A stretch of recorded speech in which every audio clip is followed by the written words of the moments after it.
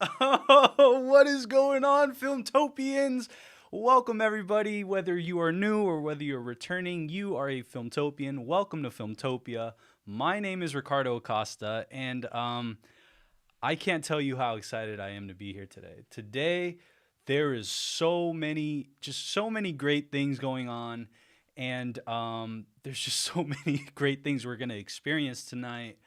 And I'm really glad that you're here to experience it, all together. So, with that said, tonight we have a few awesome little things that we're gonna try out, and it's gonna be the first time we try it out. So there's gonna be a few bumps in the road, presumably, but it's gonna be worth it because tonight we are going to test out a feature that will allow people to come on to the stream and basically just hang out instead of actually just being having to be behind the screen. We're gonna try to bring you on the screen, and like I said, this is completely new, and I'm just really excited about it. So, but first and foremost, how is everybody? That's the question. That is the question. How is everybody? As far as myself, I'm doing pretty good. Today has been pretty epic. If you guys keep up with me on social media at Filmtopians across Instagram and Twitter, some pretty awesome stuff happened today, and we'll get into it right now. But for now, let's go ahead and welcome everybody in. Wow, the chat is lit. I did not know or did not see that. Wow, I am. Wow, wow, wow. All right, I guess I am gonna just start randomly, right? Lizzie, hey y'all, how's everybody doing? Lizzie, thank you. Everybody, let's give a round of applause to Lizzie. Lizzie is now a moderator at the Filmtopia Discord. If you're not already a member, make sure to go check that out. The link is in the description below. And just like I said, let's welcome her. And she's been such a great presence in the Discord. And I just think that she's going to be a great addition to the team. So thank you, Lizzie. Reddick's in the house. Reddick. Anthony M is in the house. Let's go.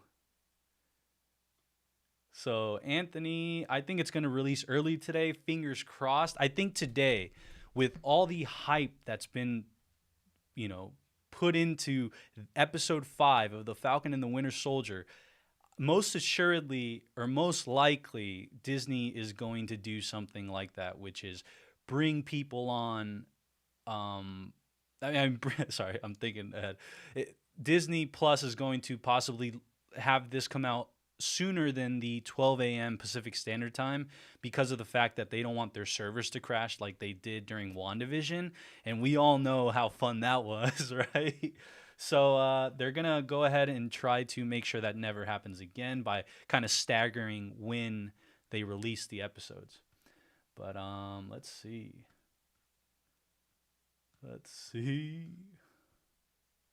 Anthony M. Reddick's in the house. Anthony Monish Vodies. Remember me last live stream? I think I do. Welcome back. Thank you for being here. This is awesome. RHZ Zoom. Hello. If you guys don't know, RHZ Zoom always seems to get to be one of the first commenter on basically any video I ever post. And I think that's pretty cool. And right now he's got a streak going, and I can't wait to see that streak go up to 1,000. Common 663 Oxide is in the house. Are you ready? Is you ready? Are you ready? Whole squad ready. Deacon's in the house. Deacon, if you guys don't know, if you're an OG that's been here since day one, you will know who Deacon is once I say this next part. Deacon is formerly known as Bob. Bob, the Bob. Oh, man. Noel's in the chat. What's up, Noel? Awesome. So glad to be here. Claybear Travels. Let's go. Whole squad ready. Oh man, I'm so glad. Like I said, I will never get tired of saying this, but I'm just really glad everybody's here. Will's in the house. Will, day one, Mr. Day One himself. Uh, I remember he came in on a live stream for, I think it was episode 2 of WandaVision, or yeah, I believe it was episode 2, and I looked to my right where my comment section is, and I can see William, or I see a dog. I see like a Doge dog profile pic, and I'm like, wow, someone's actually here. And that was a game changing moment. So without Will, we wouldn't be where we're at now. He got us to he when he entered into our little home right here, Filmtopia. He allowed the algorithm to spread this video out. At least that's the way I look at it. That's what I'm gonna tell my grandchildren. But I'm gonna go ahead and I'm going to go ahead. I'm going to go ahead and scroll down just a little bit. One thing I need you guys to have a little bit of patience with me, just when it comes to managing so many things. Watch. As a matter of fact, I want you guys to now be able to see the. I want you guys to be able to see this. Check this out. You've never probably seen this view before, right? But I'm gonna go ahead and show it to you. So we have basically the whole system here, the whole what do you call it? The spaceship right here, and there's just so many things that I have going on that sometimes as a one-man band it gets kind of stressful, or I get a little disoriented. But tonight I'm going to do my best. And on top of that, we have Adrian, one of our admins. Round of applause for Adrian. But Adrian is actually an admin and a moderator over on the Discord, and he is going to help us with the video conferencing today. So, like I said, please, big round of applause. And as Adrian aptly put, to all here, remember to hit that like button and subscribe if you haven't already. Also, join the Discord for more Filmtopia fun. I couldn't have said it better myself. So hit that like button. It helps the video get out so we can, garner more and more Filmtopians here to Filmtopia. And make sure to subscribe, because tonight's goal, we are trying to get to 200 subscribers, and I think we can do it. Right now, last time I checked, we were at 185, and so yeah.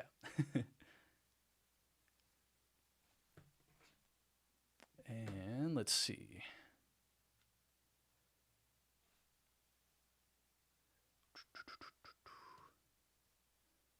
And sorry guys, see, like, this is a moment where something came up on screen and I just have to check it out for a little, or I have to. Okay, really quick, guys. So I'm gonna get to you all the questions. I'm gonna get to all the comments, and we're gonna get to that. I promise you. And we're definitely gonna talk some Falcon and Winter Soldier and some other good stuff. But because, like I said, we are trying some new stuff, and this was the only time that we could do this, we're going to basically, during the live, we're going to go ahead and kind of finagle with some things. So we're going to do a first, between me and the moderators from Discord, we're going to go ahead and try a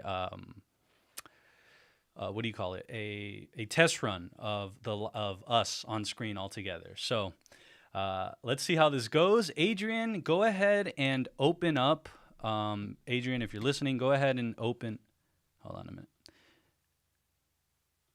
Yeah, Adrian, if you're, go ahead and when you're ready, go ahead and let Lizzie and Reddick and yourself turn on the phone, the video, and once you do that, I'll know you guys are ready.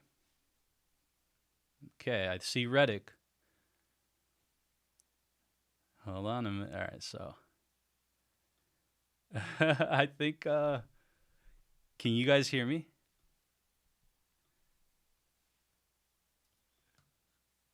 Hold on a minute, guys.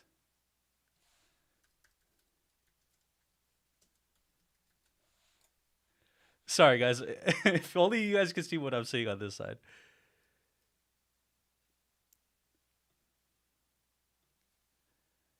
So, yeah, sorry, guys. Right now, by the way, right now I'm getting to see Lizzie and Reddick for the first time, and this is pretty awesome. They can't hear me yet, but I am just really, really excited to finally get to meet them once I get unmuted. Let me see.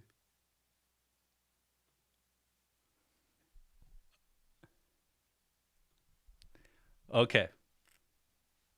All right. I think we have liftoff, everybody. Here we go. I think we Yes. have liftoff. Yes, we are here. I think we have liftoff. Oh my Lantis. Hey guys. Can you guys see can you guys hear me and everything? Perfectly. Perfectly. Perfectly. Ricardo. Okay, cool. There's I a need to lag, put but this- yeah. I'm confused. Hold on. It's a split second, I think. Okay. That is why So- I've closed the live stream. Yeah. All right, really quick. I know on YouTube people can see me, but right now Lizzie and Reddick, you guys can't see me on the Zoom, correct? Correct. Okay, so we'll go ahead and leave it like that on Zoom, but just pretend I'm there. But anyways, right now, guys, everybody, please, a round of applause for Lizzie and Reddick and Adrian. This is so awesome. Oh my god. Oh my gosh. I need a louder applause here. One more time. Hold on a minute. All right, wasn't loud enough. But everybody, this is a if you can imagine Hi. Trying to Um, juggle two screens at a time. yeah, if you guys can imagine imagine the first time Tesla test drove their Model S or their or imagine something like the first camera to ever take a photo. That is what everybody is witnessing right now. You guys are witnessing our first test run of having people other than myself be live on the Filmtopia YouTube channel. And I can't get over this. I'm like very, very excited right now. How are you guys feeling? Lizzie and Reddick, how are you feeling about being on the first test I run? don't know what's going on, but I feel great. It's Oh, man. extremely fun being here, first off. It's going to be a little bit of background noise because my parents, I guess.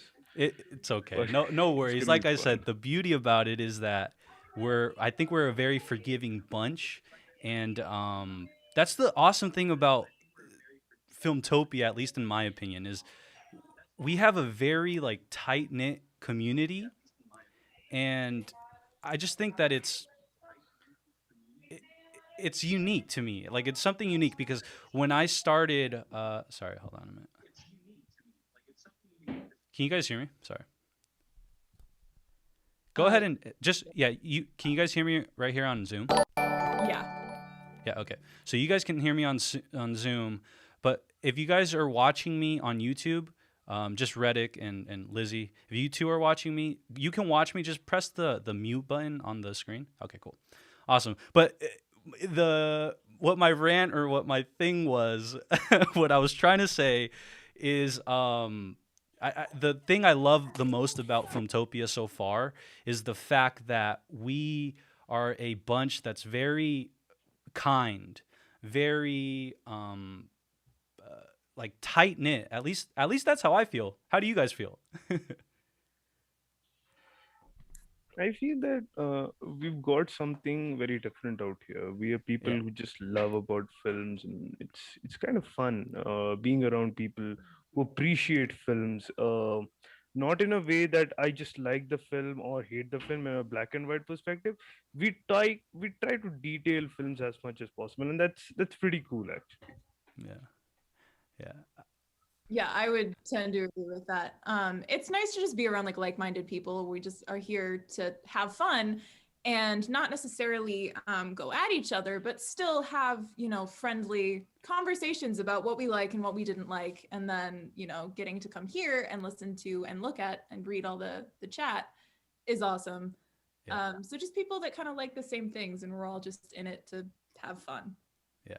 And that's like, I think for me, right? I say this all the time on the stream. I think I say it once a stream, but one of the reasons why I started Filmtopia, or why I started the live streaming aspect of Filmtopia, is because when I was watching The Mandalorian season 2 last year, I remember that was an experience that I didn't.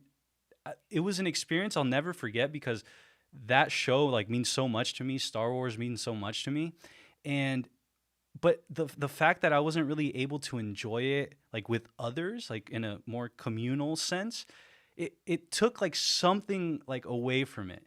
And I never really wanted to go through that again. And like I knew that there must be people like me out there that feel the same way. Like they sometimes watch something with and then when they're finished with it, they're looking around and they're just like, who do I talk to, or who do I tell this? Like, because I don't know about y'all, but I am like the more or most nerdy, most geeky of my friends. And again, here in Filmtopia, nerdy and geeky is a good word, is a positive word. And I just, that's why like the community we're building here, it means so much to me. And that's why I'm so hyped and I'm so geeked right now about having you on screen. Like I'm talking to somebody I know it's for the first time. There's a person and I'm speaking to the person live about this thing. Seriously. And you know what's even like cooler is the fact that we've basically, all four of us have had a online friendship so far, right? And right now, seeing you both for the first time, and speaking with Adrian earlier for the first time is just like, I don't know how to explain it. If you guys have a word to explain it. It's something very different. I haven't experienced something like this ever. Yes. Yeah. That's awesome. And wow. Sorry, can you guys hear me as well at the moment? and by the way, Yes. a big round of applause for Adrian. Adrian has joined the chat. He has entered the chat. Okay, so I'm just juggling about 4 things at once at the moment, but I just wanted to say hello. Hello from Australia. G'day, everybody. Good. And, I'm going to try my best Australian accent. Is that cool? Adrian? yeah, go. Okay. Oh, I lost it. I had it. No, I don't want to butcher it, so I'm gonna have to pass. That was actually great. Just that. I had it. That was perfect. Oh man, I'm sorry. I cut you off. Go ahead. No. You're good. Keep going. No, everybody.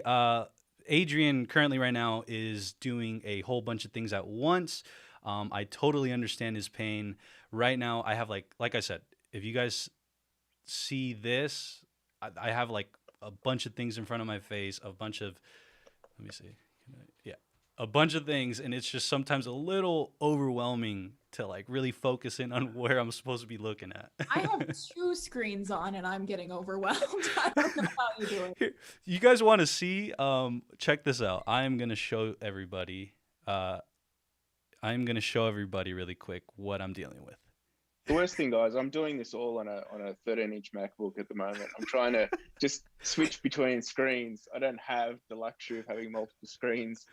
Hey, So, we know That's going to be a nightmare. and I'm constantly checking the YouTube chat to make sure we don't get any particular with big quotes trolls coming in, because I'm sort of expecting that to happen at some point. The second that I started online teaching, I went out and bought myself a second monitor because I was not going to be able to do it. Oh, look, I have the monitors. I'm recovering right now after having 4 days of kids. So I'm on my couch and I'm vertical. Sorry, horizontal. Oh man, this is awesome. This is the first time I get to kind of chill, everybody out there. This is the first time I get to sort of just intake what's going on. Most of the time, I'm either responding to questions or comments or all that stuff. But right now was the first time I'd ever gotten to just kind of chill and watch something unfold without me. That was pretty cool. Oh man. But yes, really quick. I was going to show everybody the setup really quick. So I am going to do that really quick. Oops. So for those of you wondering, this is what I am working with. Oops. Hopefully I don't drop it. But basically, I've got my main camera right there. Over there with a... Sorry, guys. Hold on. Okay. So over there, I have my main camera with a monitor that's on a teleprompter so I can see myself. So like I can see myself there. And then I've got my live streaming software over there. And then I've got that down there. I have all types of things. And but yeah, I wanted to show that because I want to let you guys know it's not easy. So if sometimes you guys see us struggling, it's just keep in mind there's a lot of things going on. But hopefully the goal though is one day we're gonna have the necessary budget, the necessary crew, the necessary studio space to be able to do this flawlessly, and it'll feel like a real, TV primetime 8 o'clock show.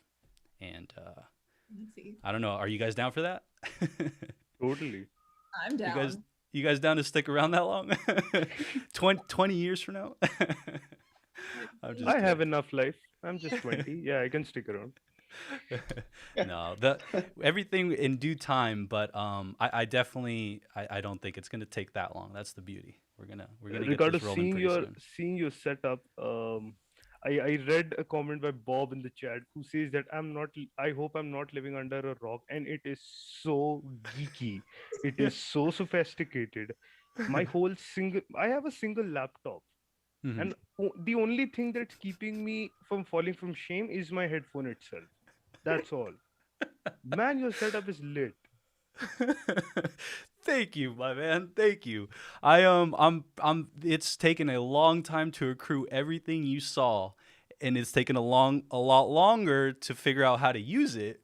But I think it was like a perfect storm. I'm kind of going into like the story of Filmtopia and stuff, but one of the other reasons why Filmtopia culminated was because it was perfect timing. I had what I needed or what I wanted, and to be able to do this, and then just where I'm at in life, allowed me to really make this a priority.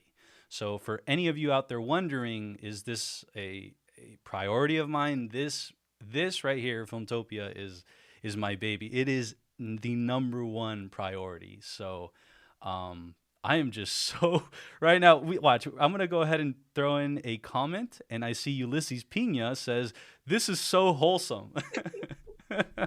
That is the word I think I've been looking for all night. This is very wholesome. Oh man. Let's see. If you guys don't mind, I'm gonna take a few comments if you guys want to respond to them as well, but hopefully you guys can see them on screen.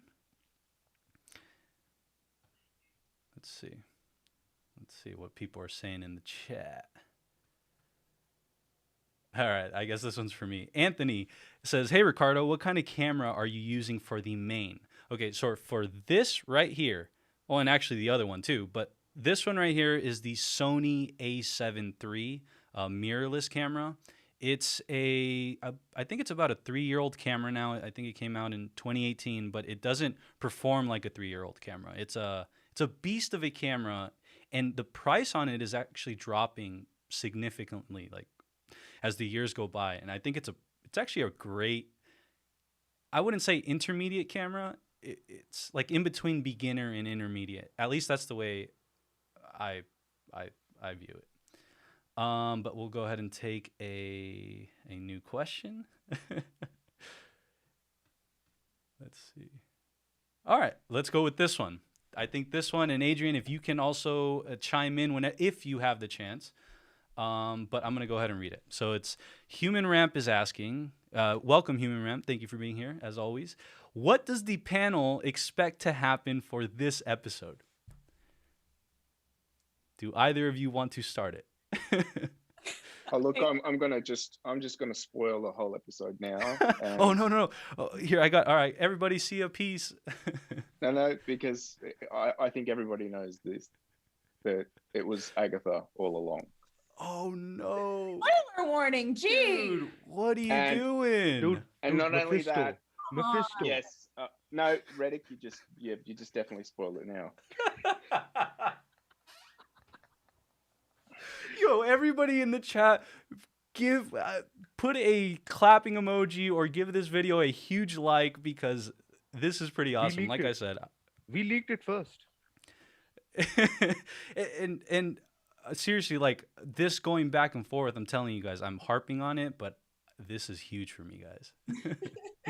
But going back to the question, so what does the panel expect to happen for this episode? Reddick, do you have any other spoilers you want to maybe?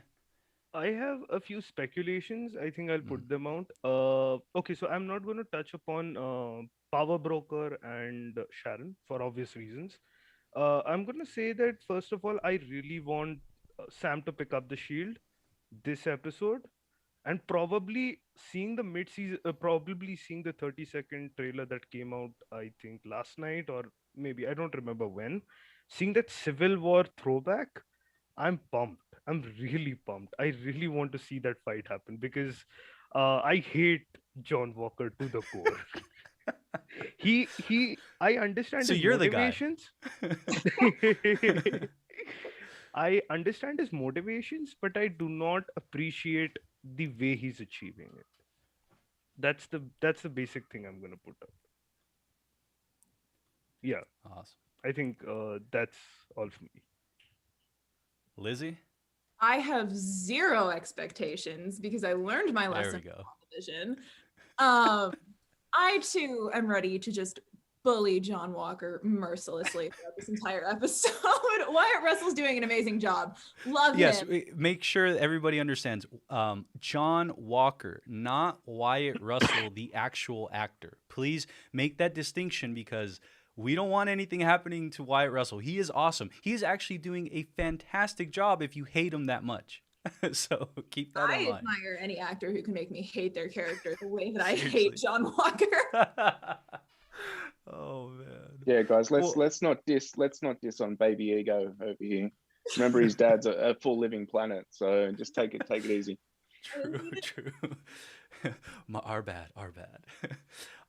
As far as myself, what I think is gonna happen in this episode, I'm kind of with Lizzie right now, where my expectations throughout this entire series have been actually very tempered, very, very just, I go into each episode clear-minded, not expecting to see a huge cameo, not expecting to see, even action, right? Like sometimes with WandaVision, there was sometimes in the episodes that nothing really happened outside of dialogue, outside of walking, but really no action. So with this, The Falcon and the Winter Soldier, one of the things that I am hoping for tonight, though, and the reason why I'm giving myself a little bit more wiggle room as far as tempering my expectations, is because I think this show's earned it. This show has earned the ability to, or what I'm trying to say is, the filmmakers this week have come out, the showrunners and the filmmakers have come out with basically saying that this is the episode that we've been waiting for. This is probably their best work yet. And I've been reading and I've been hearing that this week's episode, there is supposed to be a cameo. And the beauty about this one, though, is the fact that that wasn't really tossed around as much during the previous episodes or during the previous weeks. So that's why I'm trying to say that it earned it. It earned that ability to allow me to just like wish a little bit more, if that makes sense. And so this week, like I said, going back to the cameo, I honestly don't really know who it's going to be. What I've been reading, what I've been seeing is that they're basically saying that it's a character we haven't seen yet. It's a pretty famous actor. And I think that's basically the gist of it. And that this is the best episode yet. So what I'm expecting from this one is a lot of action, a grand spectacle of a fight between John and the buddy cops, and I just think that is going to be. I've always really like enjoyed fights like that, like a fight or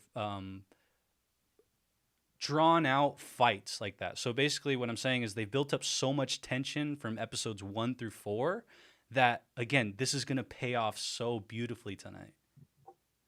What do you guys think about that? Yeah, probably. They're also saying that this is going to be a really emotional one. So ready for that. Yeah, I might. I don't know. Did I in WandaVision? I started tearing up, and then I caught it and it didn't come out, or it just came out on the side where you guys don't see. We've already. Do we have a person? I don't know what to say. No, and that's the other thing too, guys. The one thing I want to tell everybody in the audience as well is make sure not to be embarrassed or ashamed of your emotions. I know something like that happened a few months ago in the Star Wars community, revolved around emotions and revolved around the topic of emotions. And that one kind of irked me, right? It irked me because I think that emotions is what makes, this experience so freaking amazing. Like we obviously know this is a fictional character or a fictional world or a fictional piece of art, but it doesn't necessarily have to feel that way, right? Like you're allowed to believe in a hero. You're allowed to cry if your favorite character, like something happens to them. I can we'll probably do this later, but I'll go ahead and I'll list off each time I've cried, like in for like what I've cried for. It's a pretty long list. So I say that all to say emotions are part of the journey, and I'm quoting Avengers Endgame, and it's part of the journey. So enjoy it, embrace it, and if you need some tissues, I can mail some out to you.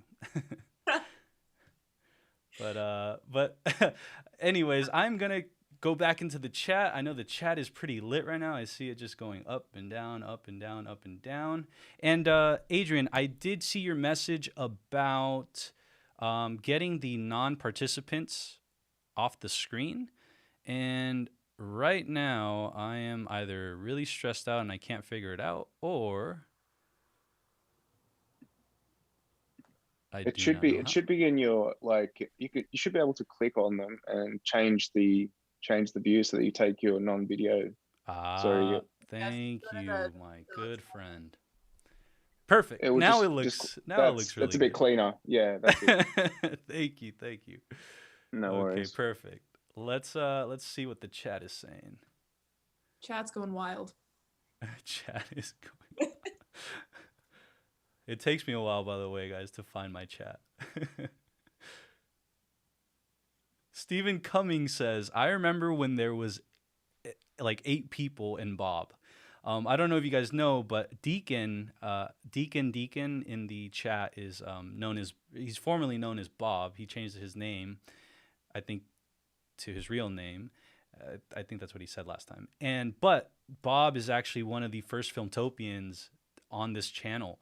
Him and Will and Ulysses were in one of the first WandaVision episodes. I think it was episode 3. I said 2 earlier. It was 3 because 1 and 2 I did on my own, and then 3 is when you get a few people in, and you get hyped. You could probably go back and watch the videos, but you get hyped seeing like 2 people in there, and you're just able to at least converse with someone.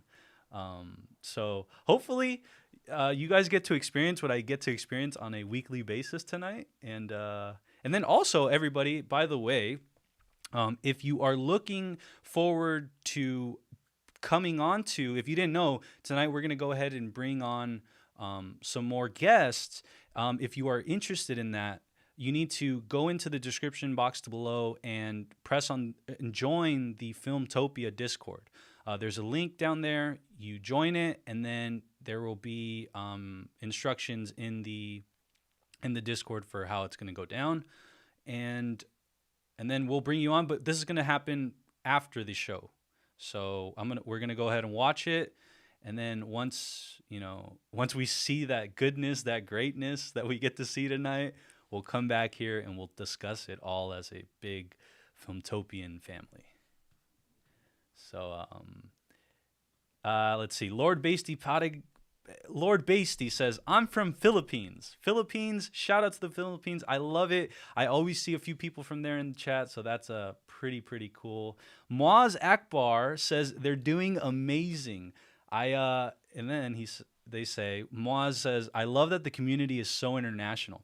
That is a huge, like, I think that's probably the most new thing for me with Filmtopia, is the fact that we were able to go, across the world and do this, like reach people. Reddick, you are in India, correct?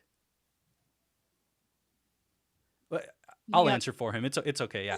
But yeah, it's okay. Reddick is in India, from India, in India, and we are connecting, right? We are conversing. We are just having a wholesome time. Yeah, I'll I never had my ever mic get over muted, I'm sorry. that. Oh man, Jonah is in the chat. Jonah says, "Yo, I'm back." Jonah is actually the person last week that suggested this. So, Jonah was on fire last week with some fire theories and fire comments, and he put it out there. And if you guys ever want anything, guys, you guys got to go for it. Just ask. Make sure to ask. Let's see. Moaz says, for a question, if you think about it, how is Wanda and John different? They did something bad because something bad happened to them. Wow, that's a... By the way, I usually don't get to preview the questions, right? Like, I'll throw it on screen and then I'll worry about it later, meaning I'll read it as we go. And this is one of those where I finished the question, I was like, dang, that's deep. But to answer that question, do you guys have any input on that as far as how is Wanda and John different? I think it's a lot of the way that they're framed, like by the showrunners themselves, and then also just kind of, the reasons that they did it. Not like, oh, something bad happened to somebody that I care about, I'm gonna go do something. I think a lot of it was Wanda, we saw, didn't quite mean to create a whole alternate reality and take an entire town in New Jersey hostage. It just sort of happened, an overflow of emotion, versus I think John Walker, while he might not have been like 100% aware of what he was doing, he still made the active choice to take the serum and put himself in a situation that a little dicey. Yeah. Reddick? In case I'm not going to reveal everything because my sister is sitting beside me and I don't want to give her spoilers. Anyway, getting to the point. So I feel that in case of Wanda, it was more of grief that had taken over her, and she wasn't doing it consciously. And plus, she is a little on the younger side as well. So we have to give her that. In case of John Walker, I'll say that he is a person who blindly trusts the government, something that Cap had an arc for, and he didn't. So we need to keep that distinction itself. Although I think the main hating reason that we have for John Walker is because he's extremely reckless, something that Cap wasn't. And he's taking the role of Cap. So we still expect him to be Cap, although he's not. Yeah. He's entirely a different person. It's hard to go from a Ferrari, right, down to a bicycle. And that's my little shot for the night. But whoa. One thing I want to pull away from what you both said is two words. One from Lizzie, which is active, and reckless. So actively reckless is a way to maybe best describe what John Walker is doing and why we don't, vibe with him, because we see you're doing wrong. Don't you see it? Like, what are you doing? And he's on the wrong side of history, right? Or he's actively doing things to end up on the wrong side of history. And where it, to me, it just showed completely isn't actually the shield, the biggest moment of last week. It's actually when he decided to take the serum, right? That was completely no one put a gun to his head to do it. No one forced him to do it. And so seeing instances like that really drive us as an audience to disconnect with that character and have so much disdain. So one thing that, but I will, this is one thing that I do want to, I do want to say. Earlier in the streams, or earlier this season for the Falcon and the Winter Soldier, I had said, someone had asked, what do you think is going to happen with John Walker? Is he going to be bad? Is he going to be good? Is he going to be gray? What is it? So I still think this is the case. I think he's going to end up, I wouldn't say a redemption per se, but something to where we leave this season with okay, we don't hate you that much. I mean, we hate you, but we don't hate you that much. And I think there's going to something between now and the season finale, the end of the season finale, there's going to be some sort of internal conflict that allows him, or some sort of conflict that allows him to, again, the word isn't redeem himself, but to rectify a few things before we don't see them for a while. And I think, please go ahead. I can't believe I'm saying this, but to defend Walker a little bit, just a little bit, I think we have to keep in mind that we as an audience have a perspective. We can step back and look at it and see the entire show the way it is, whereas Walker as a character just has his experiences and what he's seen. Because we've gone through how many movies with Steve Rogers, and we've seen what he does and we've seen the kind of person that he is. But as far as I know, Walker has really only seen like the media's version of Captain America, like, Star Spangled Man with a Plan. So he doesn't have America's ass. personal relationship that kind of do with him. And so we're putting all this pressure on him to be, just like Steve Rogers. Yeah. And, pressure on people doesn't really work most of the time. It just kind of leads to people getting decapitated. Yeah. Pressure, and then also pressure. Well, the beauty about pressure, right, is that it can do one of two things. Pressure can either create diamonds, or pressure can crack that pebble into oblivion.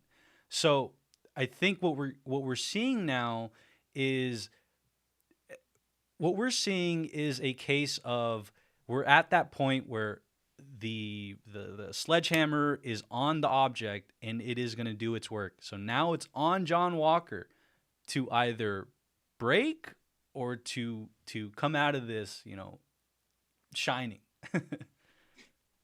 Yeah. So one quick point I'd like to put in. I think the thing you said that in the 5th and 6th episode there's going to be change, and I think I can pinpoint to what it's going to be, because I remember the conversation that Lamar and John had, where he was putting that in Afghanistan we did nasty stuff and we got medals of honor, and he wanted to protect people. That's why he took the super soldier serum.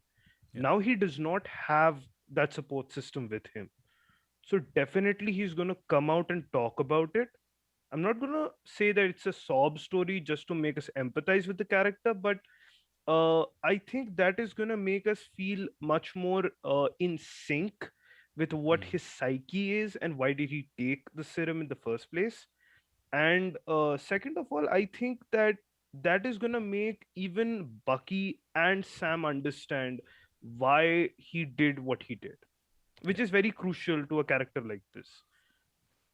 As far as the growth I see with the character, I think he's going to take a very gray path. He's going to be more like, if you guys have seen Star Trek, he's going to be like Khan Noonien Singh. He's going to be an adversary, but he can be on the bad side and the good side depending on what the circumstances are. I see. Yeah, you said it Nice. perfectly. I really quick, guys. So it is 11:48 p.m. The hour went by so fast. They say time goes fast when you're having fun. And I just want to let everybody know that I'm going to be keeping an eye on the chat because I know around this time is when the episode usually gets dropped. So if you guys want, you guys can go ahead and go do your thing, go get ready. And then if you guys are still up for it after the episode, we'll do this again. But everybody, I just want, please in the chat, please type in Lizzie and Reddick. Thank you. Please give them a huge round of applause. This was seriously a huge next step for the channel. And then also for Adrian behind the boards. Adrian is holding us down behind the boards. We wouldn't be able to do this without him. So seriously, guys, thank you so much for being so willing and so gracious. There's a reason why both of you, as well as Adrian, are a part of the Filmtopian Discord management team. We are, if this was an army, we are Filmtopian generals right now. We have to, keep everything in line and make sure everything's going good. And I think that with you guys, Episode 5 has dropped, guys.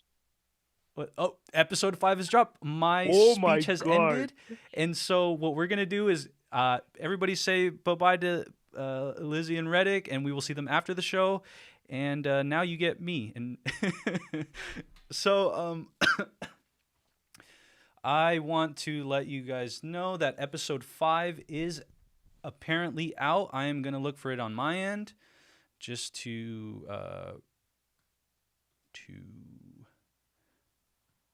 start getting synced up. And if you guys are still here, make sure to hit the subscribe button if you haven't already. We are trying to get to 200 subscribers tonight. I think we can do it. We are currently at 187, and it's just such, like I said, more and more of you coming on to coming into Filmtopia. There's going to be plenty of opportunities to hopefully get on and be able to talk like we just did with Reddick and Lizzie. So but I am going to log into Disney Plus, see what all the fuss is about. Let's see.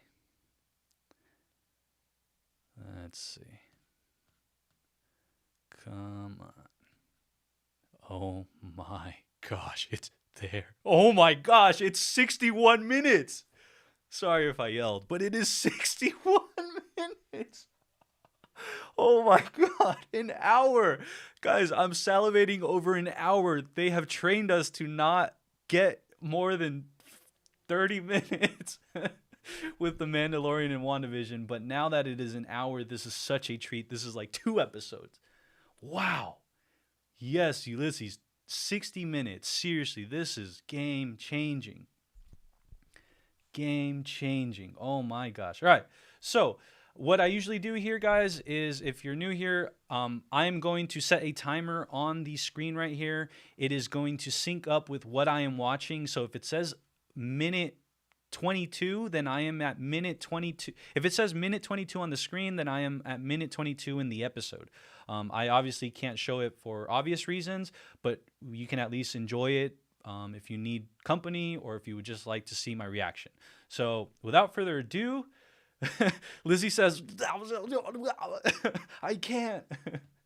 Oh my gosh. Jordan Lyman's in the house. It's out. Okay, let's do it. So like I said, I'm going to go ahead and put this stopwatch. And let's get it started. Let's get it started in here. Running and running. Oh my God. Guys, by the way, I haven't had this much fun like a year since the pandemic started. All right, so I am going to start this.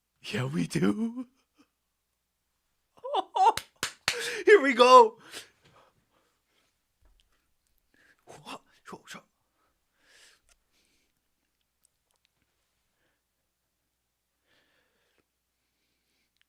Oh.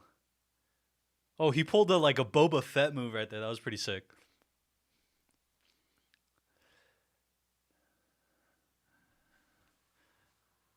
Sam's holding his own, man. Against super soldiers.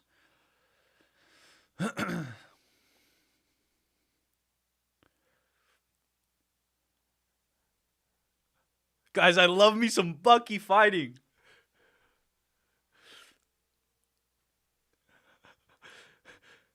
Blah, blah, blah, blah. Lizzie, yeah, same. Blah, blah, blah.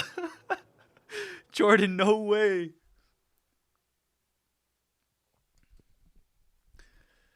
Damn. Holy.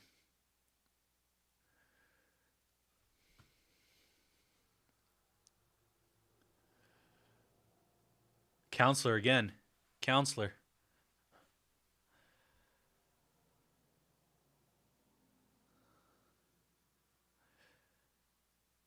Oh, hell yeah.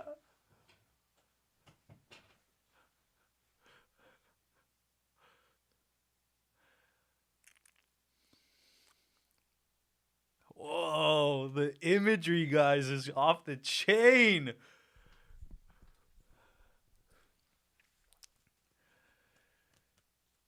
Very Steve-like by Sam. Yeah, Jordan, seriously. Oh, shit, no way.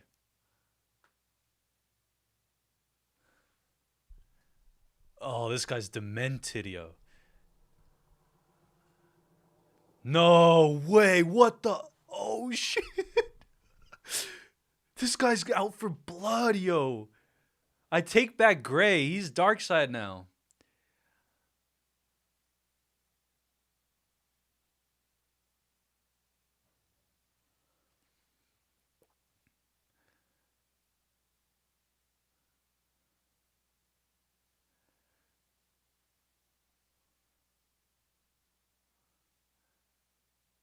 Wait, what are they doing to him? I can't. Wait. What'd they do? Did they break his arm? What the?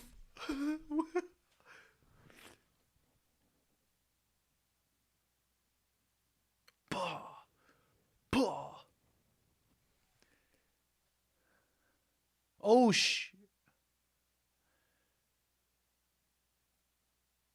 Guys, that was a beautiful fight. Seriously. My God. Moaz Akbar says, I was correct. He was wearing a cast.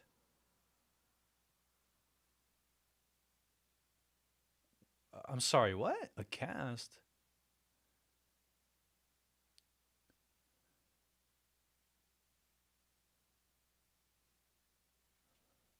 Wait, what the hell just happened? Human Rev says they've learned a lot since losing to Spider-Man. Hey, if it wasn't for that scene, this show would not be here today. They said that was the main source of inspiration. But that Spider-Man loss.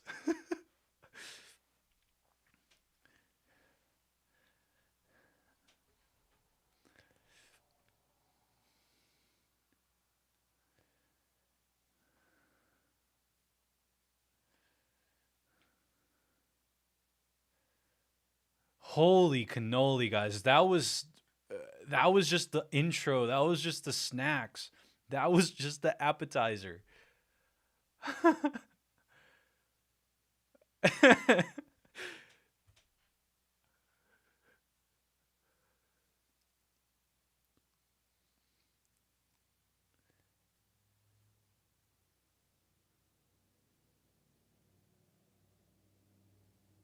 Oh, is that what's his name? Joaquin?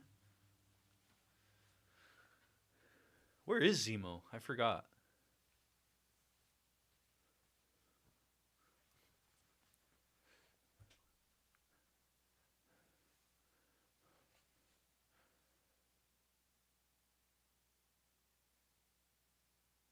Taurus is back, baby.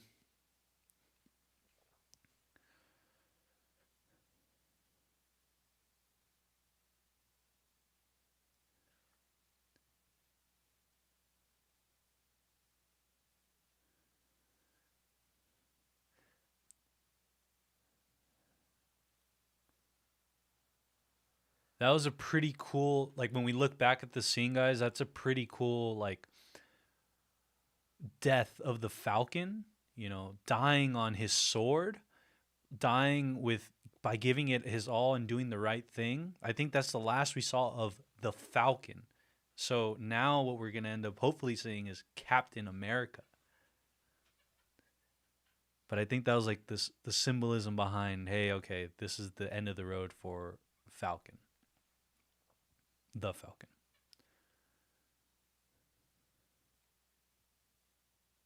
Sometimes there's nothing to do until there's something to do. Story of my life, I bring you home. Drive all night, take you home. I'm frozen.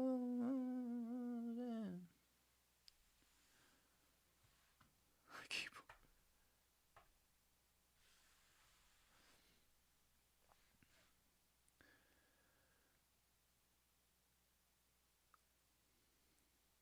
Not sure, Jordan, who's gonna.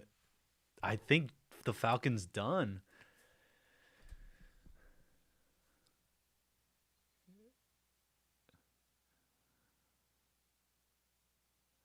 Ooh, Lizzie, great one. Is Torres Falcon 2.0? That is another. That's a great scene, if that's the case.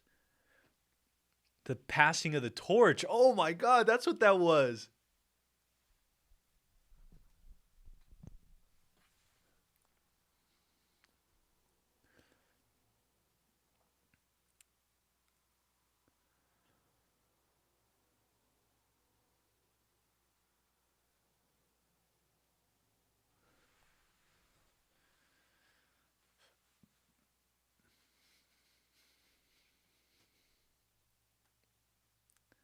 Man, he's not doing himself any favors.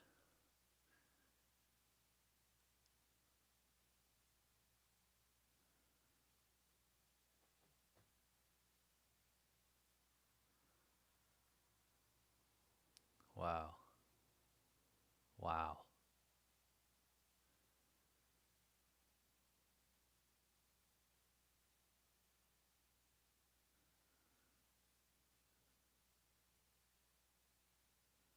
Wow.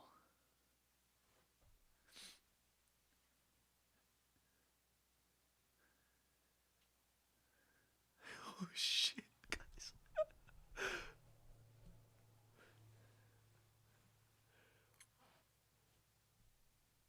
Oh my God.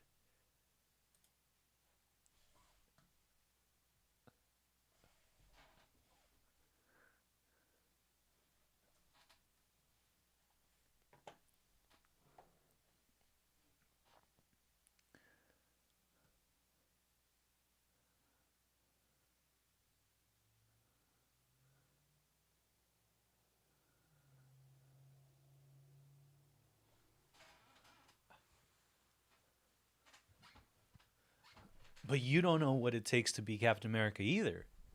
You got to understand that.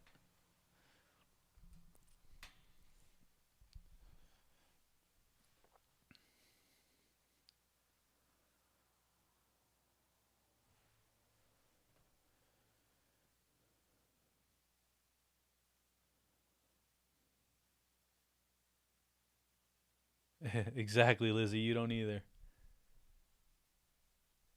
Oh my God, that's Seinfeld.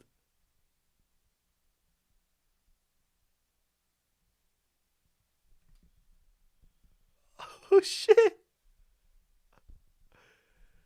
What the... Guys, I think this is the cameo. That is as big of a name of an actress as you can get. Yes, Julia Louis-Dreyfus.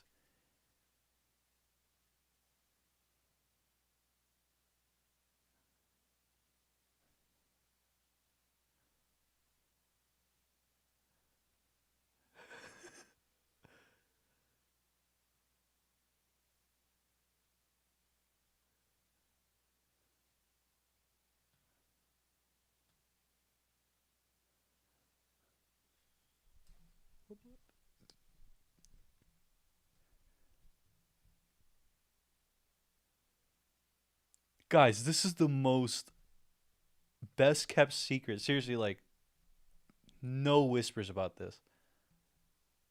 No whispers about this.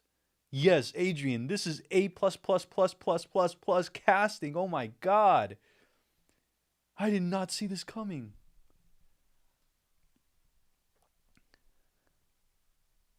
A legal gray area.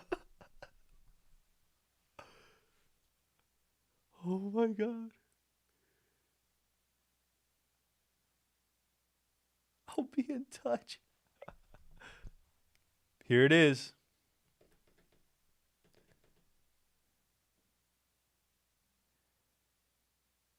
You got to pee on it.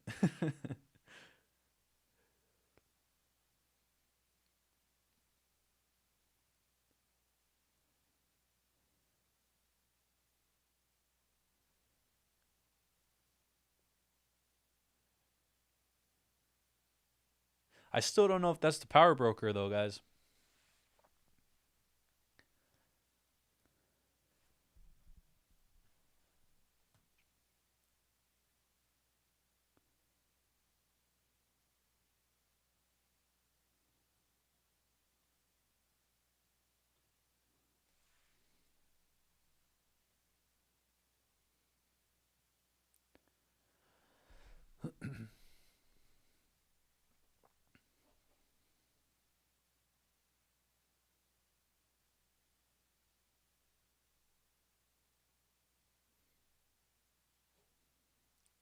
It's a hard knock life for us. It's a hard knock life for us. Na, na, na, na, do, do, do, do, do, do.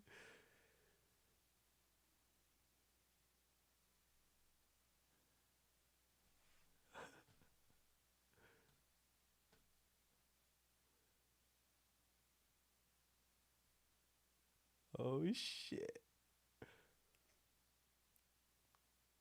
Good catch, Lizzie. The lack of score in this scene is cool. It gave it that levity, right? Sokovia.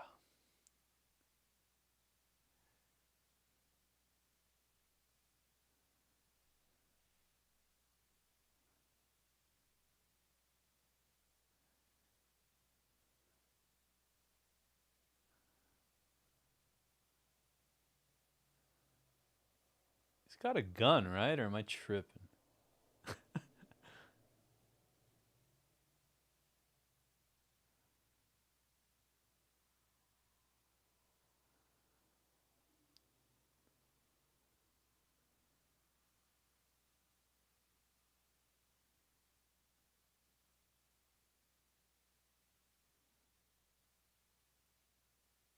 What?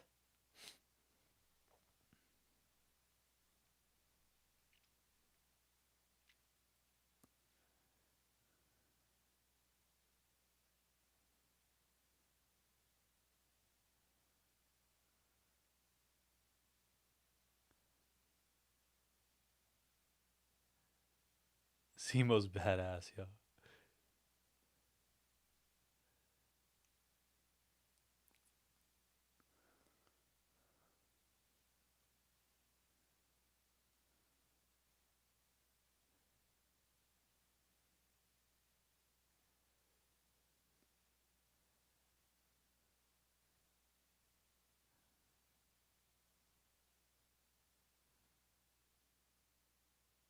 Oh shit! He fucking pulled it. He knew it though.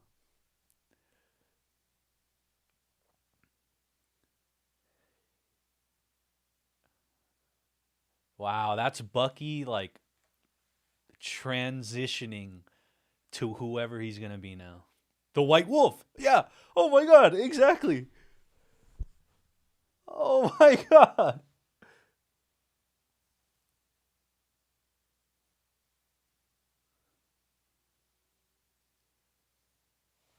Oh my god. This is an amazing scene. Oh my gosh.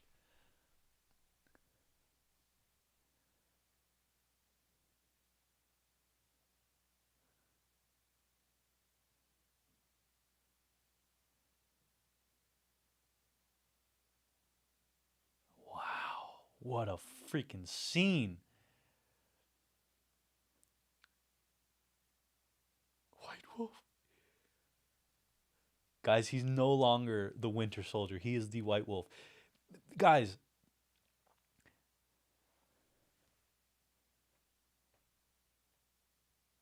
love the score.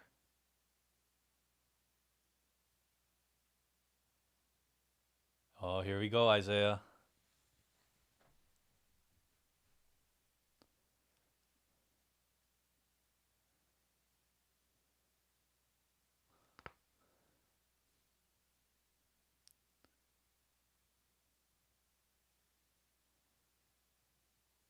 Yeah. Young Avenger right there.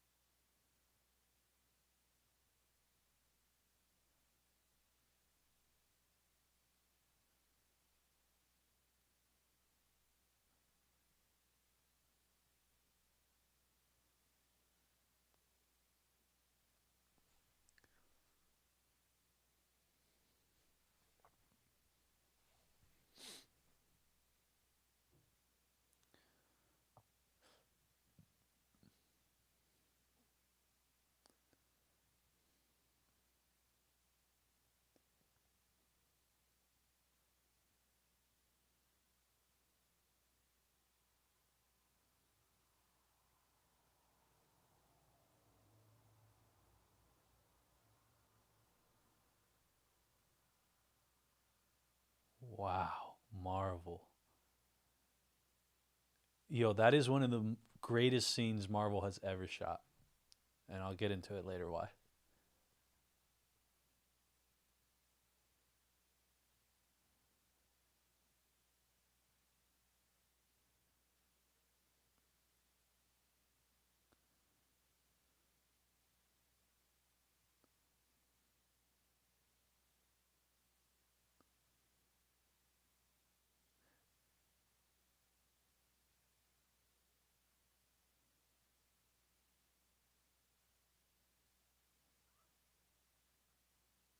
Wow. That's pretty sad, guys. Holy shit.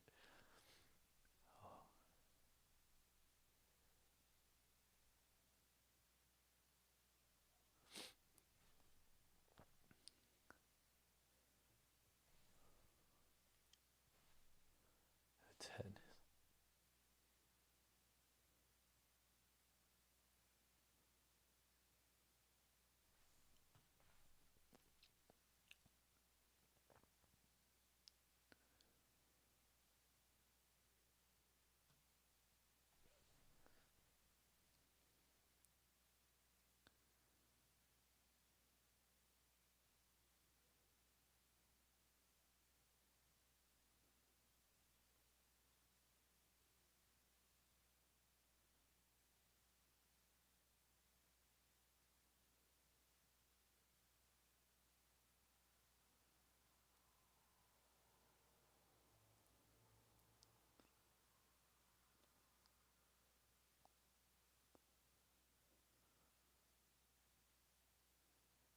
Oh shit.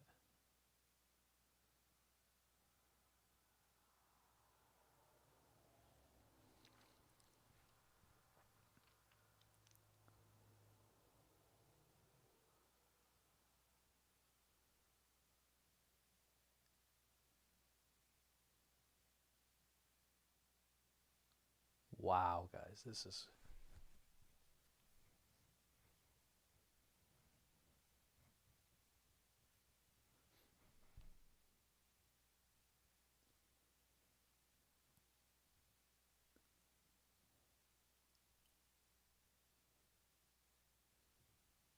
Wow, what a fucking powerful scene, guys. Holy shit.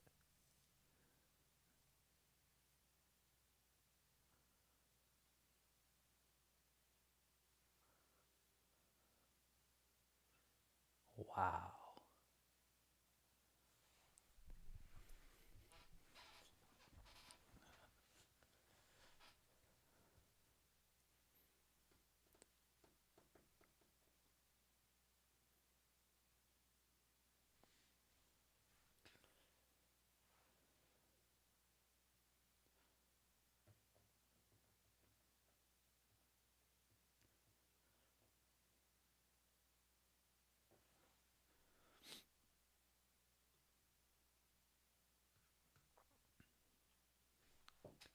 Holy shit.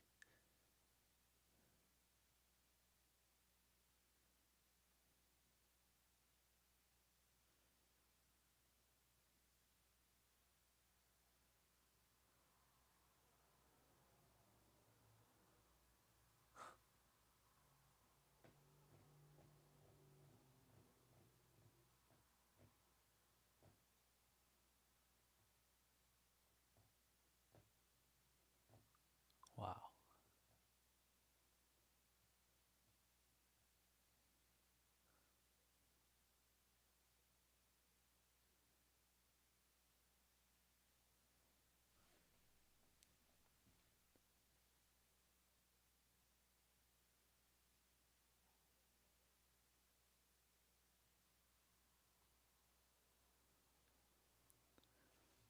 One of the best scenes ever in the MCU. Holy shit.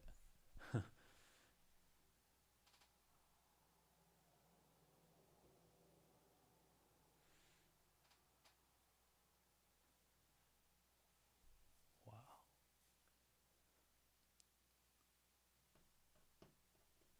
I got goosebumps, guys.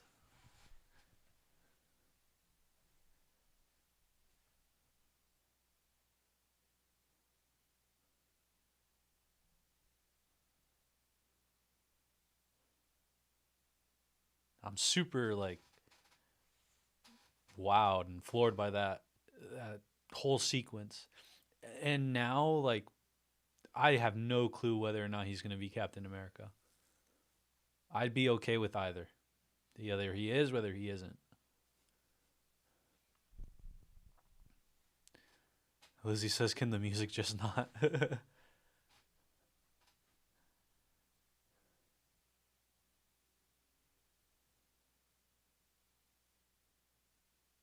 Wait, what? I just missed that. Something about Vietnamese?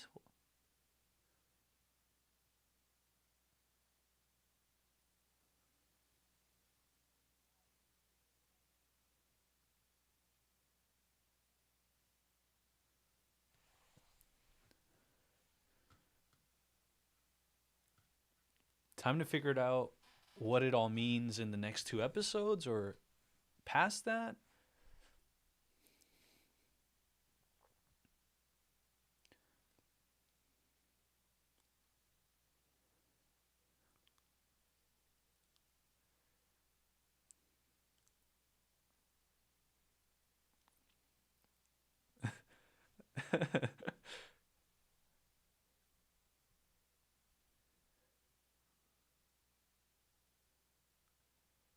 Pinched us.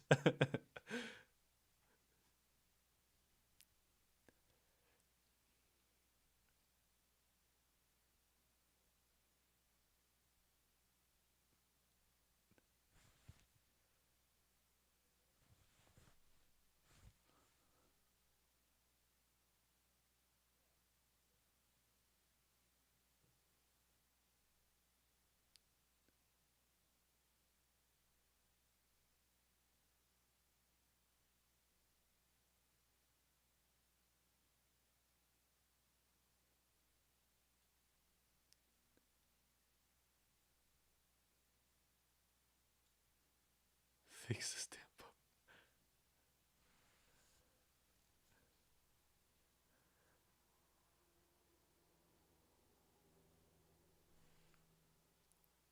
This feels like the end of an episode, guys. Like, so it goes back to that whole thing. We get an hour of an episode, which is basically 2 episodes, which is awesome.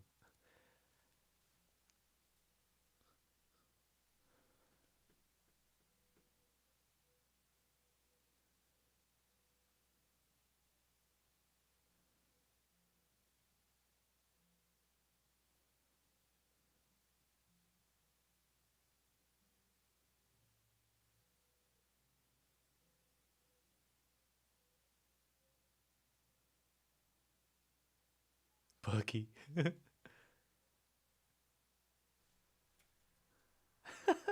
Bucky.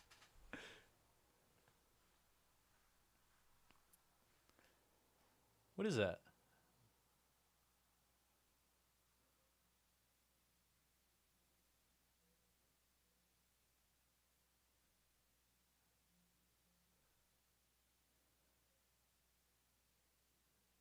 Oh, that's his favor from the Wakandan. So, oh!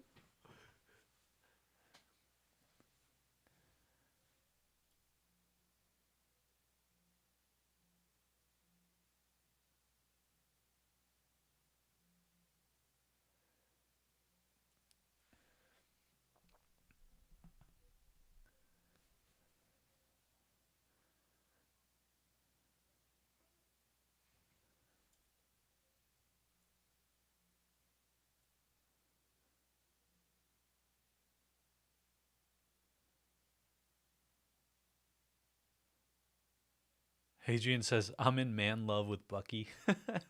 Bucky Skywalker. Buck Skywalker. Oh, Bucky.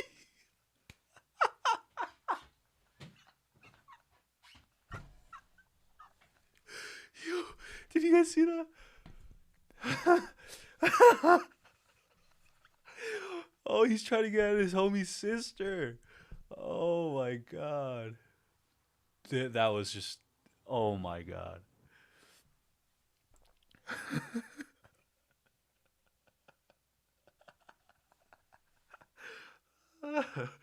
Hitting on Falcon's sister is gold, my friend.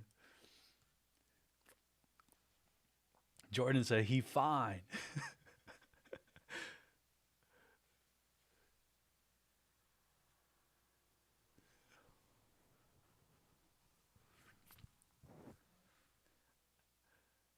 Super soldiers, man. I love this scene, guys.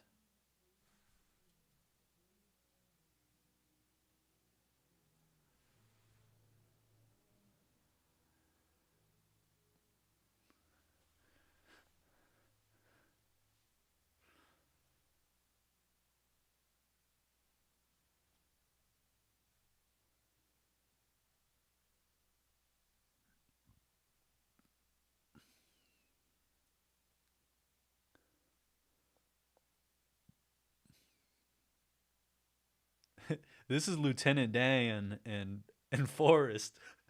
Or it looks like it. It feels like that scene.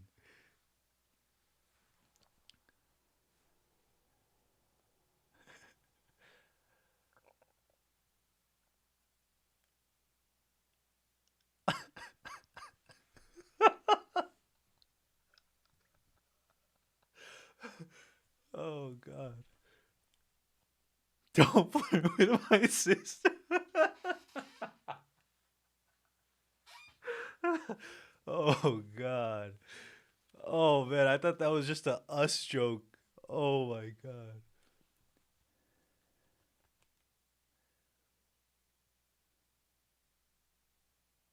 Oh, he out here bushing.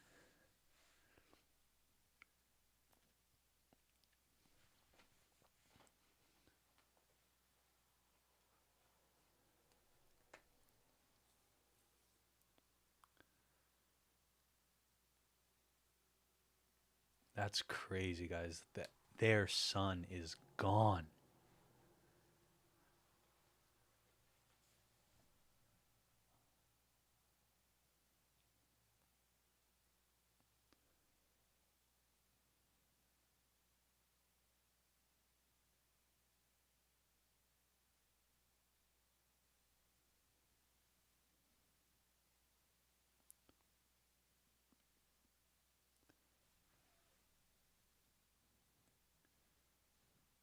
Jordan Lyman says, Walker, stay lying.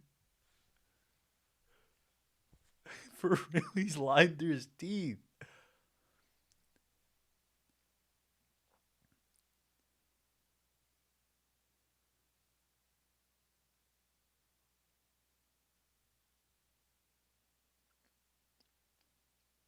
Oh, it's eating him, guys. The fact that he knows he's a liar.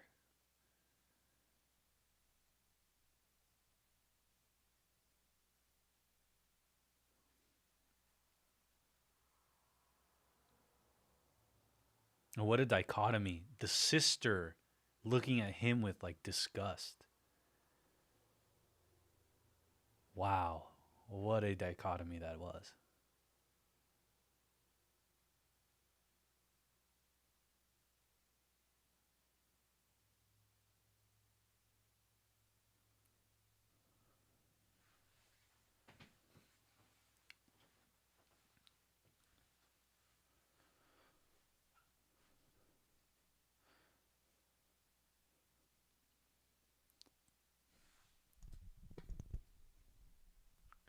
For real, Adrian, I thought the same thing. That Abrams anamorphic flare. Oh, I think she's the power broker, guys.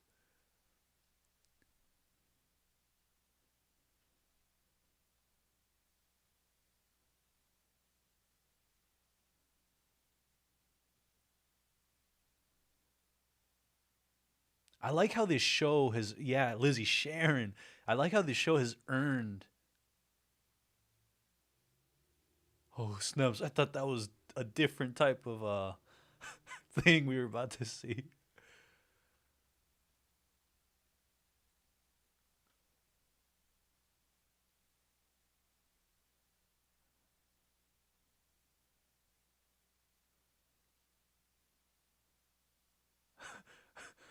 Am I? Did he think the same thing, Lizzie?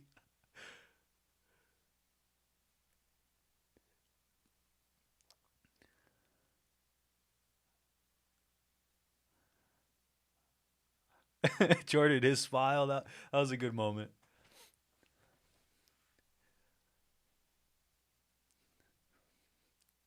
Lizzie says maybe. Oh, man. Oh, what a shot. This one's dope.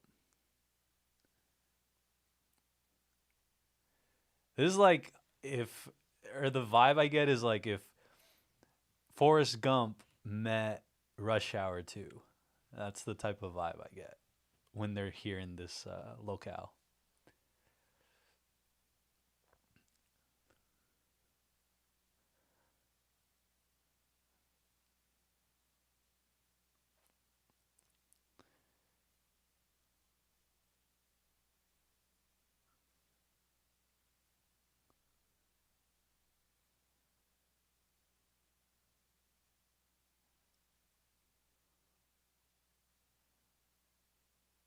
Oh, I love this actor that's coming up.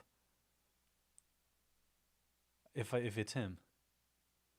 Hi, Sarah.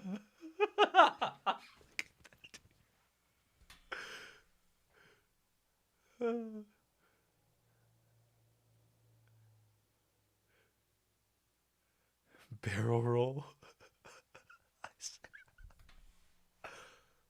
Oh, God. I'm dying, guys. This is good.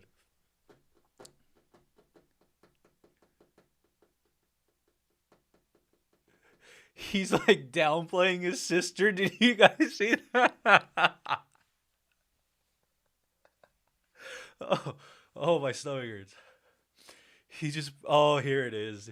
Here's the promo material. Holy, that was funny though, guys. He downplayed his sister. Oh, God. Yo, that looks like so much freaking fun. And here we go.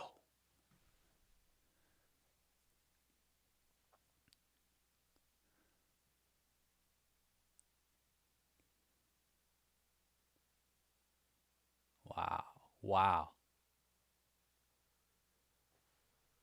Well, that ends that.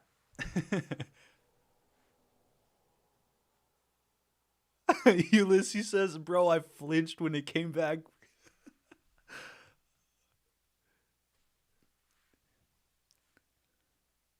Oh.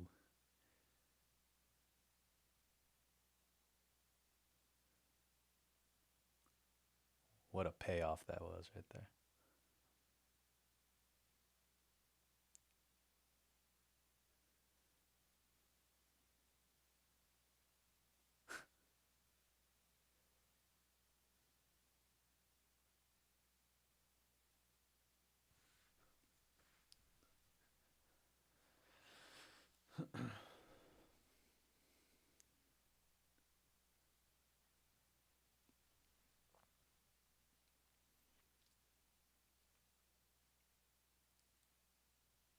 Oh, shit.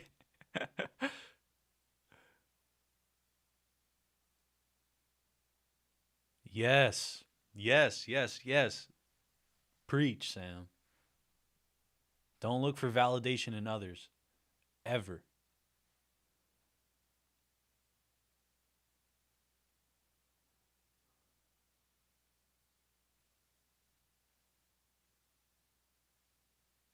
What a fucking scene, guys. Oh, here we go. Holy shit, guys.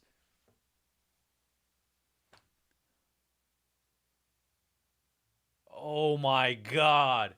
You weren't amending, you were avenging. Guys, this is gonna go on my wall one day. This scene right here. This tough. Oh my god, bro.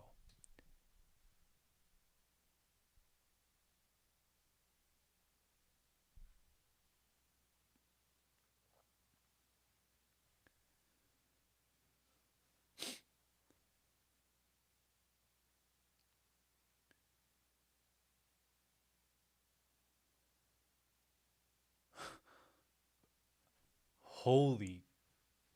Dude, they ate with that one, bro.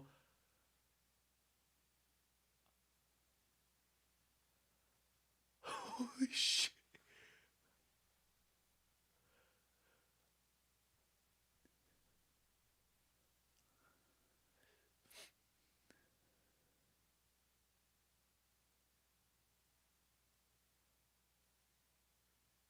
Couple of guys.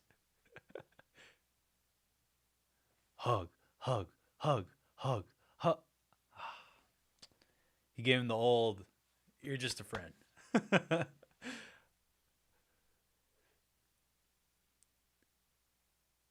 Yo, this feels like a finale, yo.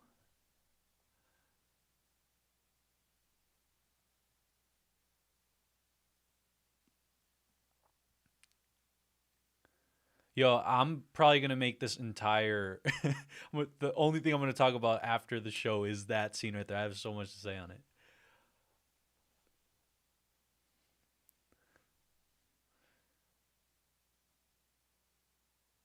She's like, so where's Bucky? uh,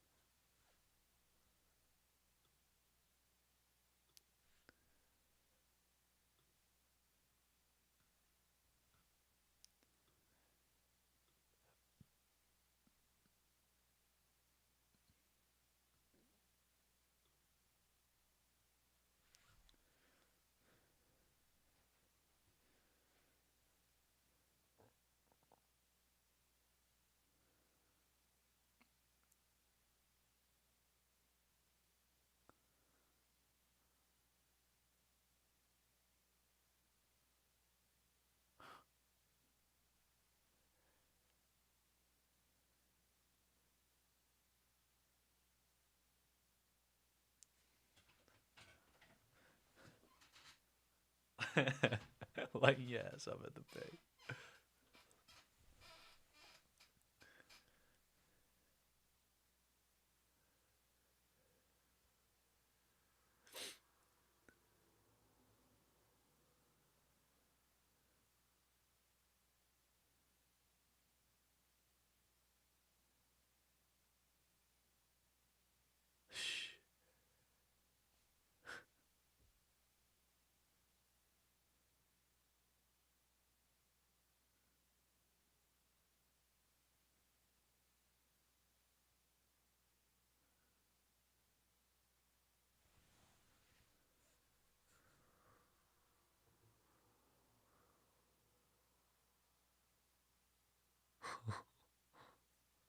Oh shit.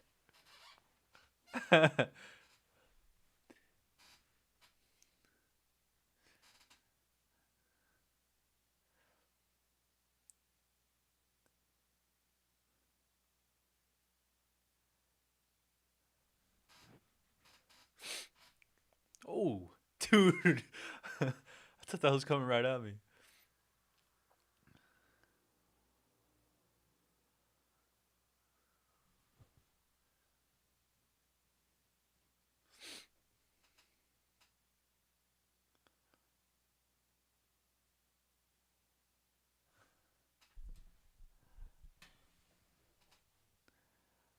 This is his Rocky moment, you know, where you're at the top of the stairs.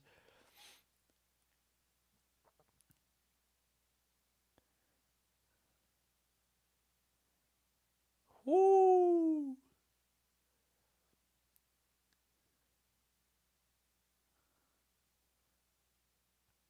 Yo, Sam got jacked, yo.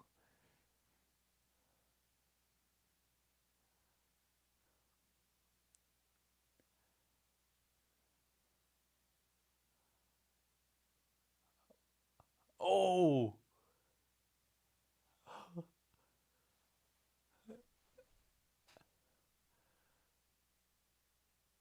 Human Ram says, that's right, folks. Uncle Sam is Captain America, baby. Let's go. Oh my God, I can't wait to get the shirts, the sweaters, the wings.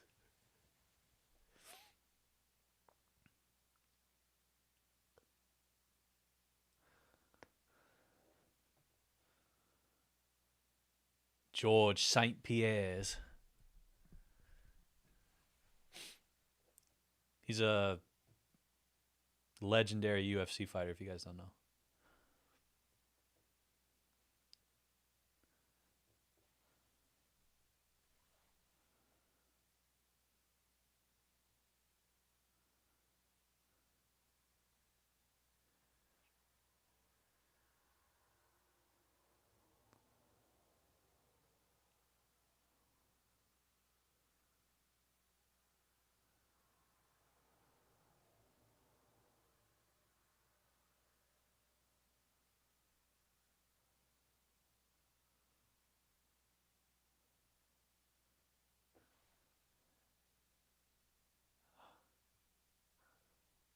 Oh shit. Wait, what? I don't get this part. These are all Flag Smashers? Nah. Nah. You bugging. What you mean? Holy shit, they're gonna go up against all of them. I just realized. What the?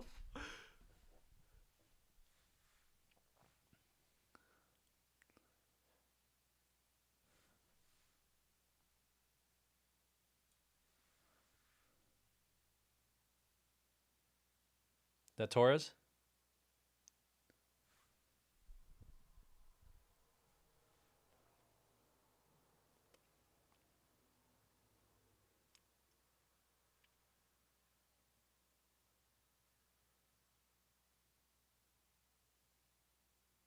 Wait, oh, I didn't pick up what he saw.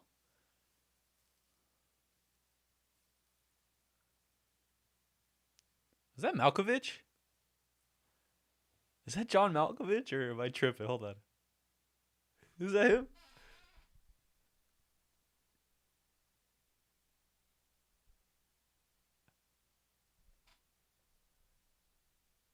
Oh no, it's not.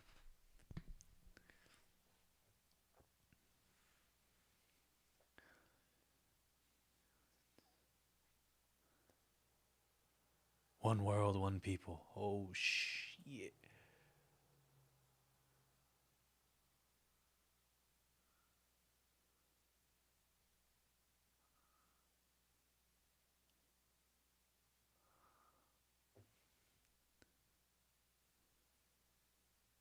All right, careful guys. Everybody in the everybody watching with me right now, careful with the comments just cuz I think people are a little ahead. So just FYI, any spoilers or anything like that, just be careful.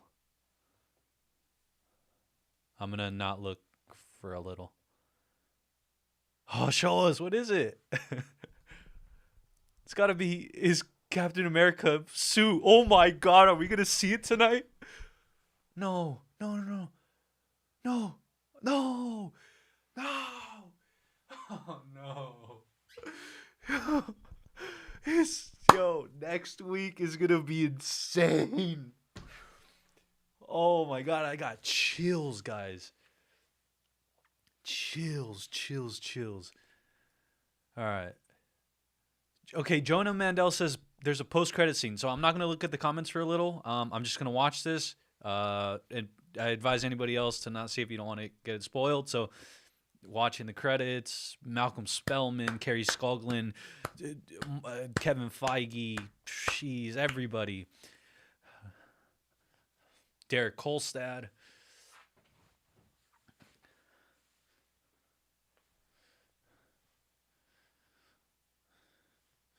Ouch.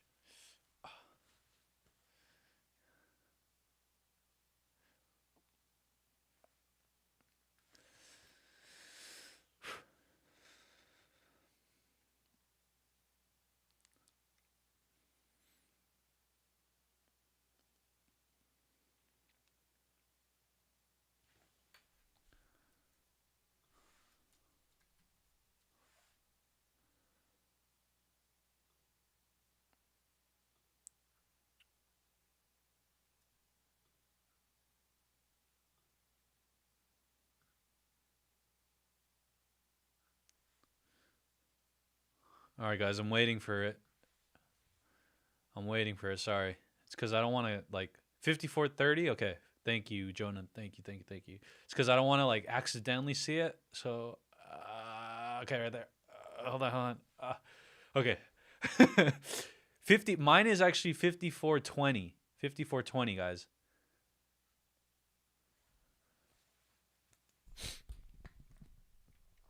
John Walker.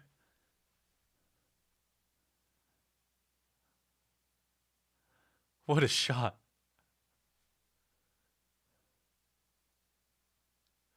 Oh my gosh, yo. Next fucking week is going to be wild.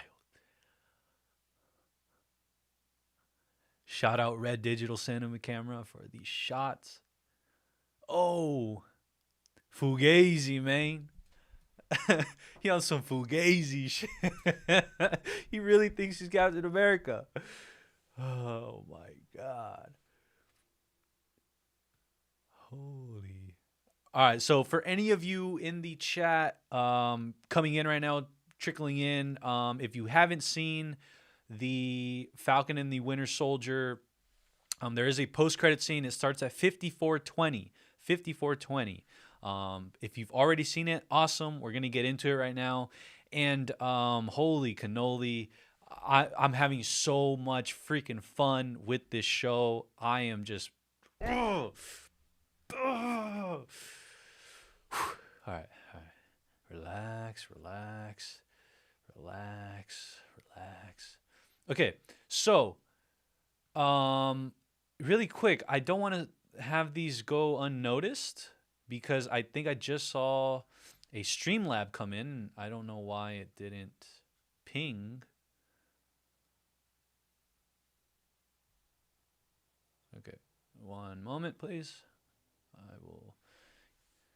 All right, welcome everybody. Make sure to hit that subscribe button if you are just joining us. Hit that like button if you're just joining us. That was an incredible episode. Tonight, we are trying to get to 200 subs. We are at 187. So if you could help us get there, that'd be awesome. I promise you I'll make it worth your while. We will make it worth your while. But really quick, I want to get to the Streamlabs that we just we might have missed. So let me check these out.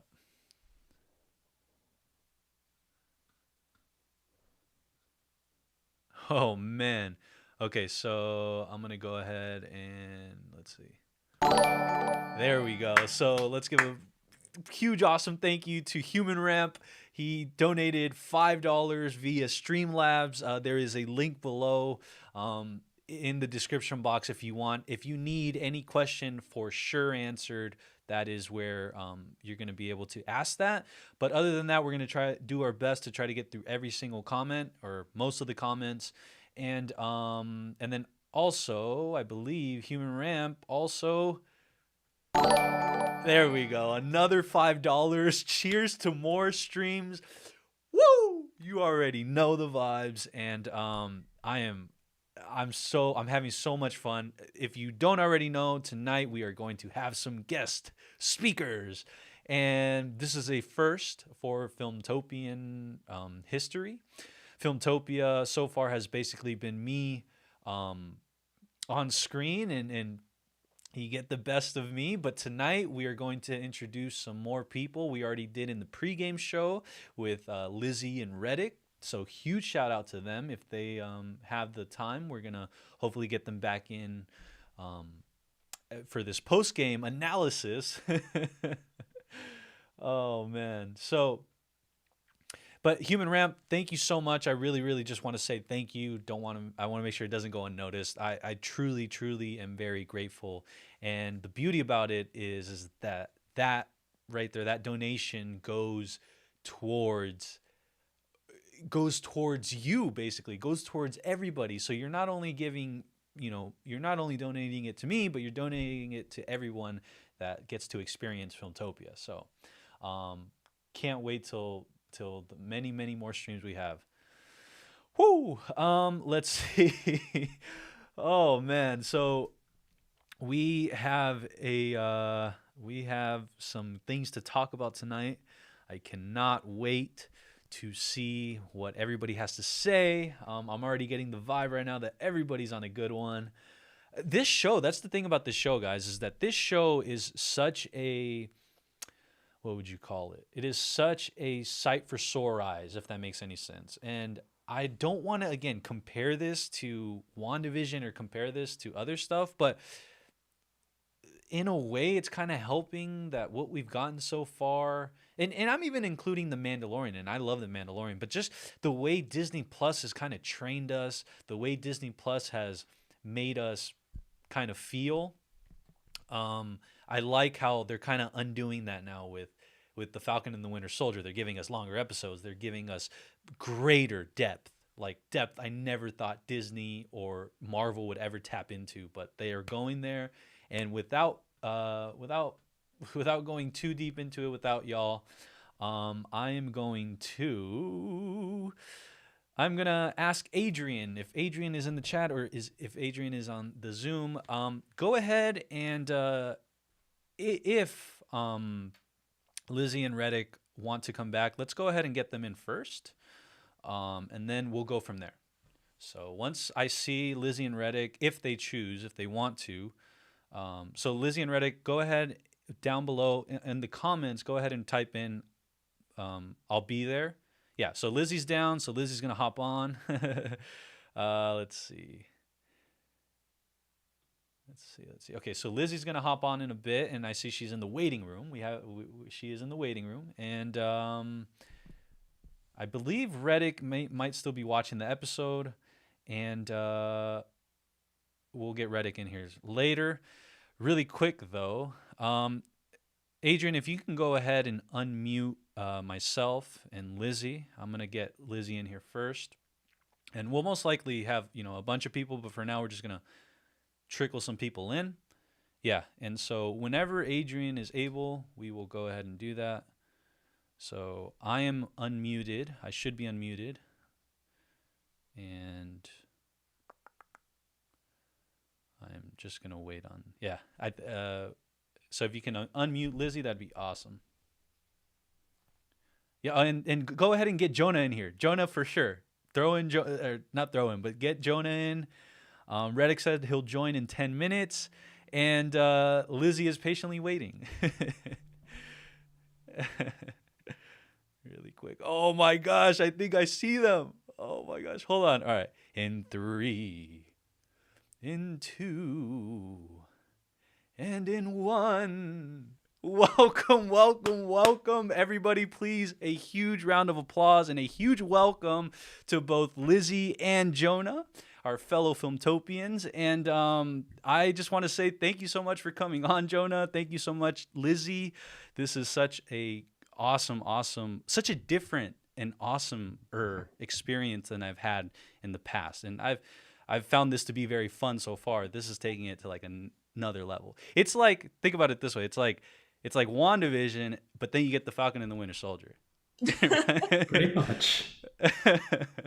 But in the chat, guys, if you guys can let us know if everything sounds good, everything looks good, we will go ahead and get started. Jonah, first and foremost, we just want to welcome you. I know it's been a long time coming, and because of you, I want to make sure people know this, that because of you, we were actually motivated to do this.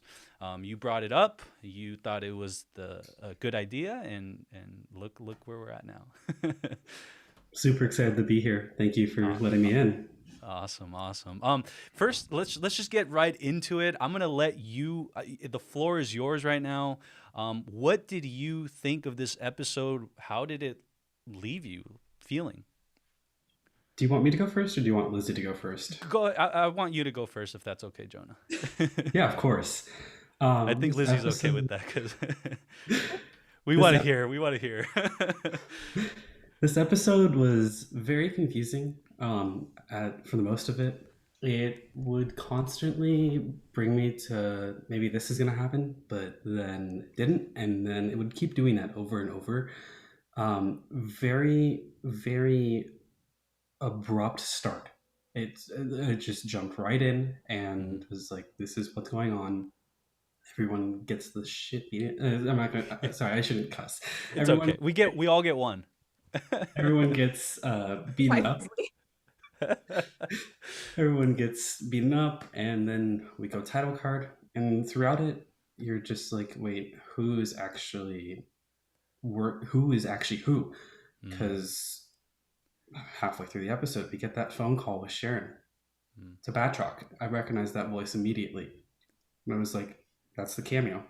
We're gonna see Batroc. Wow. I don't think that's the cameo that I wanted, but I'm happy that they brought him back and that they're making a Captain America villain of the comics more involved in a Captain America show, while we also, on the opposite side, have US Agent developing his origin story. I really thought that we were going to get a post-credit scene involving US Agent and Thaddeus Ross. I knew there was going to be a post-credit scene. That would have been an awesome post-credit scene to see. But this episode did so much for this series. My favorite episode is still episode 4. This one was a lot of background and development, kind of like how they did it with WandaVision.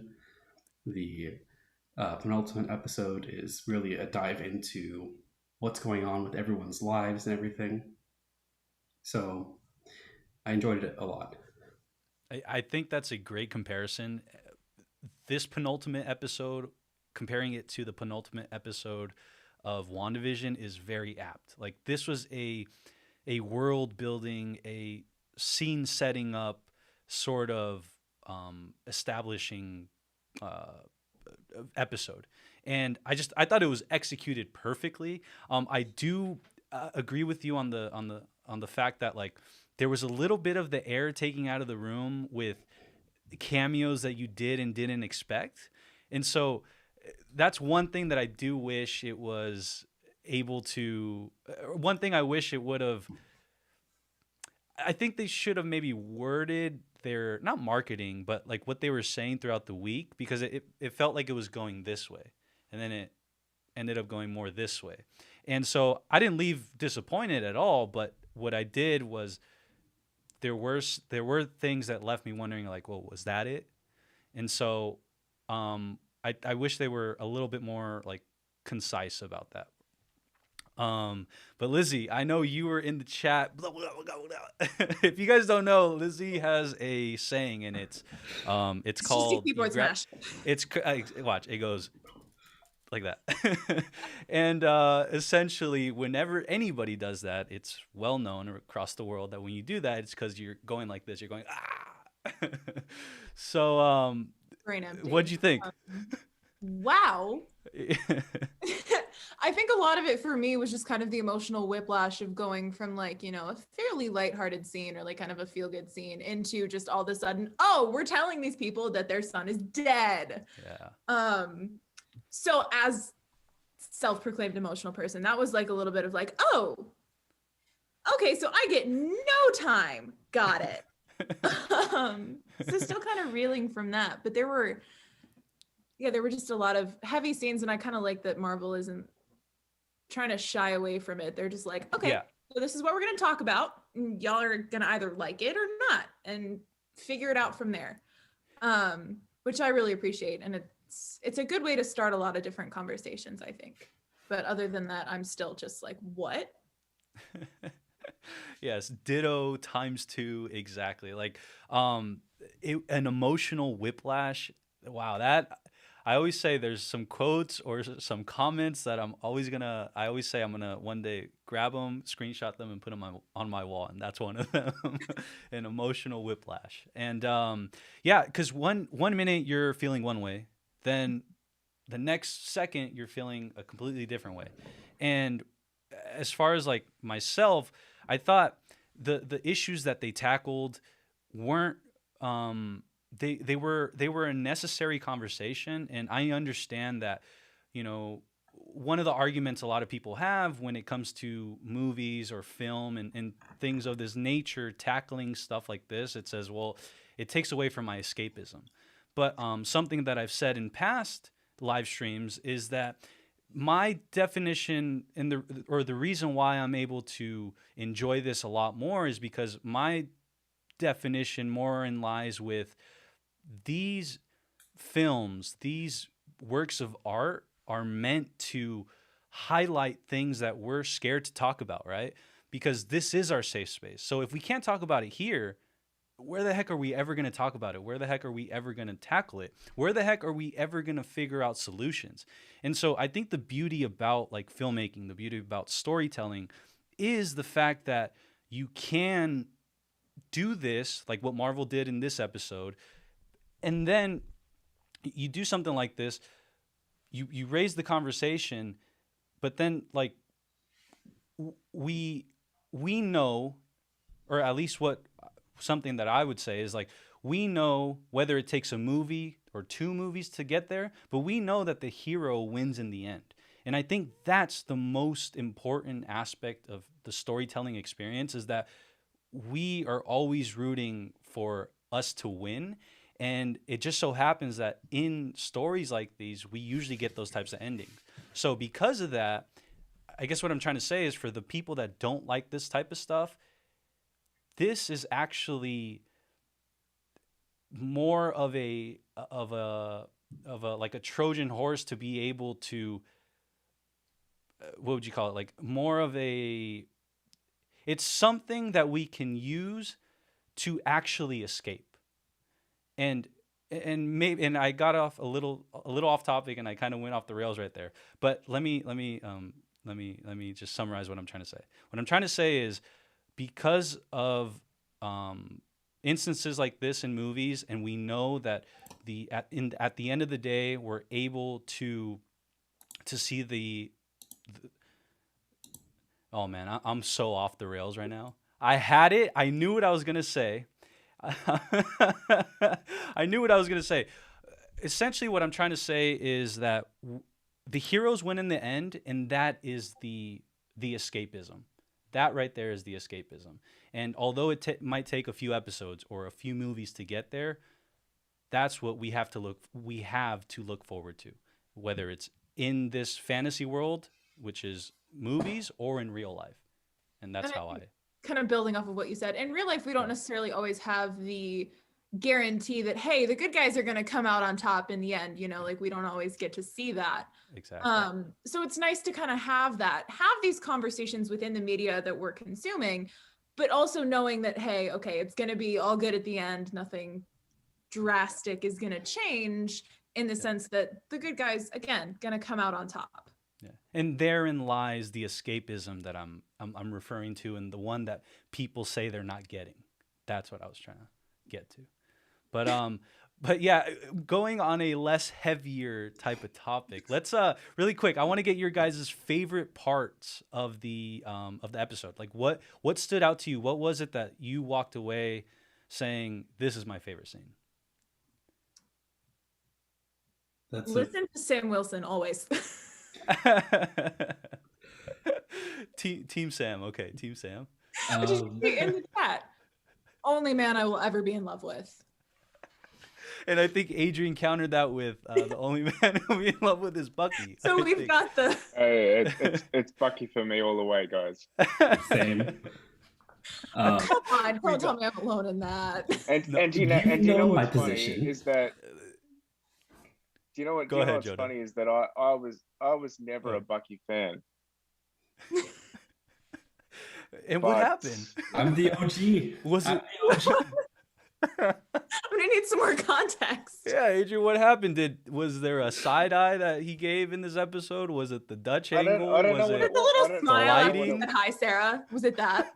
I don't know what it was, but ever since sort of towards the end of Civil War, I've changed.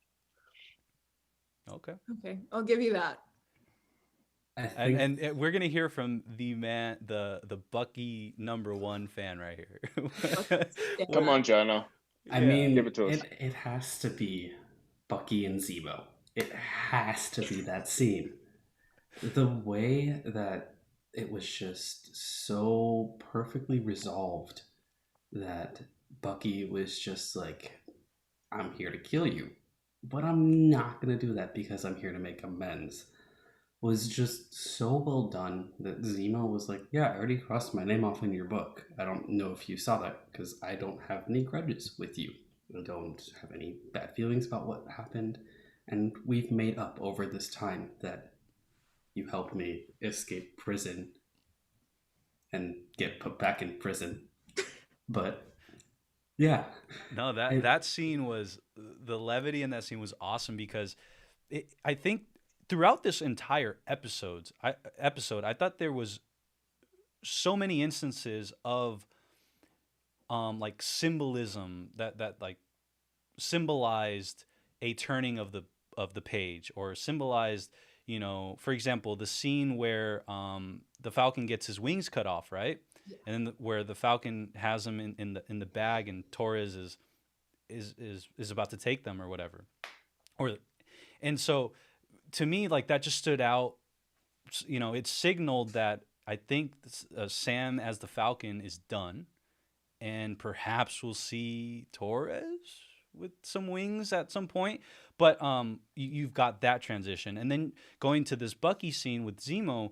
What I loved about it was, if I'm not mistaken, hope I'm not making this up, but when he dropped the bullets from his vibranium hand, that to me signaled, for me at least, it just said the Winter Soldier is gone. He is no longer the Winter Soldier. And I think I said that during the stream. And as soon as I said that, Io comes in with the Wakandans, and he became the White Wolf in that instance. And so I just thought, I really, really love that scene. And the other thing too was, I think for me, the way they handled Zemo from start to finish is masterful. Like, that is how you, oh my gosh, like, I'm getting the chills, because that is exactly how you, like, treat a character like that, treat an actor of his caliber, right? So now they didn't get rid of him, they didn't kill him. As far as, like, he'll never be able to come back if they ever need his acting chops again, or his character again. He's locked away, he's put away, and I'm just really, really satisfied with this episode, with the series so far. I really don't want this to end. So about that, Yeah. there's been no announcement of a second series yet, but everyone knows that it's coming. I think it's because the Falcon and Winter Soldier won't make sense after this season. It's gonna be Captain America and the White Wolf. Yeah. Oh, dude, I got chills. There's no other way for them to continue. Yeah. Because those characters have both moved on. Sam saying to Torres, keep them. Clear sign. He doesn't want to be Falcon anymore. He wants the shield. He has changed his mind. He wants to fight for what he believes in. And at that end, I think that what they gave him were new wings made of vibranium that also work hand in hand with the Captain America shield that he has. That was like, we didn't even get to see it, right? But we all know that those are some vibranium wings, and I can't wait to see what they actually look like. I think if you guys go searching on the internet, be careful. It might pop up. I know when it's popped up on me. Out there, with some of the merchandise, so just be careful, please. I'll tell you a secret of mine. Whenever that happens, whenever I accidentally step into a spoiler, I immediately squinch my eyes and just like make everything blurry. And that's that's what I do. As soon as like I get a hint of a spoiler, I'm just like, all of a sudden my contacts stop working. I have students that will come to me and be like, "Hey, Miss Liz, did you hear about this?" No, nor did I want to. Thank you very much. You know what's funny? Hey, Miss Liz, I love that. It's funny because I go through the same thing kind of with the comments. So you know how we'll be maybe a minute ahead or I mean behind, or 5 minutes behind, and next thing you know the chat's popping off and I'm over here like my eyes can't help it. They're just like, oh gosh. And I don't know, you guys could probably go back in the streams and watch, but I'll look and I'll like start squinching so I can't see. But yeah, seriously. So far the reviews are good, the vibes are positive, and hanging in there. I would say instead of confused, I'm like waiting. I'm waiting. Like I'm in a waiting state. I'm in a processing type of waiting state. Yeah. I'm always confused. I am a little worried, actually. Really? Yes. Let's see. I'm worried because of how they played Sharon Carter in this episode. I don't want her to be the power broker. It just does not make sense. It's not who her character was. It's not who her character is meant to be. But that phone call suggests either she's on the side of the Flag Smashers with all of this, and she has the connections, and she's hiring Bartrock, the Leaper, to help out the Flag Smashers and give them the equipment they need to hijack the GRC vote. Or she's the power broker and that she's going to... Well, actually at the same time, it doesn't add up as well. I do the same thing. Because while being like the whole idea of why would she help the Flag Smashers? Why would she help the Flag Smashers if she was? Do you think it's broker? Like a double agent type of thing? No, I wanna stick to what I was thinking last week, which was that she is keeping tabs on the power broker for Sword, and also now she gets tasked with making sure that the Flag Smashers are able to do what they're doing, so that the world can be normal again. Yeah. Well, look who we got here. Reddick's back in the chat. Reddick, did you get to see the episode? Yeah, everything's good. I think you're muted really quick. So, Adrian, if we can unmute him. But really quick, everybody, if you are new here, welcome. This is Filmtopia. My name is Ricardo Acosta. We have Lizzie, Jonah, and Reddick with us right now. We are getting our thoughts, our opinions, our feelings about what's been going on so far throughout the entire season.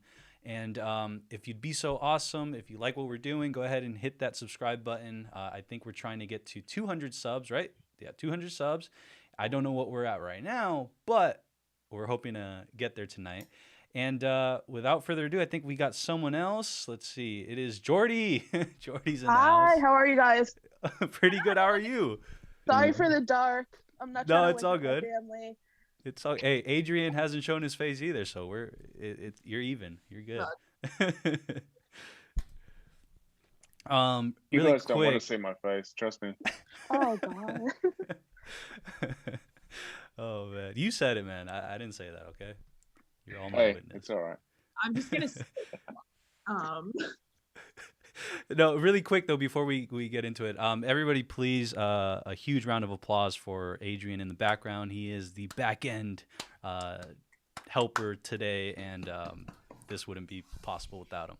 And so, and also, if you guys please don't call me the back end. I know, I said that, and I immediately said, nope, he's not gonna. It's not gonna. Can we call him Cool Uncle? Cool Uncle. Yes. I don't know. Is it okay with them? I will forever go by Cool Uncle from now on. I will change my avatar and everything to Cool Uncle. Welcome, everybody. We have a new Filmtopian to the family, and his name is Cool Uncle. Everybody, a round of applause. Oh, man. This is so cool. I will say it again. Doing this with you guys, actually live and talking is so awesome. It was a great experience when we did just, me reading, monologuing, but this is 20 million times better. But Jordy, what'd you think? Let's see. What'd you think of that episode? I don't know. I'm just picturing the scenario of next week in New York, like Sam trying to fight, the Flag Smashers, and Walker trying to jump in, like, no, I'm Captain America. No, I'm Captain America, just messing it all up. Yeah. Oh man. No, that's gonna be interesting. It's gonna be. I hope that if I'm not mistaken, it was like a $225 million budget for this show. I mean, realize that number, $225 million. That's a budget for a Avengers movie.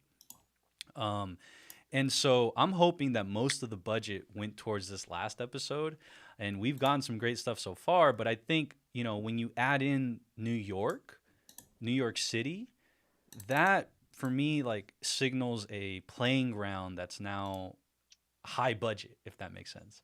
Yeah. And But, that too, you're talking about Central Park. What's that? Say that again. The locality is near Central Park, so it's going to be even more massive. Yeah. By the way, have any of you here been to New York? Yeah. Yeah. Okay. So we got two. You can count me as three. I actually lived there 1 year in Queens, but when I most recently went to Central Park, we decided to go to New York City. We decided to go to Central Park like around 4, and we thought we had the gall to say we'll make it to the end of the park by 6. Heck no, that's not what happened. We actually called it a day, like I think 100 feet in, and then we came back and said we'll do this tomorrow. But yeah. So the other thing I wanted to ask you, or let's see, what's the chat saying? I want to see what everybody's feeling in the chat. Hey Ricardo, if I could say something. Yeah, for sure. Go ahead. The shield that Walker is making. What you got? It doesn't look like it's any special kind of metal. It looks like it's regular old metal. That thing's gonna get smashed. Yeah, like the shield smashers. Guys, he's making the Super Patriot shield. Yeah, but it's made out of regular iron. I'm I guessing. I don't Yeah. I don't remember if this was there in the trailer, but there was this scene where Walker's holding the shield and it's cracked from the middle, like going in veins and stuff. That's the one So I he's think, making. yeah, I think that's what he's making. But the sequence where they showed him making the shield, it was sick. Oh, that was some So sick. next level cinematography. Did you And guys see that? and That was I don't so know dope. why I could draw parallels to the first Iron Man movie when he was making the miniature arc reactor. Yeah. And It huge was callback. so damn good. Yeah. Without a doubt, a huge. I think the great thing about that callback, if I'm not mistaken, I think it was even positioned like like you have Iron Man's, right, which is right hand. We're looking at him, from in front, and he's banging with his right hand, right? And then I think this one we got like a Dutch angle sort of like view, and oftentimes with Dutch angles in in filmmaking, it's to signal something's wrong. So I think it's little minute things like that, that they're doing in this show that just like get me out of my seat, because me as like just as a filmmaker, I really really appreciate stuff like that because it pays off like later. Little, I mean, it's not little lines or little dialogue, but the scene where Bucky, a few episodes ago said, if Jonah, if you can help me, but the quote was something like, if you give up on the shield, then you give up on me. What was it? I think it was along the lines of that. Yeah. Bucky has always been very much the kind of character that needs to be told who he is, and with Sam retiring the shield, it felt he started questioning Bucky. He started questioning himself. He started questioning Steve. He started questioning Sam, and just his whole existence in the world. And because of that, and because of that scene that we got a few weeks ago, it completely paid off with what we got, them two training with each other, and Sam saying, no, this is yours, and then Sam giving him tough love. That was the tea I was there for. Like that right there was, because I've been on both sides of that fence, and so that scene was a scene stealer for me. Like the way they were conversing felt like real. It didn't feel like a movie. Very It didn't feel organic. like so organic. And that is like going back to I don't think I said what my favorite part of the whole show episode this was, but that right there. That where Sam gave him counseled him, consoled him, but told him that, he also has to inject a little bit of tough love into his healing process, or in order to actually heal. So, whew, that was a fire scene. One Oh, Jordy, what were you gonna say? No, it was Lizzie. that was me. Lizzie. Hi. But I think the line that you were looking for was something along the lines of, during the therapy scene, was, if he was wrong about you, then he was wrong about me. And then Sam later on saying, you don't need, what he says doesn't matter, yeah, it doesn't matter what he thinks because it's you. So that connection was cool. that was awesome. But great payoffs. So many payoffs that I think are, again, they're earning them, paying off because they earn themselves. one Reddit, scene what were you gonna say? one scene that really stood out for me was when Bucky wakes up in the morning and he sees the two kids playing uh, with the shield, and then the smile on his face was so I don't know, a good feeling it gave me, that he knew that the legacy that Steve had set up was beyond anything, and it could not be damaged by what Walker did, and that was just amazing. Being a Captain America fan for me. I wrote that in the chat. I was like, oh, his smile. I think I saw like 5 comments talking about the smile. Adrian, what'd you think of the smile? I think I saw something from you. I'll just say he had a great reaction to the smile, like we all did. So Sorry, guys. Your I'm juggling a couple of things. Don't worry about it. dude, please, all I ask, I don't know about your feelings on this, but please, Disney, Lucasfilm, if there's one thing you could do for Get him to be Filmtopia's next Skywalker. birthday, please, please, please, Luke Skywalker. Please. That's all I ask. All I ask.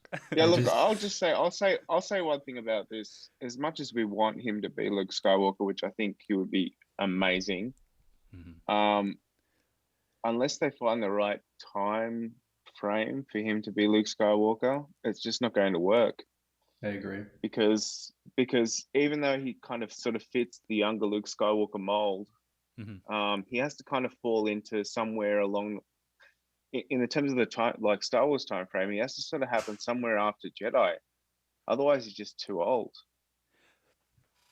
But I think with the advents of like what's that called? The technology, it's face. Yeah, sure, they can de-age and they can do makeup and things like that. But I think it's going to sort of take a lot of people out of it if he's playing a young Skywalker, if you know what I mean. But you know, anything's possible. I'll tell you I this. want it to happen. We have a lot of Trust stuff me, that I want it to happen. we can play with. So Yeah, and I'll tell you this, like as far as the scene, and again spoilers, season 2, episode 9, Mandalorian. When we saw the reveal, I think what overtook the fact that it was such it wasn't the best CGI Luke Skywalker, but the levity of the moment and just the character, like the sheer weight of that character, put everything to the wayside. He could have been penciled in with a colored crayon, and I would have been like, it's Luke Skywalker. It's Luke Skywalker. So, but yeah, we'll get off of Star Wars really quick. To Marvel. Back to Marvel. And really quick. I have a great segue. Yeah, let's go, Jonah. So, I don't know if you remember, but in the courtroom right afterwards, a woman walks up to them, introduces herself. Don't think many people caught that name. Valentina Allegra de Fontaine. That name might not mean a lot to you guys right now. She's also known as Madam Hydra in the comics. No way. Yes. Oh my god, I missed that. I so badly missed that. Yikes. No. Yeah, good call, Jenna. Seriously, and the actress that they chose, that was I think Adrian said this. That was A++ casting. Yeah. Oh my god! Perfect to see casting. Julia Dreyfus there, on screen doing what she does, like that was. Ooh. She was the cameo. She was the cameo, and it was awesome. Yeah. Not the cameo that we were intending either. Yeah. Because But the cameo that everyone was telling us was it's a grounded MCU character. Yeah. Bartok was the grounded MCU character. But we introduced a new character that very much could be the Prowl Broker. Yeah. I'll say this that it wasn't the cameo we were expecting, but it was also the cameo we didn't know we were expecting. we didn't know we wanted it until we got it. Yeah, Yeah. exactly. It was amazing. I like I said, I'm this, and you know what's awesome or pretty cool is that Marvel kept that under wraps, like A1 type of secrecy, because I can promise you, I don't think there's one person on this earth, on the internet, that called that. No. And that is pretty like top level secret stuff. And you know what's even cooler is the fact that the Multiverse of Madness is getting that same sort of treatment. I don't know if you guys know, but the Multiverse of Madness is basically wrapping up filming this week. We no know set nothing. photos. Yeah. Right? No. Nothing. Nothing is leaked. Nothing is leaked. Nothing. We haven't seen. Oh, remember we there was a interview with Benedict Cumberbatch, Doctor Strange himself, and he couldn't be on the Zoom call with the video on because NDA. He couldn't, so he had to do the interview, kind of how Adrian's doing it, and that's pretty. That's something. Yeah. That's real dedication, to be honest. Yeah. And but really quick, Adrian, is there anybody else in the waiting room or anything? We're not going to kick anybody out here, but if more people want to come in, they're definitely. I know that Anthony M's been trying to get in, but yeah, some bring him in, difficulty. please. Apparently, it's asking. He says it's asking for a 4-digit code, but I don't believe that's in place. So I'm not sure what's going on there. Yeah, there Yeah, wasn't a password. There wasn't a yeah, I password. took No, off the there's no passcode. code. No, There's there's Yeah. no code. Oh, okay. Yeah. Um, So hopefully he can resolve it. I would love to hear his Okay, hang on a opinion sec. on this. We've got Jordan Bassett in the waiting room. I'm Jordan, gonna let him we're in. about to meet Jordan. Okay, Jordan. I don't see him yet or them yet. I'm not sure if Jordan wants to do video, but I'm gonna ask him if he wants to. Okay, and he's Oh, Jordan. There hey, he he's is. all prepped. He's all There we prepped. go. There we go. Hi. Jordan, how's it everybody going? doing? Nice to meet Good. you. Nice to meet you guys. How's it going? Pretty perfect. good. Hey, Awesome. you're all set up. You're ready to go. I see. Yeah. Like I said, I do Twitch sometimes, right? So Ah, this is nice. my setup, right? So Nice. yeah. How's everybody doing? Good. Man. I'm gonna just say I'm doing so much better with all you here. Right? Yeah. Right? It's pretty fantastic. It takes a load off. Absolutely. Yeah. Right? Yeah, I'll be back, guys. I gotta go do some stuff. Floor's yours. Amazing. Rick, don't do that because there's going to be an insane amount of awkward silence happening. I think. Don't underestimate my ability to just talk. Me too. Sorry, Especially sorry. what I Sorry, just Rick. read. I have Good, full good. faith. I am our a panel. total extrovert. You So don't There we worry. go. have to, right? When you're You on know what's YouTube. funny? Do you guys remember? Were you guys here when I had to run to the bathroom and some of you didn't catch that I said I'll be right back. I'll be right back, and I took off, and then you guys were like, "What? Like where'd he go?" And then 2 minutes later, I come back and the chat is just blown up, and everybody's like, "He got blipped. He got blipped." Yeah, I do remember that. I do Oh remember man, that. and trust me, like I can hold it. I can be like, okay, I'll wait. That day, I drank like 2 water bottles just within like 30 seconds. Couldn't. So, but now I feel a lot more at ease if I need to Have an pop entire out of here. just talk. So But Amazing. yeah, but what was I gonna say? Or who was gonna say something? I wanted to Go ahead. continue on with that theory Let's go. that she has been adapted to being Power Broker. In the comics, she has a connection to the Silver Samurai, who is also connected to Shang-Chi. And our Power Broker has been theorized to be connected to Shang-Chi. I know that Power Broker has been mentioned to be a male this entire time. Mm-hmm.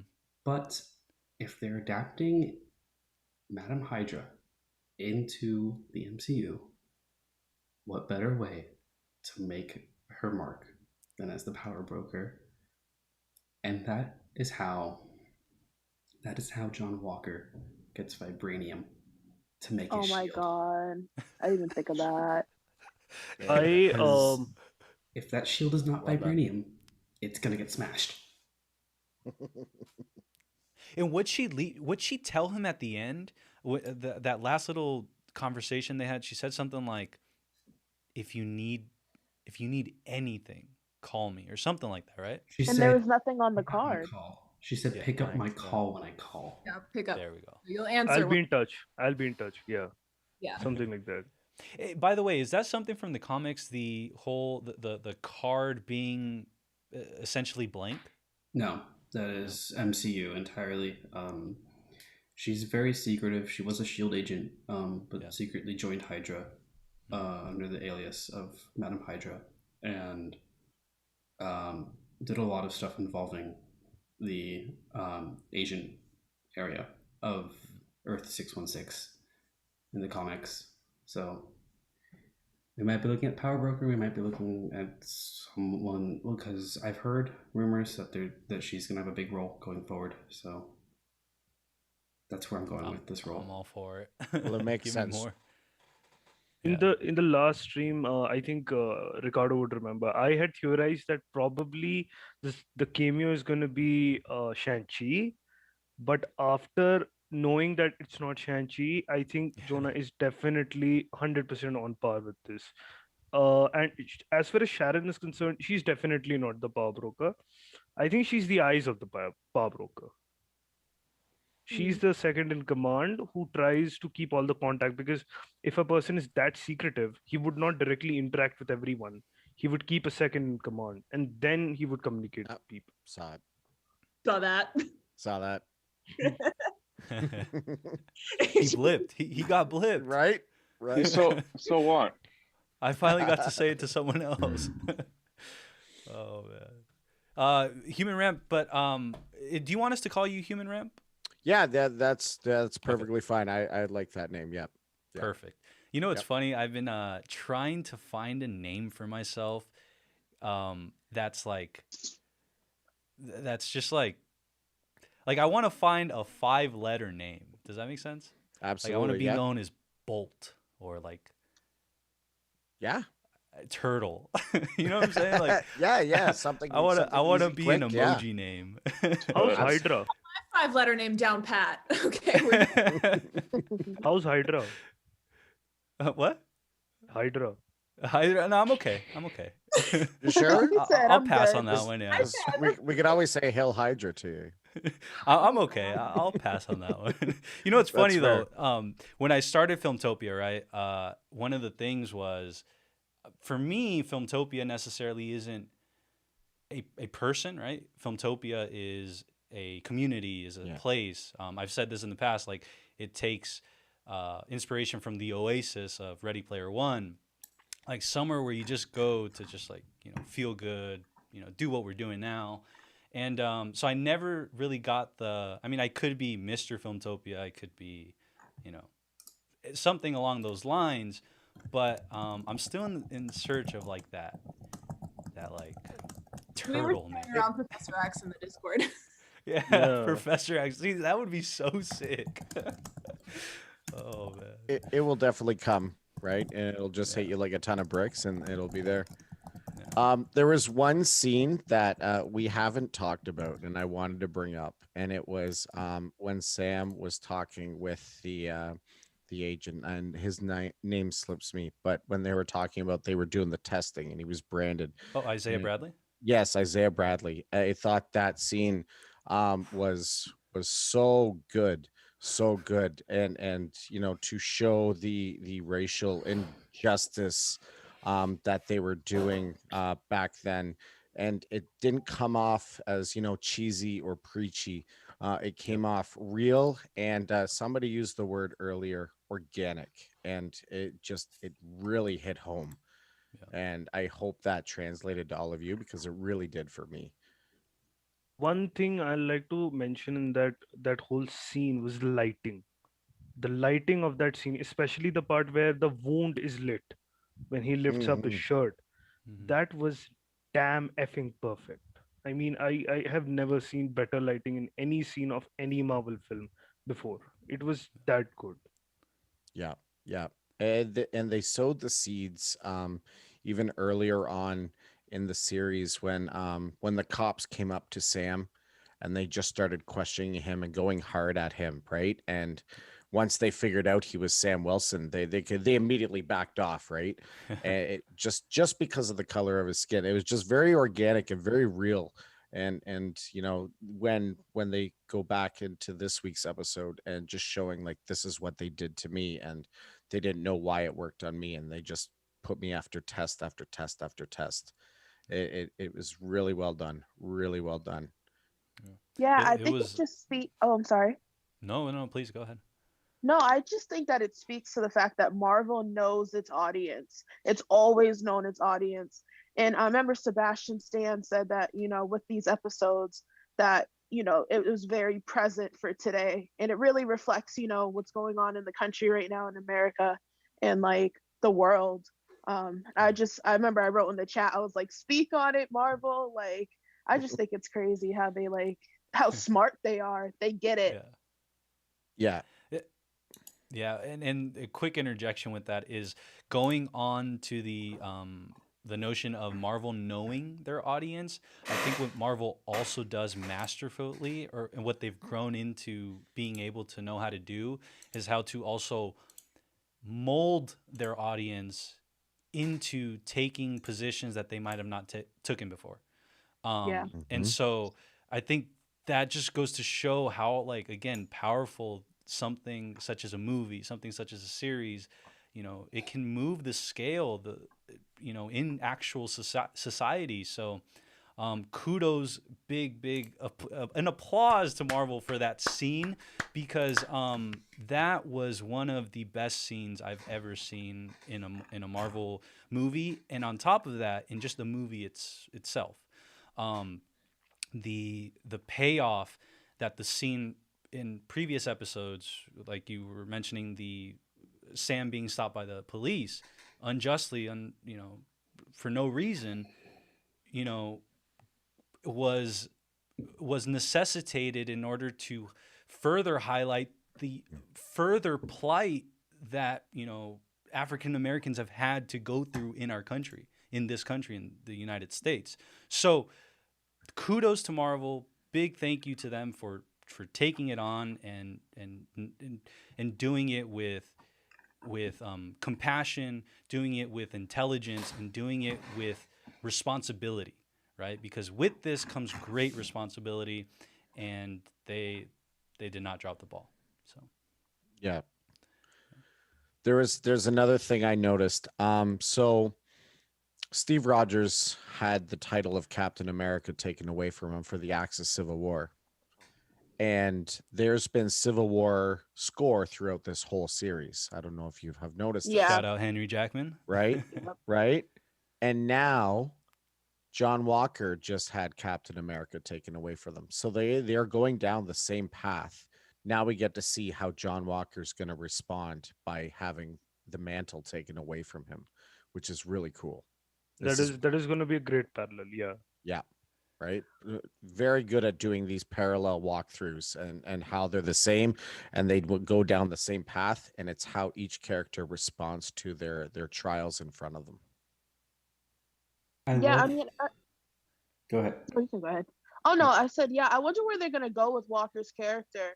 Because you talk about Madam Hydra, Julia Dreyfus's character. I wonder if she's gonna like get him off or like get him good with the government and in the eyes of the world, and they're gonna accept him again. I'm wondering if their next episode during the fight, because there's obviously, let me not say obviously, we saw what happened with WandaVision and people assuming things are gonna happen.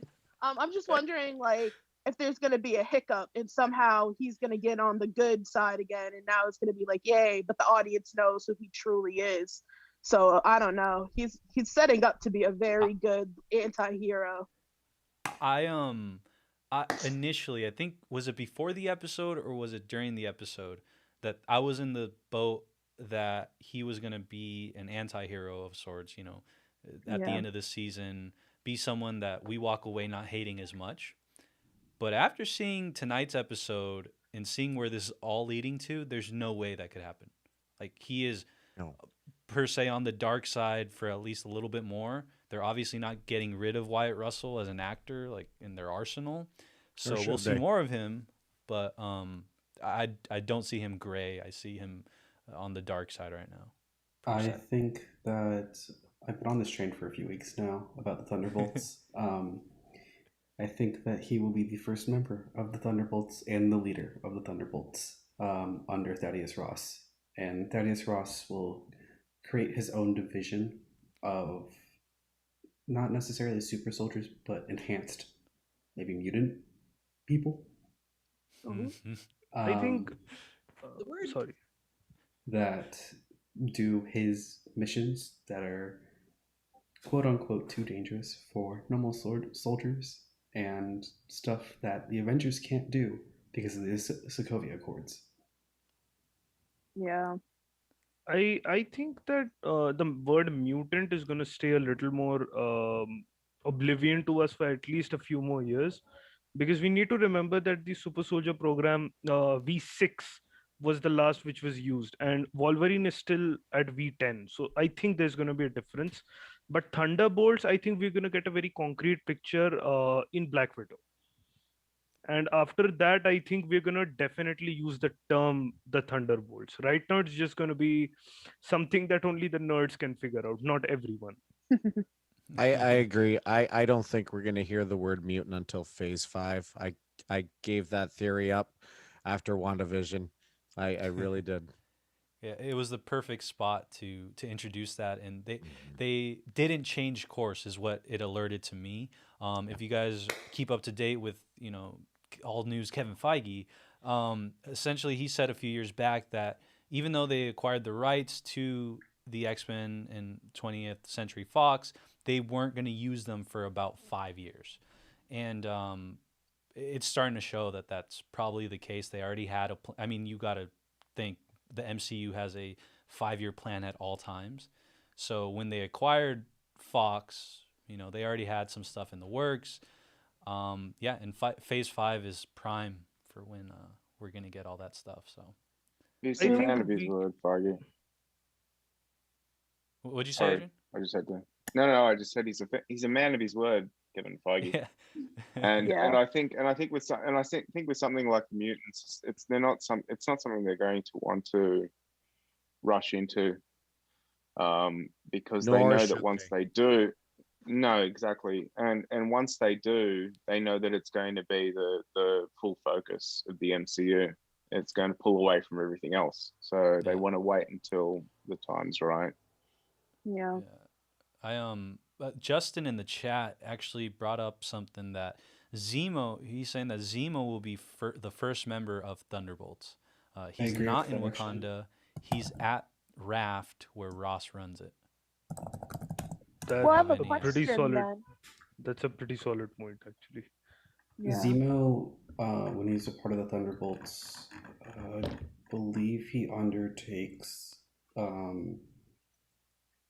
I'm blanking on the name he undertakes. I think it's Citizen V is his nickname, and he like becomes like the anti-Captain America. Mhm. He uses a sword rather than what Cap uses. Oh, that's pretty cool. And he takes a group of villains. In the comics, it's Beetle, it's Goliath, it's Fixer, Screaming Mimi, and Moonstone, and makes them into supervillains or superheroes rather. He So uses a way to change their personalities and change their views, not the way that they're viewed by the world. I think that we'll see a very similar path to this, with Thaddeus Ross recruiting Zemo and John Walker at the same time. Don't know who's going to be the leader of that team. I think one of them is- Taskmaster would be suited as the leader. Well, who do we Because think? No, I'm sorry. no, please go on. That was Oh the no, only thing I had to. yeah, I was just wondering, like, who do we think's gonna join this team, and how do we think they're gonna play into the future of the MCU? Do you think they're gonna be that team when like the big bad finally comes back, to the universe? They begrudgingly say, "All right, I guess you can join the Avengers and hang out with us," to just fight them. Or I mean, who do we think's gonna join the team Isn't this besides just Ross? isn't this team kind of like the Marvel Universe version of the Suicide Squad? Is that kind of what that Yes. is? Okay. That is exactly the Wow. parallel I was trying to pull. That's Yeah. great. I It think is- they are going to be something like John Walker itself. Like whatever the government says, they're going to do it. Whereas the Avengers are going to sidestep the government if needed. And that is where I think the conflict is going to happen. Because the Young Avengers is definitely coming up in the next 3 to 4 years max. They are Yeah. going to set them up. So definitely we can see a Young Avengers versus some kind of a team up in the foreseeable future. And probably then lead up to the mutants. Do we Sorry, think guys, Carly's gonna join Young Avengers, or what do you think's gonna happen with No. her character? No, she's got to go. I get that, but She's- Because go. because you know why? It's very simple. Because it's a hard knock life for her. It's a hard knock Sure is. life for her. I think that what's going to happen with Zoom in on Carly, Lizzie. what's going to happen with Carly is going to be very, very difficult to determine at this point. I'm sorry, Um, Lizzie. The amount of Because times that I've done that musical. Ginger. But yeah, I think it's going to be difficult because when Apple gets a product placement in anything, it's never used by the villain. Never has Apple been used by a villain. She had an iPhone in episode 4, or was it 3? Snaps. I don't remember. I I never don't knew. know if that, I It was a don't know if deep that's cut. true, Jonah. I could be wrong, If but Marvel, okay, so how track it works, record. if Marvel, or if Apple went to Marvel for like product placement, or if anybody's paying anyone to use Apple products, then Apple isn't used by the villains. But if they're just using them, just to use them, it's Yeah, fair. I would agree with that. Could be doing it just to throw us off because it's public knowledge that Apple isn't used by the villains. Yeah, There is was a lot definitely of public classic Marvel knowledge in move. WandaVision. though. I have to put this. I really have to put this observation in. My sister was watching WandaVision last night, and she binged watched it. Mhm. And right now she's watching the finale. And I literally asked her how was the series, and she's like, "It's superb."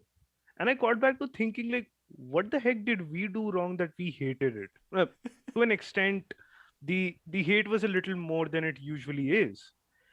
And then I realized going back to the live streams because I saw all of them. And what I realized was we were so crazy about theories that someone mentions Devil, someone mentions Mephisto. You're like, yeah, he's But- coming. Yeah. Oh God, he's coming. We endgamed it. We endgamed it. We expected everybody to show up in the prologue to Phase 4. Like we wanted everybody. That's our own We're fault. spoiled. We had the endgame syndrome. Yeah, we had the endgame syndrome. Of course, of course. You know, I thoroughly enjoyed it. Go ahead, Ricardo. Sorry. No, I was just gonna say, and I'm happy you enjoyed it. I really enjoyed it. The only thing that I would say is that it left a minor sour taste in my mouth because it felt from like an exterior perspective when you looked at it, you know, not just as a series but more as like an experience.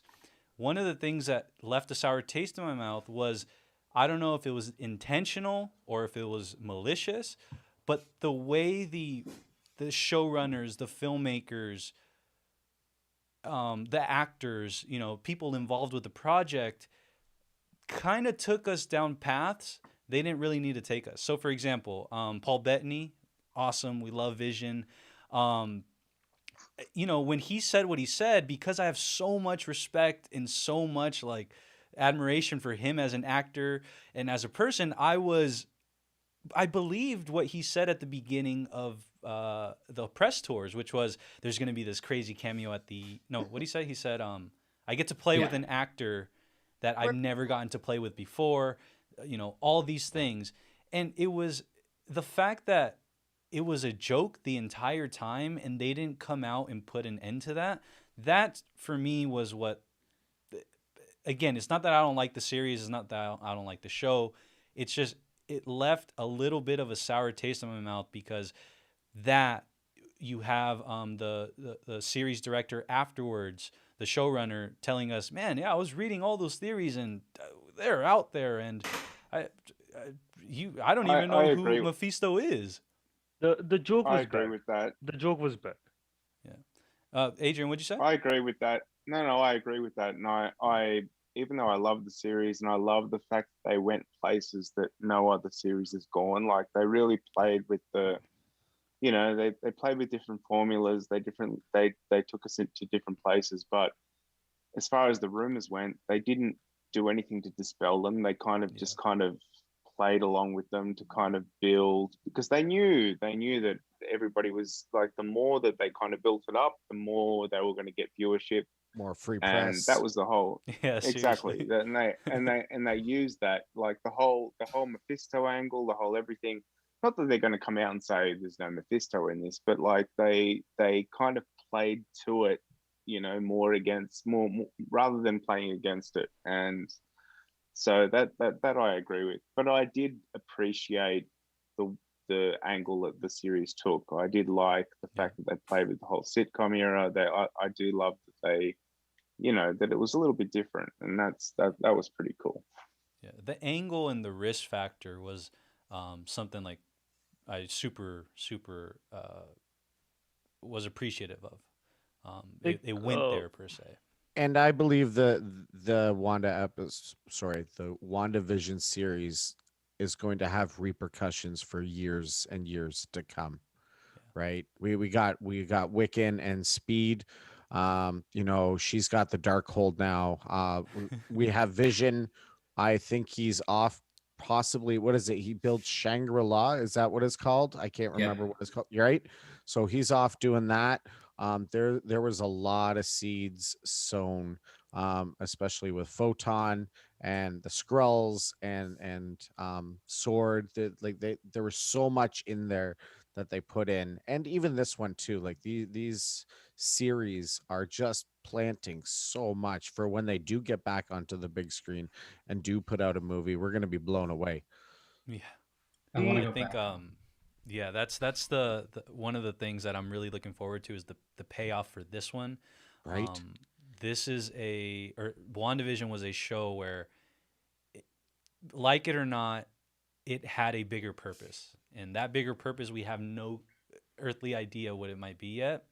And I think it's going to be one of those where when you go back and watch it with, I called it the pseudo trilogy, which is WandaVision, Spider-Man 3, and then Multiverse of Madness. When you put those three together, you're going to see it's all going to make sense. And really quick, I just want to interject. I checked the stream, and people are in the chat going wild. We got people in here watching. By the way, if you are new here, welcome. Welcome to Filmtopia. Welcome to meet my friends, Lizzie, Reddick, Jordy, Jonah, Human Ramp.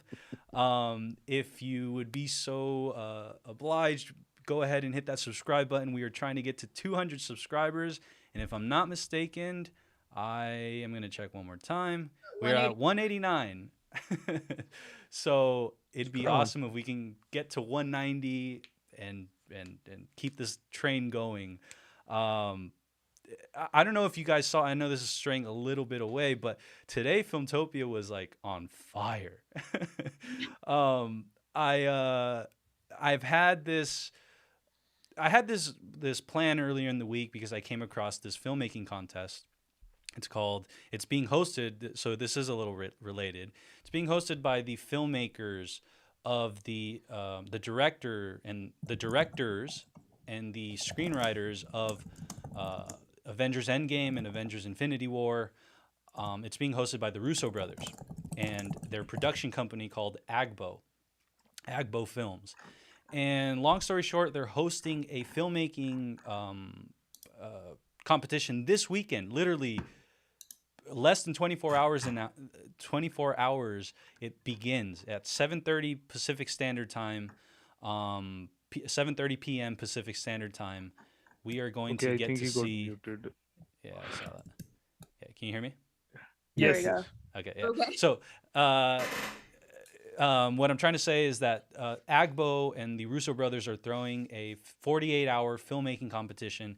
It begins tomorrow, Friday, at 7:30 p.m. Pacific Standard Time, and it's going to be a world of fun. If anybody in here is interested in filmmaking, is interested in wanting to just scratch that itch or scratch that surface you haven't before, I would highly recommend this, because I know my first venture into narrative filmmaking, narrative storytelling was a 48-hour competition, and it truly, at least for me, right, it showed, wow, that is what I want to do for the rest of my life. Be on a set, be creating something, and then afterwards see an actual product. It's a pretty cool thing. Today, and just to wrap it up, we got Agbo, the production company, to recognize and notice a few of our tweets, a few of our Instagram posts, and that was just a pretty cool, monumental step, and I wanted to share that with you, with my fellow Filmtopians. So this morning when I woke up, Ricardo, I have to tell you this. I opened my phone and the first thing I saw that you got a like for your story mentioned by Akban. I was like, fuck, that's awesome.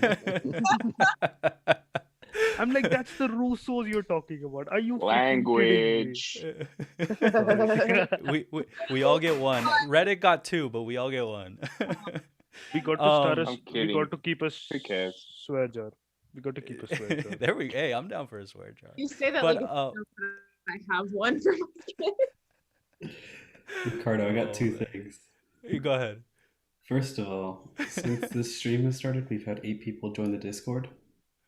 So Wow. welcome all the new people. Let's on go. Discord. Welcome everybody. That is a DJ air horn. Thank you for joining, first of all. Thank you so For much real. for joining, and let's have fun.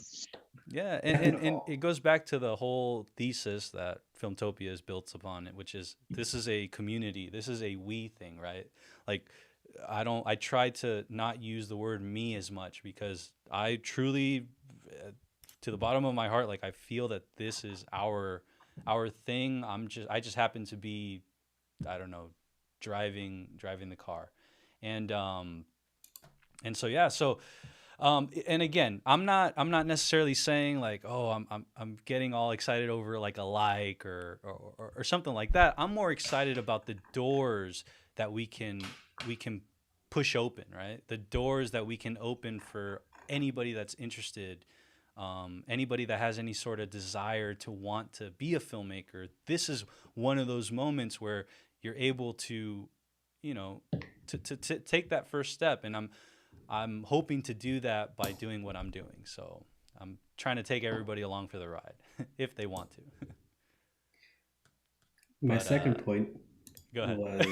Sorry, I cut in. No, you're fine. Don't worry about it at all. Going back to the actual episode, I'm such a nerd about this. Like, I will literally like scroll through each individual like shot. Carly is using an android when she summons the Flag Smashers. 4923 if you want the exact timestamp. And it looks like it is about 3:20 or 4:20 according to the phone Eastern time.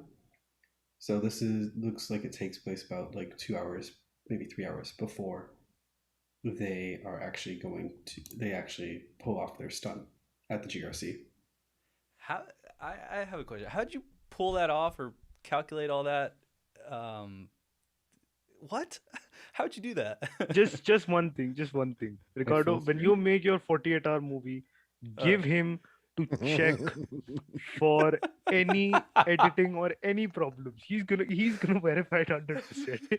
He's this dude. He is our script supervisor. He's our script supervisor. If you guys don't know what a script supervisor is, essentially what that is the person on set that makes sure there's no Starbucks coffee in the shot, make sure there's no blue jeans guy in the shot. That's what a script supervisor does, is they make sure that your hair is pointing the same way it was before you went to lunch. Also, they're Bryant Park. Okay, What's so that? here we call them... Oh, Bryant Park? Shout out Bryant Park. I love Bryant Park. Okay, so here we call them continuity supervisors, not script supervisors. Gotcha. In India. I like that better because that makes more sense. Yeah, Intuitively. I know, right? Oh man. Just don't ask how he does it. Be grateful that he does it. Yeah, right. I don't want to know how the jelly's just made. 1 second. First of all, welcome Euphemia. Your efforts have paid off. Yay! You can hear us. Is she in here? Yeah, Or- she Are joined. they in? Are you? Euphemia is in I you think I guys. can hear her. Hold on a minute. You speak? Here. Oh, Oh, gone. Lost her. Oh, Blipped. oh, damn. blipped. Uh, No. Yeah, no, it's come on. I think she's got a bad connection. Who was it though? Euphemia? Yes. Yeah. Okay, Euphemia. We will make sure whether it's tonight or some other time you will be on. She read this. Man got DC'd again. Oh my gosh. Oh, that is. And saying that we need to put this hashtag restore the Snyderverse. Do it. Yeah. Restore the Snyderverse. That is that could be an entire 24-hour stream but tonight we'll go ahead and just say it this time. Bringing it back to Marvel, the ZCU. ZCU. Zemo Cinematic Universe. Zemo universe. Jeez. Yeah. I also needed. Hey. We need the Zemo universe.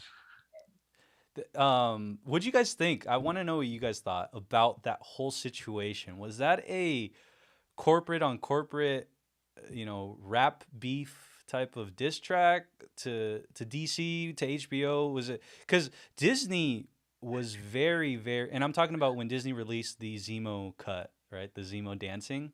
And a lot of people might think, oh, it's nothing. Don't worry about it. But to me, like that says a lot. That goes back to the same thing I was saying earlier about the WandaVision thing. While I think the WandaVision people are very good intentioned, very well intentioned, and I think Paul Bettany is very well intentioned.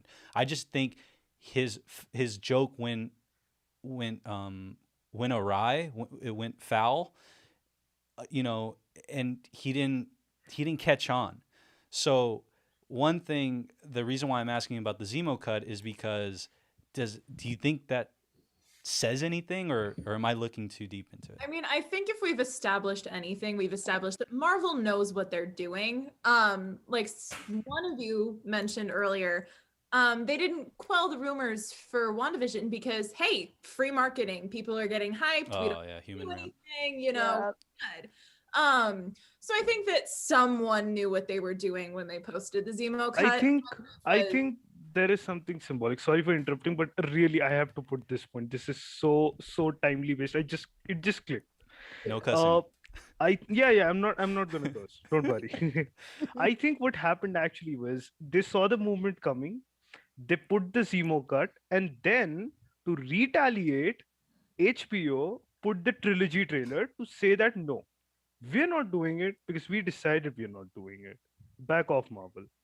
I really think it was a symbolic game that they're playing, and it's gonna continue for at least some time now. Go ahead, Human Ramp. I think you wanted to say something. DC has treaded very lightly when it comes to going up against Disney. If you go back to the Batman versus Superman, it came out. Oh, they backed off. They backed off. Yep. They backed off. Right. So Warner Brothers isn't stupid, right? They know they're dealing with the House of Mouse. So they play their cards, carefully. And yeah, we obviously know they've had struggles, right? A lot of their stuff has felt rushed, which was probably pressure off the execs. But yeah, going back to, the Snyder universe, like you need someone to take their time, right? Disney has a Feige. Yep. Warner Brothers needs a Feige, and they'll be fine. We have a Hulk. Really? I just want to apologize to Euphemia.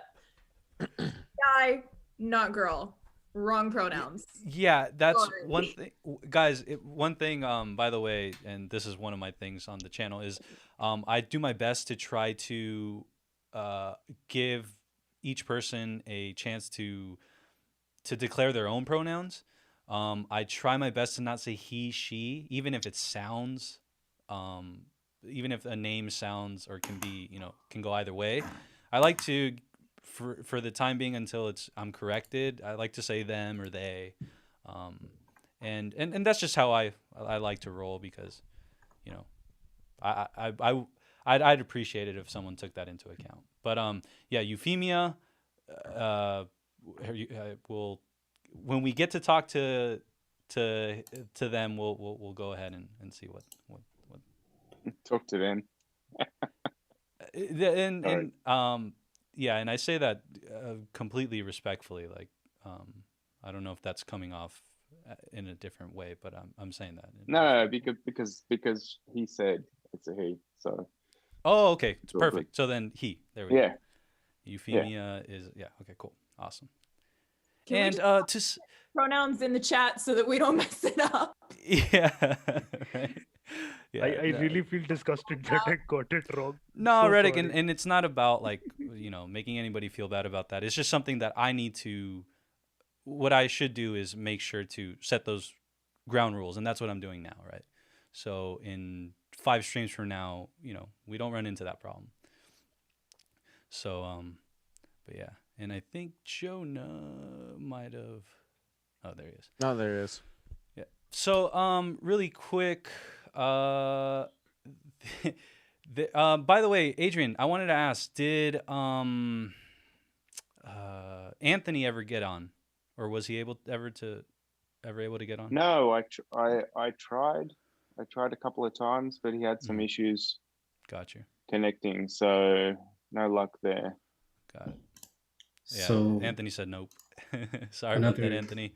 I hope that at least this episode you're able to enjoy this awesome conversation we're having. I hope next time. And as I told Anthony, for anyone that's having difficulties, just jump into Discord, DM me, I'll help you out. Okay. Awesome. Anywhere I can. Obviously, if it's connection issues, that we might be limited, but we'll do our best. Got it. I think what we can do ahead. is we can pin the link for the stream at least, for the Zoom link at least for now, so that if anyone wants to join, they can just hop in. They don't have to DM someone. The only thing. Well, we're trying. The reason for that, Reddick, is we're trying to keep the link Discord only, just to avoid any unwanted guests, so to speak. Okay. Yeah. Just because of recent happenings. Yeah. No, Adrian's doing a fantastic job with doing all the behind the scenes stuff. So, thank you, Adrian.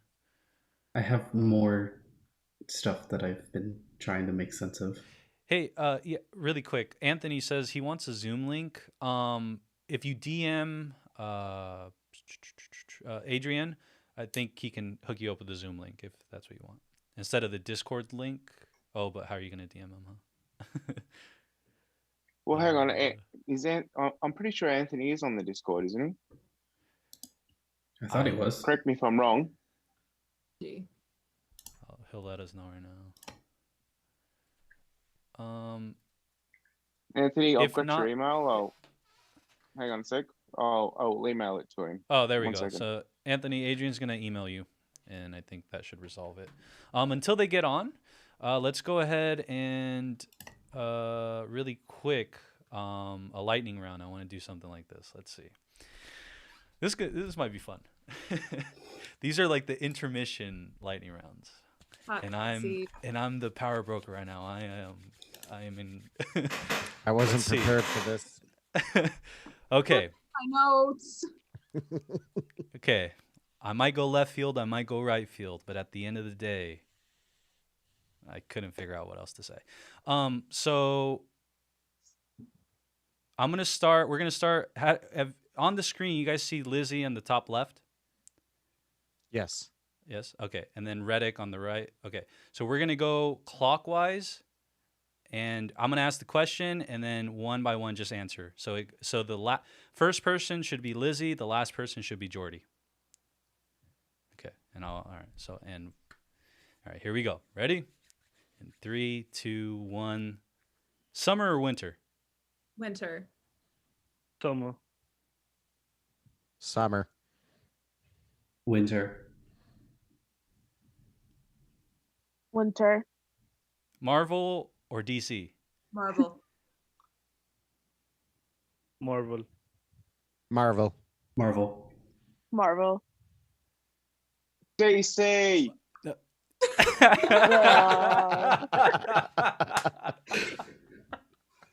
And Sorry. with that lightning round is finished.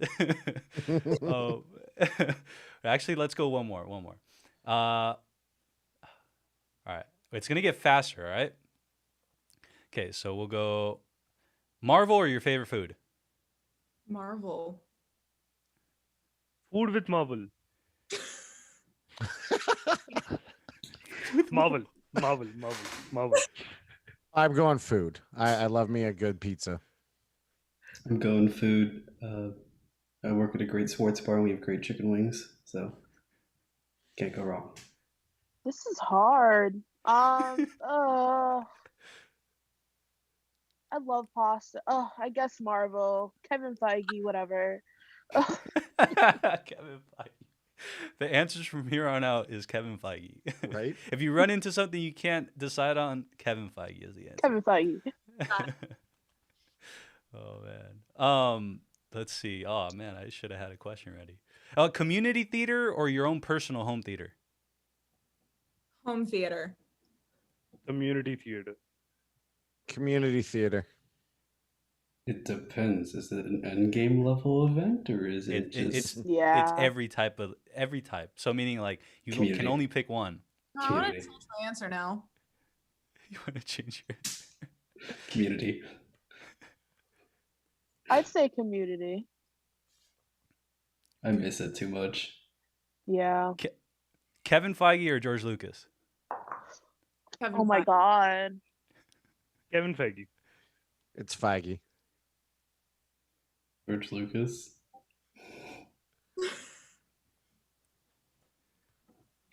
Kevin Feige, I guess. And it was Feige all along. Can Perfect. I say one thing? Can I say one thing? Can I In choose Feige- up? Trust. In Feige we trust. In Simple. Feige we Yes. trust. There I we go. actually want to choose option C and say Mm. Jon Favreau. Oh my. Yeah. Oh, I could have an entire stream about Oh. Jon Favreau. Yeah. Guys, Jon Favreau is like that is like what I strive to one day hopefully be. Like that is But you know what? What- You know what's interesting about that is that like you say Favreau, and I agree on many ways, but he's not really he's not really a storyteller per se. He's just kind of a guy who's reached the ranks in order to be able to make things happen. But I think he's a geek at heart, and he's a lover of everything that we love. He's making things happen. But whereas Lucas and Feige are a little bit different in those ways. I think if you should be comparing people currently, you should be comparing Dave Filoni and Kevin Feige. Filoni, exactly. Yeah, I would go Filoni. Much. Yeah, that's much quicker than Favreau. a clear definitely comparison right there. But I need to respond to your take on Jon Favreau. I cannot I cannot sit idly by and hear you spew what you just said. For me, my like biggest take or my opinion on Jon Favreau is the fact that, or I think I'm taking issue with the fact that you said, what did you say? He's not a great storyteller, or he's not the greatest, right? No. I'm not saying that. I'm just saying that if you compare him, if you put Favreau against Lucas and Feige, okay, they're three very different people. Feige is a producer first and foremost, and he's taking stories that already exist or concepts that already exist, and he's making them happen. Favreau, very similar in that way, but he's not even as connected as Feige. He's kind of he's more of a geek at heart, and he's making those stories happen. Lucas is a completely different beast. Like, he made those stories. Yeah. So I think that they're three very different people, and they have three very different roles. So he's more about making the stories happen versus telling them. He leaves that up to other people. I'll say that Exactly. George Lucas is a visionary, not a storyteller. Yeah, I agree think- with that 100%. Yeah. Yeah, I mean, absolutely. you have to remember that when A New Hope came out, the alternate film that he had was Encounters of the Third Kind. And you were going up against Steve. I mean, Wait, say that again. Oh, you mean he was Encounters of the going up Third against Kind. Encounter. Encounters of Third okay. Kind and Yeah. Sure. A New Hope. And he was going against the legendary man himself of sci-fi. So it takes a lot of strength to take such an amount of huge risk. Yeah. And no matter Kevin Feige, how much success he's gained, the amount of respect that George Lucas has is unparalleled. Got it. Well, the truth is that actually Lucas was working on Star Wars before Third Encounters came out, and because he was friends with Spielberg, I don't know how much of that bled over, but yeah. I think we might have one more opinion. Is Anthony in the waiting room at all? Let me check. I think Yes, he is. Yeah, he has put that. Let's do it. in the comment. Yeah. I'm looking forward to this. I heard him say blasphemy. Oh my god. Let me know. Is he They're in? coming in. I can't see. Anthony's Uh-oh. in. Anthony's in. So is Euphemia. Hey! Hey, let's have a There it dance party is. if you're down. I'm gonna dance. with That's awesome. Finally, Filmtopians! Whoa! That's amazing. Oh my Yo, god! this is We've got a big Man. personality now. Anthony. Thank you so Oh my much. peace, my peace. I've been trying. What a I've been trying to. pleasure. I've been trying to get on with y'all forever. Lo and behold, Hold we on. are here. Hold on, let me kill this sound real quick. Sorry about that. No worries. I'm getting this. Let me kill this. Can you hear me now? Yeah, I think we hear you good. No echo. Looking good. Let's do it. I'm like, I heard- let me put a sweater on so no one can see my man boobs. why do you think mine's on? I heard through the grapevine, aka the chat, you put blasphemy. What's that about? Oh wait, let me see. How do I stop this echo from happening? Oh, go ahead and Mute YouTube. mute. Yeah, Mute- if oh, you're there we watching, go. yeah, mute YouTube. Oh, don't get off. Don't There we get go. off the stream. Just mute it. All right, now how's that? Yeah, I think it sounds good. Okay, perfect. Yeah. Oh, what was I saying? Oh no, I heard someone say that was saying that Favreau is not a good storyteller or he's not a great storyteller. Here we something go. like that. Let's. I You're was on my just side like- on this. Yeah, I was No, just no, like, no, no. Let's do this. Let Let's me do let me this. just back up. It's not what I was saying. It's not what I was saying. oh, can I just say something? Can I say something real quick? Because I love all of you guys. You guys are fantastic. That's the real reason why I jumped on here. I've been on other websites where people go full rage into their, they want to be on in their opinion. Yeah. I'm one of those people who can be swayed. so I'm all ears. I'll listen to anyone's opinion. I love hearing what you guys have to say, and I just real quick from my perspective, just based Iron Man, I just watched it the other day. I mean, still, it's like fantastic, like watching it up on the big screen.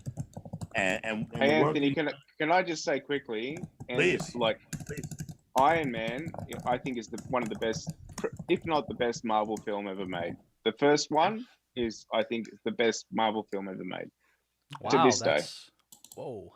Okay. Big claim. That's bold. It's That's definitely that's controversial. That's it's controversial. in my top. It's in my top 6 or 7, but it's not. Yeah. It's in my top 5. And I won't go as far as to say it's number 1, but I will say it's in my top 5. It's I in my got top love. 4. In mine, it's top 4. You think Iron Man is better than Winter Soldier? No. Right? Damn. Right? On, bro. No. You know what? Losing You know what? credibility. I Okay. honestly think that Winter Soldier is overhyped in a No. lot of ways. Oh. But I like it. Man, I'm out. Oh my Shut up.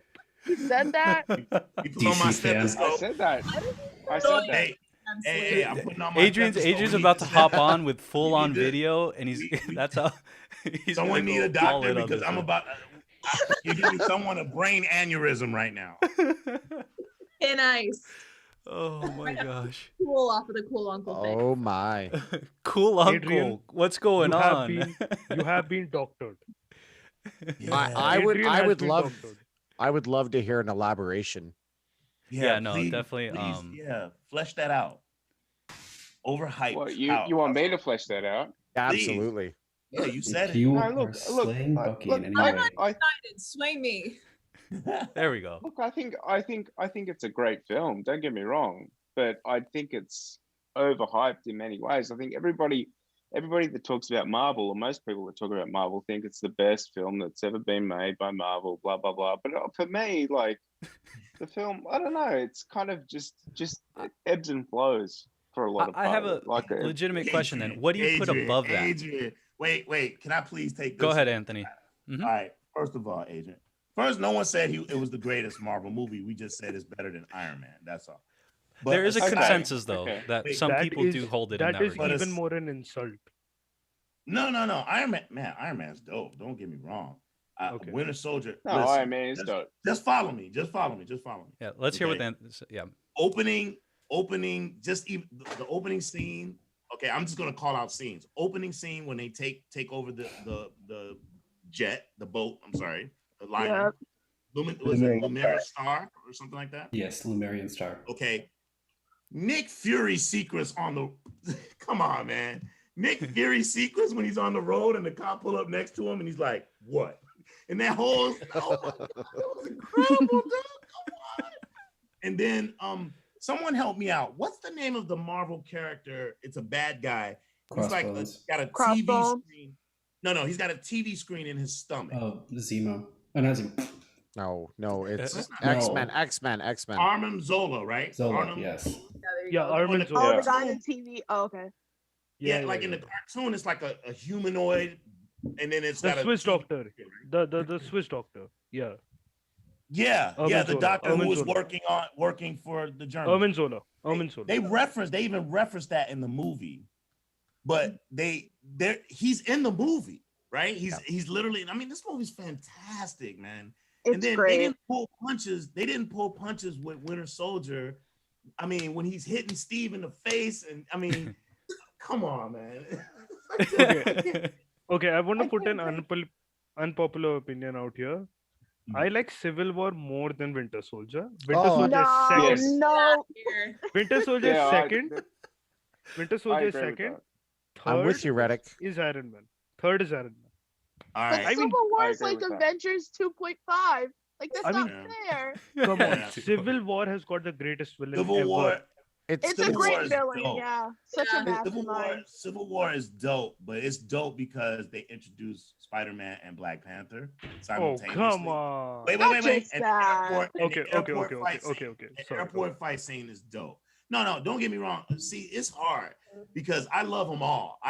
All of them. It feel like it's like your children, right? You know, one of your children kind of gets on your nerves, but you still love them.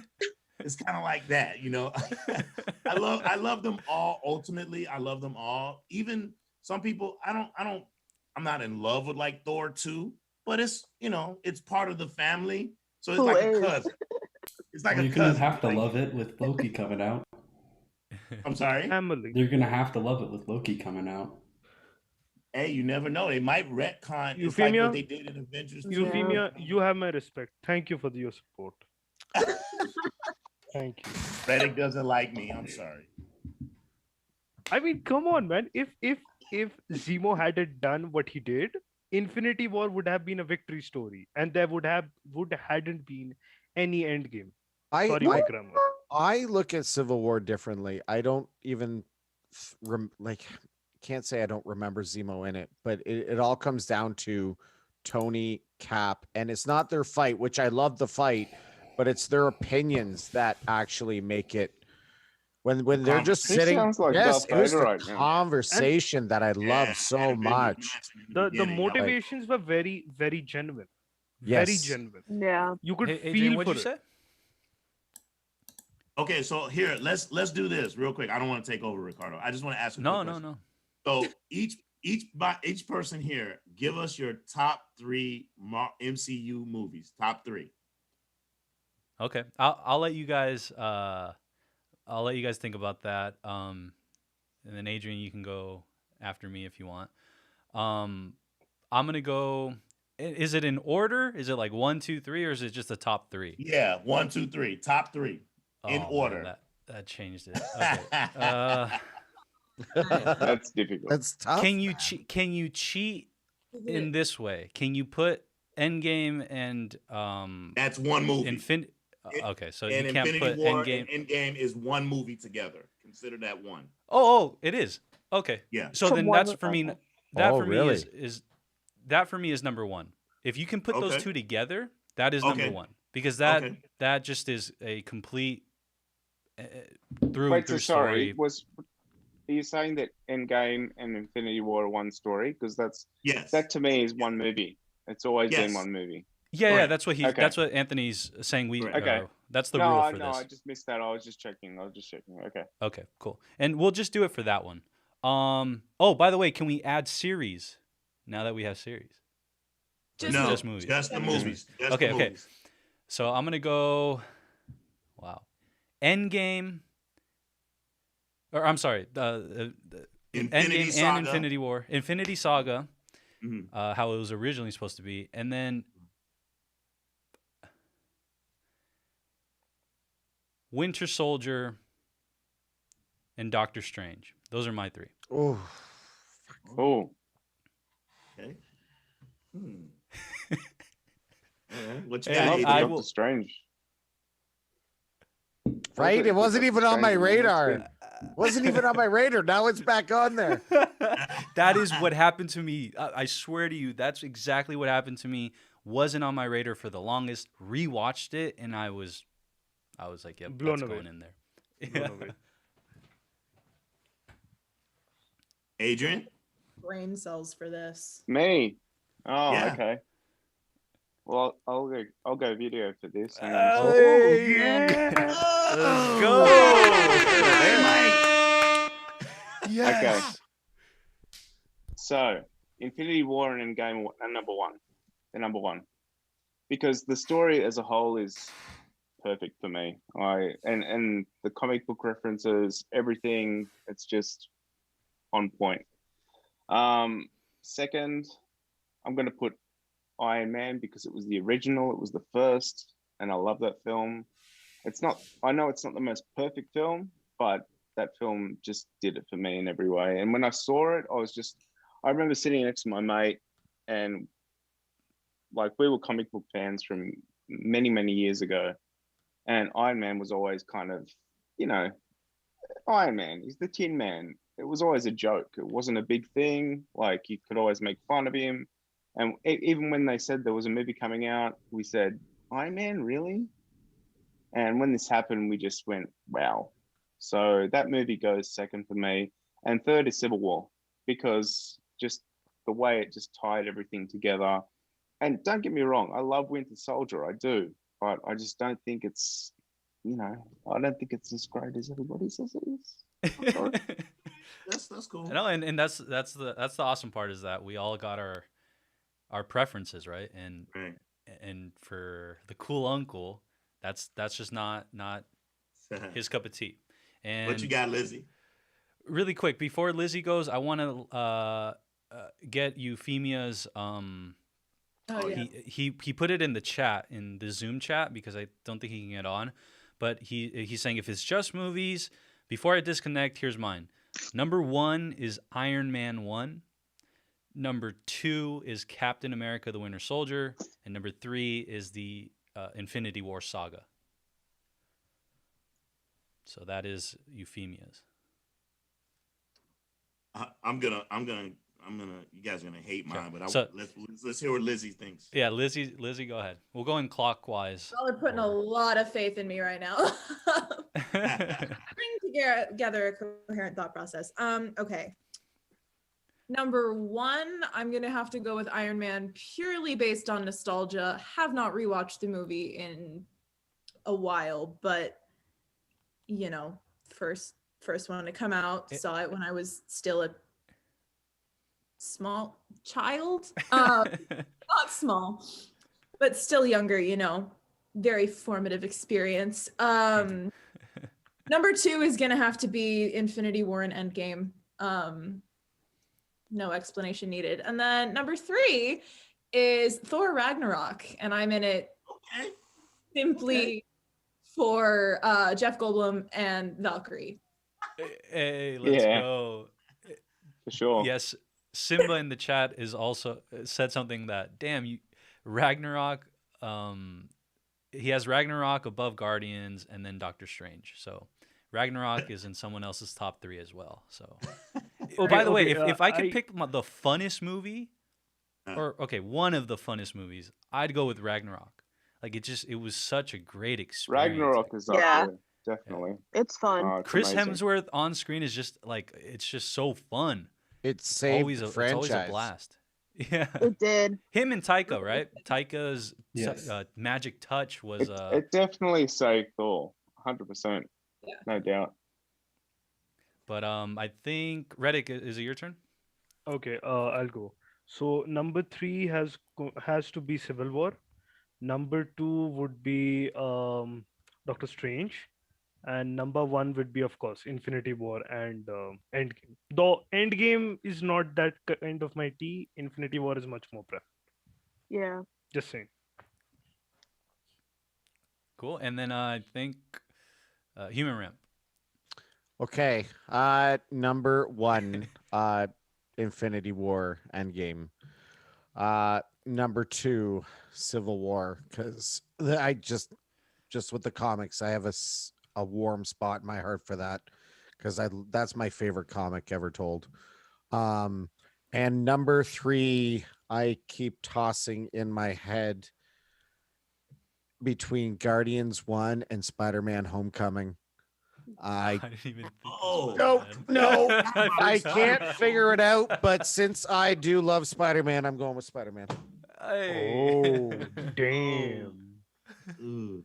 Jonah, you got what you got to say about Do you know? that? I have to say that there's a certain ex-person that would strongly disagree Don't with talk that. about that. I'm not going to.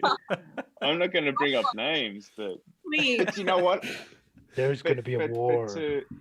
But to back that up, I do love Homecoming, and I do love Far From Home, and I know I'm going to love No Way Home.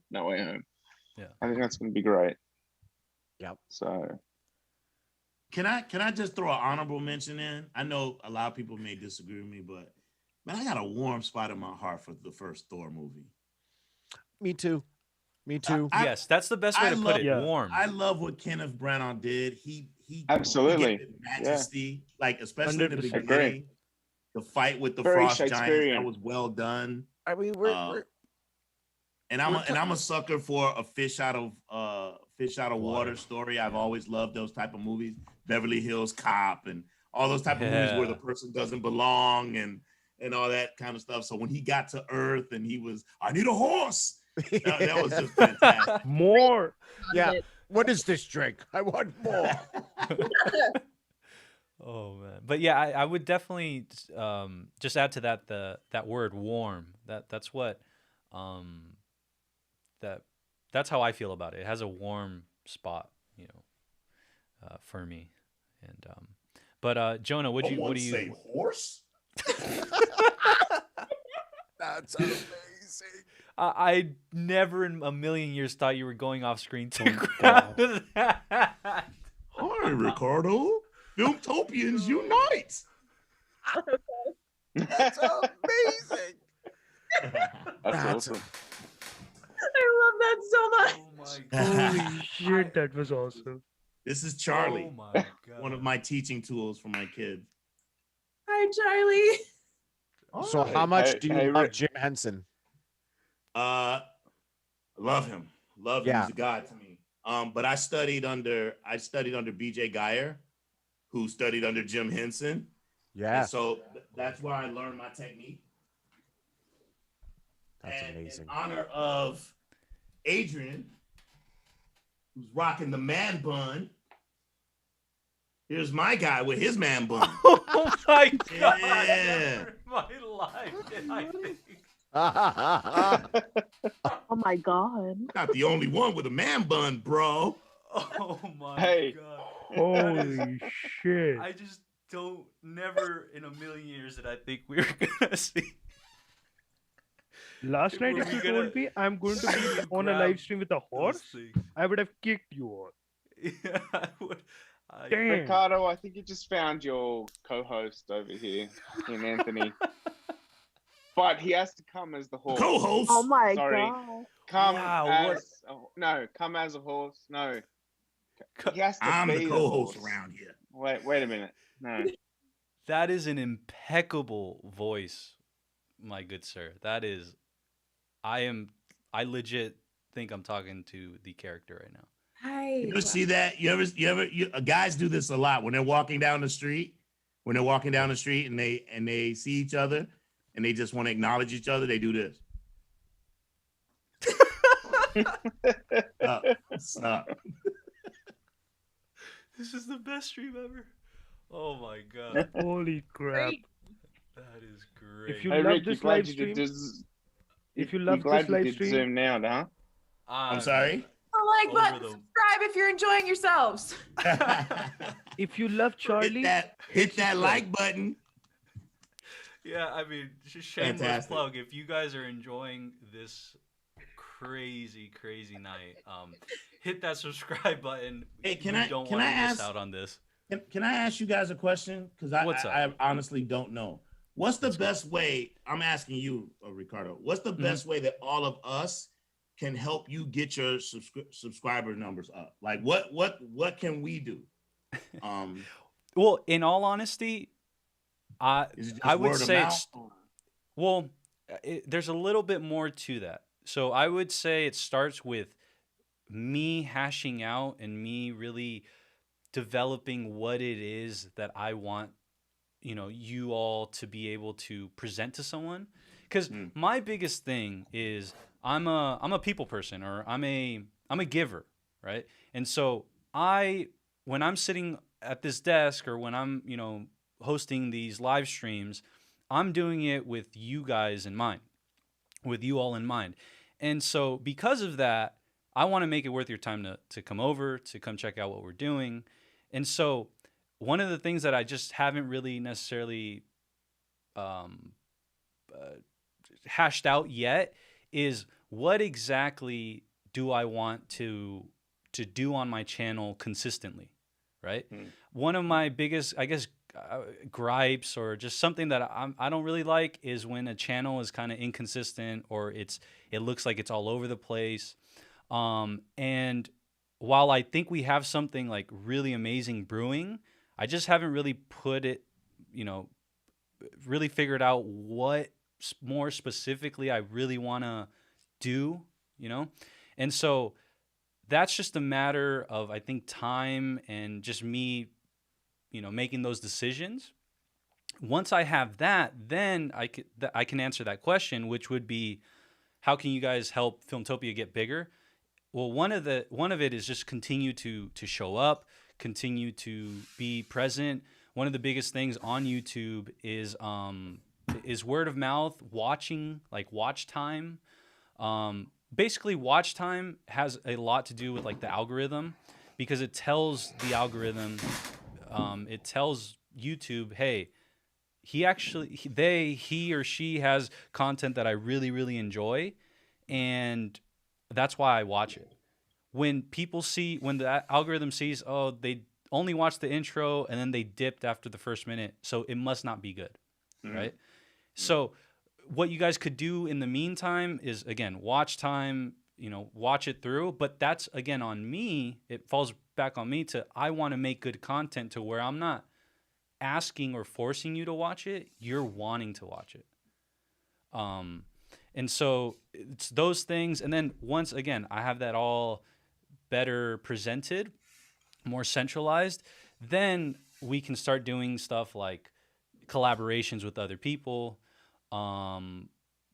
because then that expands your network, SEO optimization, just stuff like that, where I'm not necessarily ready for that. And one of the other things too is, I want to, when I get to that point, I want to not be inconsistent, if that makes sense. That's a big thing for me. Can I just say two things? I know you didn't ask, but if I could just offer you two things. I tell this to my students all the time. I'm a college professor, and one thing I tell my students, always do, write it down. Make a dream board, right? Make a dream board and put where you want. If this is your thing and this is what you really want to be about, then you have to put your all into it. Get a board, man, and put it up on a board. I want this. I want 5,000 subscribers by the end of 2022, whatever. Yep. And put that on the board and make those things your goals. That's the first thing. And again, I know you didn't ask for it, but I feel like a big uncle right now. No, right? please. And please. the other thing, because I've been watching this stuff for a long time. Whoa. Can I just say, big uncle, maybe, but not cool uncle. Okay. Oh, no. But I'm, you can be big uncle. I'm your chocolate uncle. I'm your chocolate. Okay. Okay, chocolate. The other thing, because I've watched a lot of film show, right? So I've watched John Campia. I used to watch AMC Movie Talk. Got you. Schnepp was there. I watched the Schmoes. I mean, Yep. all of it. Film Junkies, you name it, right? Same here. And one of the things that happens with these people is two things. First of all, for example, with the Schmoes, it was more like a dude bro kind of thing, and they had the two Schmoes are the show, and then they had all their buddies on there, their drinking buddies, the guys they hung out with at the bar that really didn't have anything that they brought to the table, right? And then with AMC Movie Talk, you had a bunch of potential stars. You had Schnepp, you had John Campia, you had, I don't know, some other people like Roca and Amy Rose, and you had those people, but the Campia head got too big, right? And then we all know the politic of what happened. Now he's doing his own thing, right? And he took all those followers, basically took them all with him. All the people on John Campia's show they just came over from Collider, right? Yeah. And so maintain, be humble. I loved it. That's why I'm here. I love your vibe, bro. And I mean this from the bottom of my heart. I love your vibe. It's very chill. I can tell you're not going to get a big head. So when you get to 10,000 subscribers, I can see you're not going to be like, like you got it going on and everything. And I love that about you, man. Keep that. Keep that. And that's all I got. I'm shut up talking. Anthony, can I just say one thing really quickly? I 100% agree with you. And I have been followers of all of those channels. I've been around all of YouTube for many years. And what's led me to disconnect, to unsubscribe from a lot of those channels has been exactly what you've said. So, amen, brother. And what was weird about what coming across Filmtopia, and believe me, it was only recent, but I knew straight away, and I'm a good judge of character, and I came across this channel and I just felt this is different. And that's why I've invested my time in putting some time into the back end and helping out and doing everything else that I have. And yeah, absolutely, man. Absolutely. I would also like to add in something. Like, first off, when I came, I think it was WandaVision episode 4. And when I heard Ricardo talking, the only thing I said, like, this guy may not have a great screen presence, which I was proven wrong of. This guy has a passion. He has a passion for films. He has a passion for talking. And we don't even have to say anything. I mean, everyone on this stream, just say what you do and where are you from. That is a testament to the fact that how great we are as a community. That's all I have to say. To add on even further, I'm a huge nerd and I don't have that many friends that are like into this kind of stuff and that keep up as much as I do. As you've clearly seen me like grow and show you guys how much I am like just like into this kind of stuff, and to have a home and a place that I can go to every week and be like, you guys are going to listen to me, you guys are going to hear me out, you guys are going to accept my theories, you guys are going to accept whatever I'm going to say and honestly enjoy what I'm producing, and honestly just a voice, just someone that is there to hear what I'm saying has been like so nice for me every week to just keep coming back to. And I really hope that everyone that's in the comments or in the live chat right now and everyone that's watching this on playback or whatever they're doing, that they start coming through and they stay and they just put their voice out there. Your voice will get heard. Your voice matters to everyone that's here. Like I don't even remember how I came across the live stream in the first place, but as soon as I got in, I was like, well, I mean, this is an awesome group. Let's just get right in this and let's just start making conversations, meeting new people, getting to know like a group of people that have the same interests as me that I can't have in real life right now because all of those friends are separated because of the world predicament. Yeah. And last thing, and I swear I won't say anything else. I promise you. I just want to interject this other thing because you just touched on something that's very important about what we're talking about with COVID and how we're all separated from each other. This community, what I'm seeing is fantastic. And although Marvel is starting to dip their toe into things that are of socioeconomics and race and racism and things of that nature. I'm enjoying that this group here and the people that are in the chat are able to disagree without being disagreeable. And that's another thing that feels good about this channel. I haven't seen a troll, at least I've been watching the chat since I jumped on at 1 o'clock. I haven't seen a single troll, and that's a true testament. That means people are vibing off of you, Ricardo. So take the lead, bro. We got you. I want to jump in. Hey, Anthony. Sorry, Lizzie. Before you do, Anthony, don't join the Discord just yet. We're working on it. We're gonna get there. Under control. Yes, that's exactly what I was going to say. And one more thing, I have to mention this comment. I have to mention really quick. I just want to say, if anybody needs to go or anything, please don't feel that you have to stay. You know, but just letting you know. But go ahead if you guys want to continue. Anyway, moving forward, I wanted to say the word community keeps coming up like a whole bunch, and I want to kind of talk about that because some of these other streams, and I've gone through my fair share of live streams. I found the channel just kind of live stream skipping.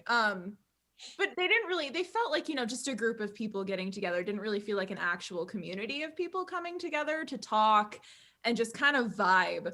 And I've been part of quite a few, you know, groups of fans, and a lot of them are just so, I guess, toxic, I guess is the word, in the sense that all of us have different opinions. We all disagree. And usually it tended to end in some sort of fight or, you know, antagonistic type deal. And I haven't really seen that here, again, barring the Discord. But it's nice that we get to come here like every week and just kind of talk and vibe. And if somebody has a different opinion, they feel like safe enough to voice it. They know that people aren't just gonna like jump on them right away and be like, no, that's wrong. We're gonna stop and come out and talk about it, and that's really nice. And then it's also just, again, the vibes. The vibes are good. The community. There was one thing in the Discord that I don't know who wrote it, but it was so apt that we can criticize, but we can't trash talk, and that's the biggest difference that we have. All of us understand the line between disagreeing and trashing, right? And Yeah. one more thing I'd like to put in that Jonah said, that even I have friends, and I'm in a college, so definitely I interact with people every day. I haven't found a group of people who vibe on Marvel films or comics or movies the way I do. Like, I'm crazy about them. I can talk 24 by 7, 365 about movies. Which movie have you seen? Let's go watch a movie. My perfect date is watching a movie. I'm serious. I'm that crazy about movies. And finding this community is just awesome. Okay, it's just awesome. I cannot describe the exact feeling, but it's awesome. Thank you, Ricardo, for this. Thank you so much. No, and to be honest, like, I want to give the thank you to you guys, because this is why I do it. This right here. What just happened, what we just experienced together, that is why I do this. And that is why, you know, my intentions, I do everything with intentionality. Like, I make sure to, you know, if I'm going to do this, right, I want to do it right. And I want to do it so that you guys are enjoying yourself. And with that comes my enjoyment, right? So just continuing this whole community, continuing this whole, and the energy we're creating, you know, this is what I want to carry into the future. And, you know, I don't necessarily need to compare myself to anybody out there. All I'm trying to do is like be the best me. And if I can be the best me, then Filmtopia will grow on its own, right? It will do what it needs to do to continue being this safe space, to continue being this just great, you were excited to be here type of place. And my, what I want, like, my, if you're asking, like, or if you're wondering, like, what would I ever imagine my legacy to be in life, you know, like, what I strive for is to make sure that I did everything that I could to make someone feel the way you're supposed to feel, the way you're supposed to be treated, the way you're supposed to be viewed. And so I just want to, again, give the thank you to y'all, to all of you, because without you guys, I'm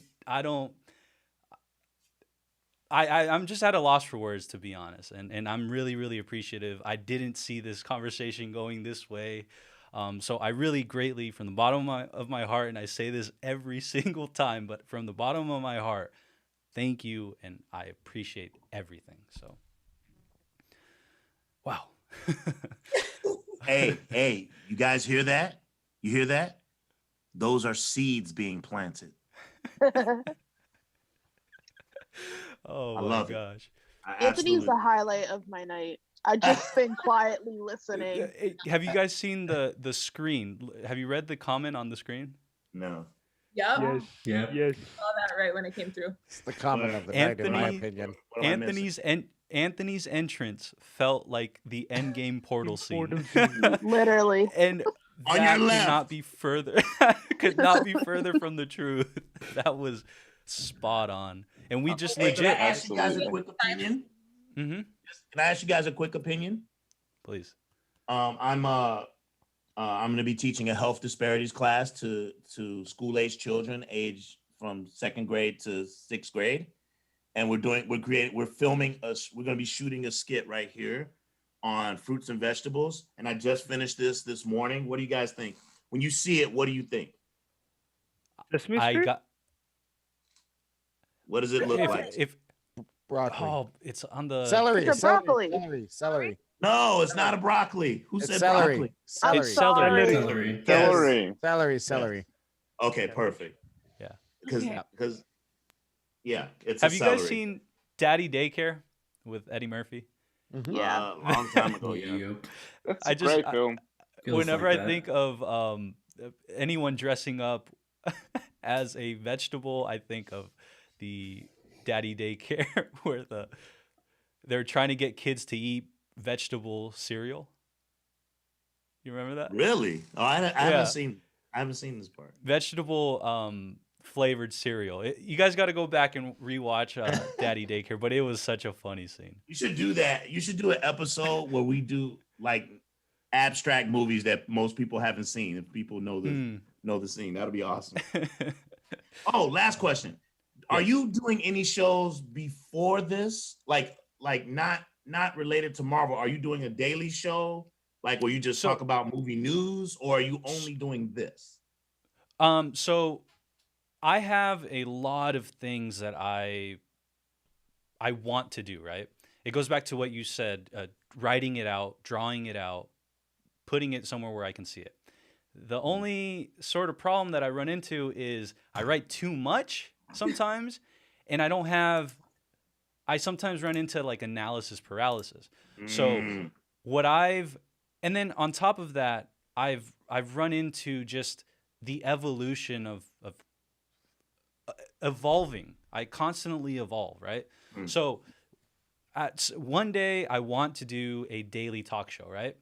But then, fast forward maybe, a few weeks, I realize like there's another thing that I also want to do. So to answer your question, initially when this all started, I think I set out personally what I said was I want to do a weekly show. A daily talk show or a bi-weekly, meaning twice a week. So either bi-weekly or Monday or Monday through Friday, a daily talk show. I wanted to do a Star Wars solo show. If you guys go back to my I think first video, this channel was called Planet Fandalore, and it was because I was coming off of the heels of The Mandalorian, right? And so Mandalore is a planet, right? And so I just used a riff of Mandalore, Fandalore. Mandalore's a planet, Planet Fandalore. And so it was all going to start with just me doing a weekly, once a week Star Wars talk show. And then that just completely evolved into what, you're seeing now. I realized like I didn't want to just do that. There's just so many things. Like there's across the movie spectrum, there's a lot of things that I want to do. So going back to what I said earlier about me hashing out what exactly it is I want to be consistent at, I was telling Adrian earlier that what I'm aiming for, what I'm sort of aiming for here is I think I have it in my Instagram bio. I wrote in my Instagram bio, movie lovers and movie makers. That like really called out to me because that's what I'm trying to like do. That's what I'm trying to that's who I'm trying to reach. I'm trying to reach movie lovers, people that celebrate movies, and then movie makers, people that like to make movies. And then for me, I think there's a cross-pollination, right? If you like to make movies, most likely you probably like to watch and celebrate movies. And if you like to watch and celebrate movies, I guarantee you might have at least an inkling of an interest to try making movies. And so that's where I'm at currently as of April 16th, 2021. This is what I think I'm going to move forward with, completely. Now it's just a matter of really, finding the right content that I want to make. Yeah. That's fantastic, man. Yeah. So. Well, I hate to be the first one out. It's 5. I gotta try to at least get 3 hours in before we start this shoot, or I'm gonna be wrecked. But I had an absolute blast. Thanks for allowing me in for this past hour. Next time, I promise you, I'll try to get on. If you do this again, I will try to get on earlier. But it was a pleasure meeting all of you. I think you guys are all fantastic.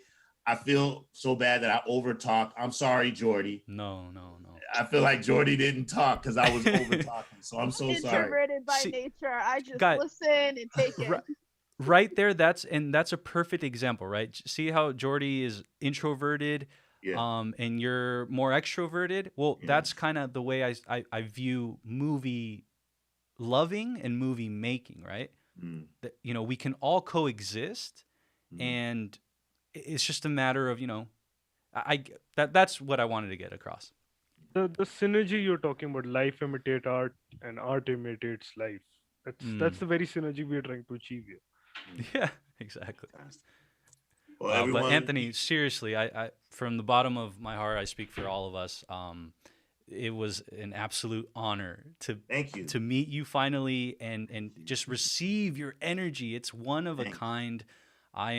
We are beyond lucky to encounter this. So thank you. Thank you, man. I ride for you, man. I'm pulling for you, and anything I can do to help in the small capacity that I can, I got you. And that goes the same for any of you guys. You want to hit me up. I sent Adrian my email address. I know that's not typical YouTube behavior, putting your personal information out there. But if anybody wants to grab it and you just want to hit me up, please feel free.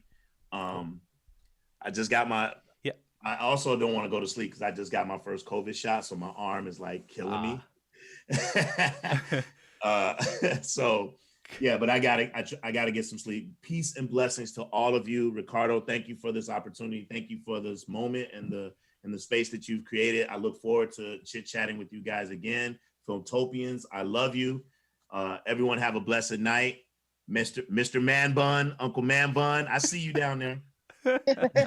And he shut it off. That was his way of saying. Everyone have a great night. Don't be dissing on the man bun, bro. Peace. I love you. Anthony, thank you so much. Wow. That was epic. I'm going to be following him out soon. I got class in like a few hours. No worries. I think we're all going to be following suit. I think that was pretty cool. That was the culmination of the first phase of Filmtopia. Ricardo, I got to tell you this. It's almost it's 4 hours and we have 15 people watching. That's the highest number we have ever achieved in terms of watch time. Thanks to everyone in there. That's crazy. Seriously. And in terms of concept, I think this is the first time I've seen anything like this shit happen. The first Yeah. time, I swear. I've never That's the seen like third something like time. this. Language. That's not fair. I didn't even get one yet. Use Got it. 3. Reddick used it. Have a What swear. did I say? People I said even shit. know. I No, said Reddick shit. to tell you what you said. No, because said then that's my shit. one. So I'm not going to tell you. Moderators, to the rescue. Oops. He's Yeah, the- definitely. There it Okay, goes. okay. I'll control it. I swear, I'll control it. I swear, Steven, I will. hey, Stephen Cummings says language. Yeah. Sorry, Cap. I'm very, very sorry. Won't happen again. Sorry.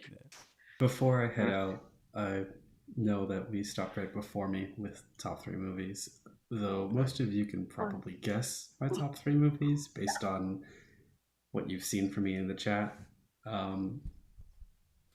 Really, I mean, besides the obvious, I mean, you're never going to get the first watch experience of Infinity War into Endgame ever again. So, but that first watch experience that's where I base my rankings off of was how did I react in theaters? How did I feel throughout the movies? And with Infinity War Endgame, chills the entire time. I watched that movie about 20 times in theaters, Endgame specifically. Wow. Every single time that portals came on, the portals scene, huge on music. I'm huge on everything involving Alan Silvestri, and the way that he composed that music to go through 6 different keys to represent the 6 different Infinity Stones as the Avengers all assemble was just so intense. Even talking about it right now, I still get chills. Like, yeah, same. Can feel it. Same, Do you know what? Do you know what, Number Jonah? That Silvestri, that like he is one of the key points of those films for me. He is insanely Absolutely, important. and especially when they did the callbacks to Back to the Future and Endgame, obviously. Like, and it's not just only that, like, but when you sort of blend it all together with everything else, like, it was just perfect. It was perfection. And I don't know why that guy isn't making more scores. Like, he doesn't make that many scores, but The he's ones he amazing. Does are just Yeah, amazing. absolutely. Well, I think the scarcity makes it sweeter, I guess. And then, so number 2 for me is a tie between Winter Soldier and Civil War. I can't decide between the two, which one I like more. So I'm just going to slot them both there. I don't want to decide. I love Captain America and Bucky way too much to decide between those two. Third, technically fourth, would have to be Spider-Man Far From Home. Okay. I love the visuals in that movie. Seeing it on first seeing, again, that's what I based my rankings off of. First seeing of it was, wow. Like, I just was captivated the entire time. Coming out of the theater, I was like, this is the best Spider-Man movie ever. Better than Spider-Man 2, the original Spider-Man 2. Better than anything else.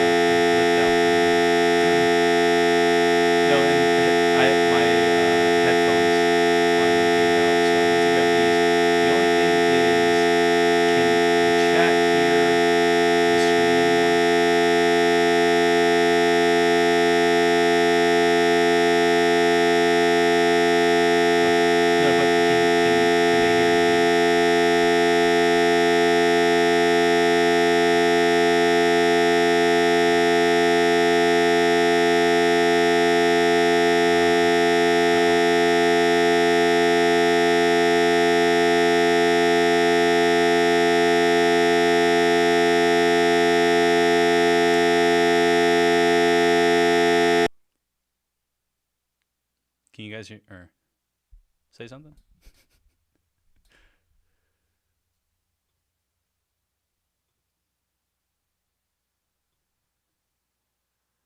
All right, hold on. I think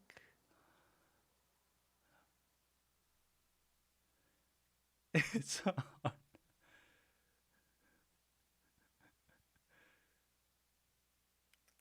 Mic check. Mic check.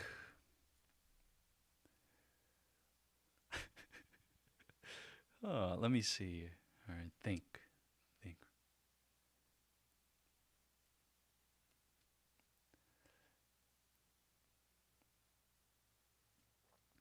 Most definitely.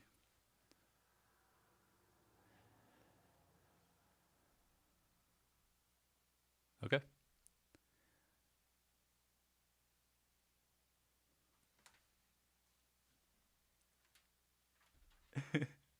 That's awesome. Okay.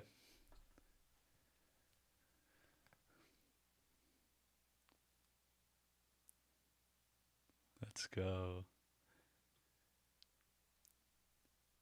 All right. Jonah, maybe the chat can't hear, but I definitely heard you. We will be in contact, my friend. Like I said, as Filmtopia grows, this is what the result of that. So super excited. Can't wait to talk to you.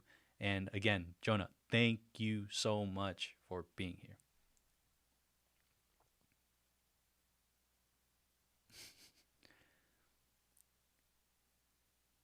All right. And then really quick. Yeah, my headphones kind of messed with something. Really quick, just yeah. 60s. I also have Okay, to make my one exit. moment. I apologize, but it's 6 a.m. here, so Okay, I think they can hear you.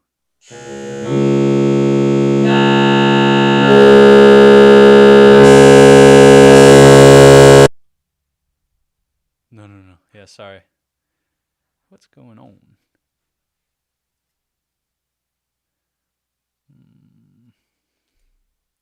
What am I missing? What do I need to do? Here, I'm gonna Adrian, I'm gonna go ahead and leave and then come back in if you can let me in. Did you hear me? And by the way, we'll wrap things up right now, but I want to kind of properly wrap it up. So if you can give me 1 minute just to figure out how to fix these technical difficulties. Let me see.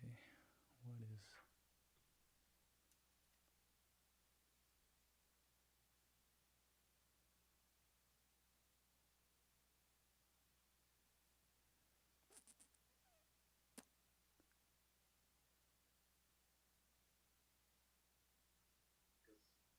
I don't think it's got a man bun too.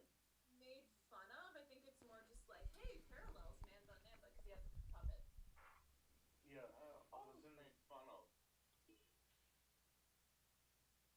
I don't think I've ever had headphones on for this long. Oh my god. Oh, Have to change, hot. really? Jordy, Hello? trust me, there's no going back from that.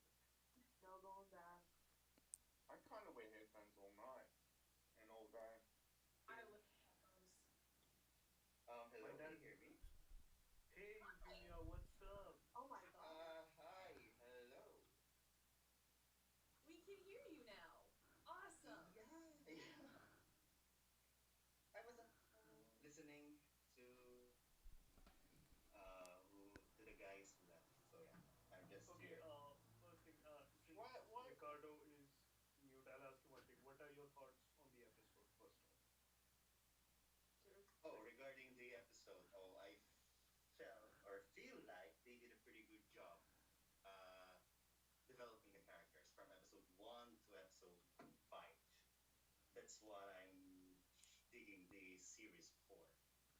I mean, WandaVision has a character development for Wanda, but the series tackles at Sam becoming the new Captain America, Bucky dealing with his PTSD, and not just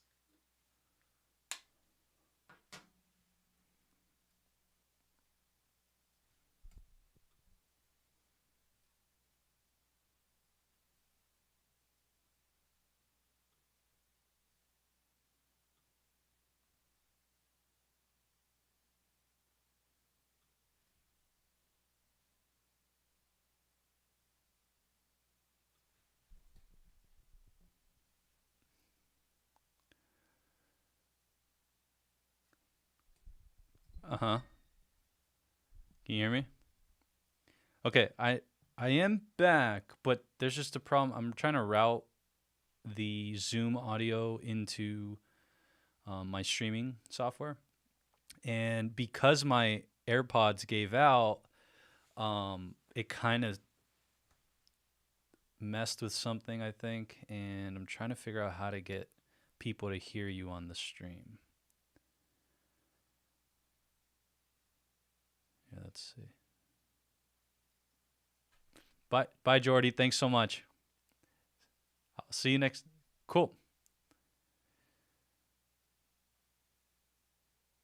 Okay. Quick question. Oh, What there we go. is your Oh my rating for gosh. today out of 10 It worked. for the episode?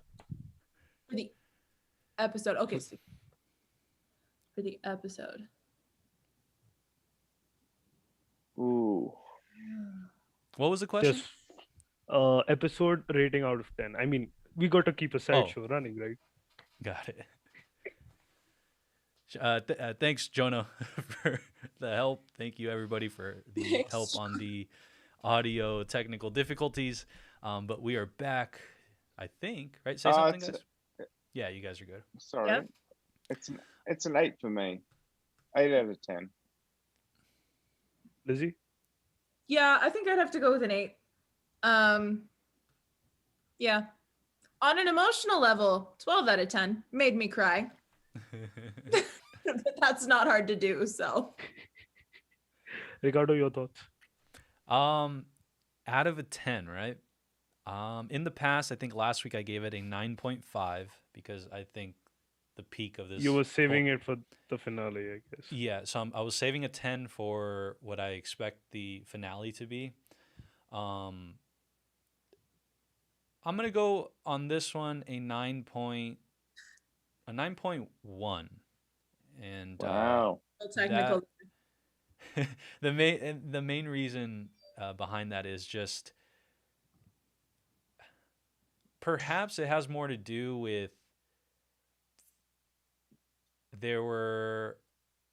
I fell into that trap, and I said it before the stream too. I said I'm able to go into this without expectations, but then I also told you that this was the one episode I kind of lightened that up for, right? So throughout the whole season, I was doing fine. This one, I finally just said, okay, I can give myself a little bit of wiggle room to wish, and I don't even know what I was wishing for. That's the other thing. I don't really necessarily know what I was wishing for. I don't know what my But- expectations were. I just knew they were there. Yeah, and just like I said, this episode was a 10 as far as like what's that called, substance and the things they touched upon. I give it a 10. The only reason why I brought it down to like a 9.1 has to do with there's just something within me that doesn't know what it wants, and so maybe I'll be able to re-explain this episode 10 episode 6 Right. if episode 6 achieves what I hope it does. Euphemia, what do you think? 9.5. Euphemia, by the way, welcome, and I didn't get to say hello, but welcome. Hey, Ricardo. Okay, first, uh-huh. let me explain the name. Why it's Euphemia. Uh-huh. Okay. Yeah. Yeah, I heard earlier that you were kind of confused about the pronouns or she, whatever it is. Uh-huh. Okay, the name sounds like a girl because there was one situation go way back 2013, 2012, I think, or early 2014. So my friend and I were having this debate in a comic book community page. So it's like, we have to come up with a name for you. So I was like, you should come up with a name for yourself as well. So he came up with his name, and I like, what name will I have to use? So I was like, since I am into an anime, Code Geass that time, so I said, how about Euphemia? Let's deceive the people so that they will heard it like it's a girl, but eventually it's a guy. So that's the story behind it. So yeah. That's a proper Kinda. story. I Yeah. definitely Yeah. dig it.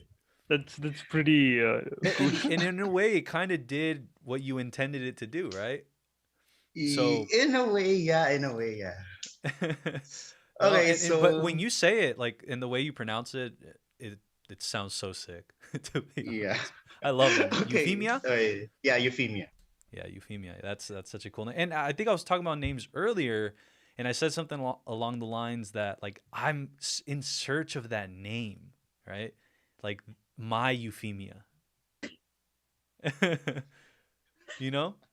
So I'm glad you clarified that for us. Sorry if we Oh, it's okay. Okay, now let me explain why is it a Got it. 9.5 for me.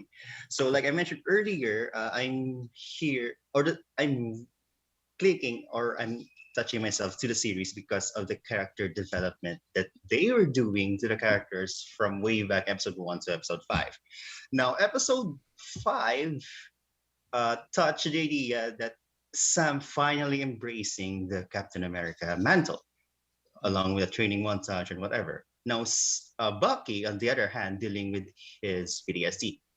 And there was a scene there where Sam was talking to Bucky, and in a way that it gives Bucky a new perspective, whatever. Now, going back again to John Walker, his journey from being Captain America to becoming a US agent or the US agent character.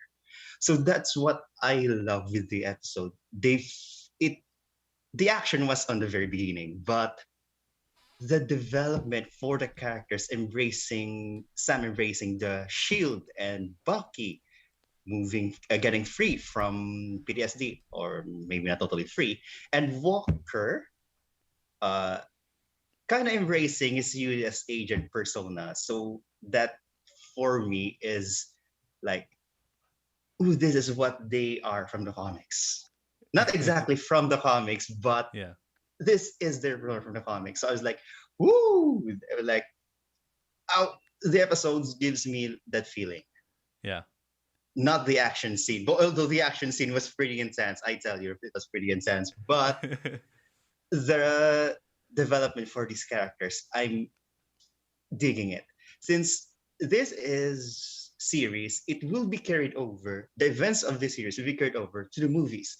So it will really play a big role in the near future. So I was like, oh my God, I'm so just, hyping up or just so excited and so happy of the development that they gave to the characters. And one of the things that I really left to point out is the role of Captain America in MCU. It's not that easy. And episode 4, like you discussed last week, it's never easy since the whole world is watching, and that was the point of the episode. And Walker giving into the instinct, killing the Nico or whatever. And then here we get to see a Captain America in the making in our own eyes. So it's like, hands down, that's all I'm digging for. So yeah, that's why it's a 9.5 for me. And yeah, it has an emotional effect on me. So yeah. You know something Lizzie said earlier that really like just stood out to me. She said that this episode was very much an emotional whiplash back and forth between. Yeah. Go ahead, Lizzie. Sorry. I agree with her. Please. Which was a lot of it was there was just a lot of emotional whiplash, and sometimes that can be really good, and in storytelling you can use that in a really interesting way. But for me, we kind of just hit the ground running in this episode, and I don't know if it's just me being slow, but there was just a lot of like, okay, whoa, hold on, let me process this for like 2 seconds, please. No, okay, moving on. They kind of were just like, okay, so you're either gonna get this or not. And someone said that they spent kind of most of the episode just like, wait, confused. And like kind of coming from that aspect of, I need a little bit of a breather. Again, emotional person. I really enjoyed the episode. I really enjoyed, the look that we got to look into some of the characters, but first, how fast we were going, I'm not quite sure how much actually happened.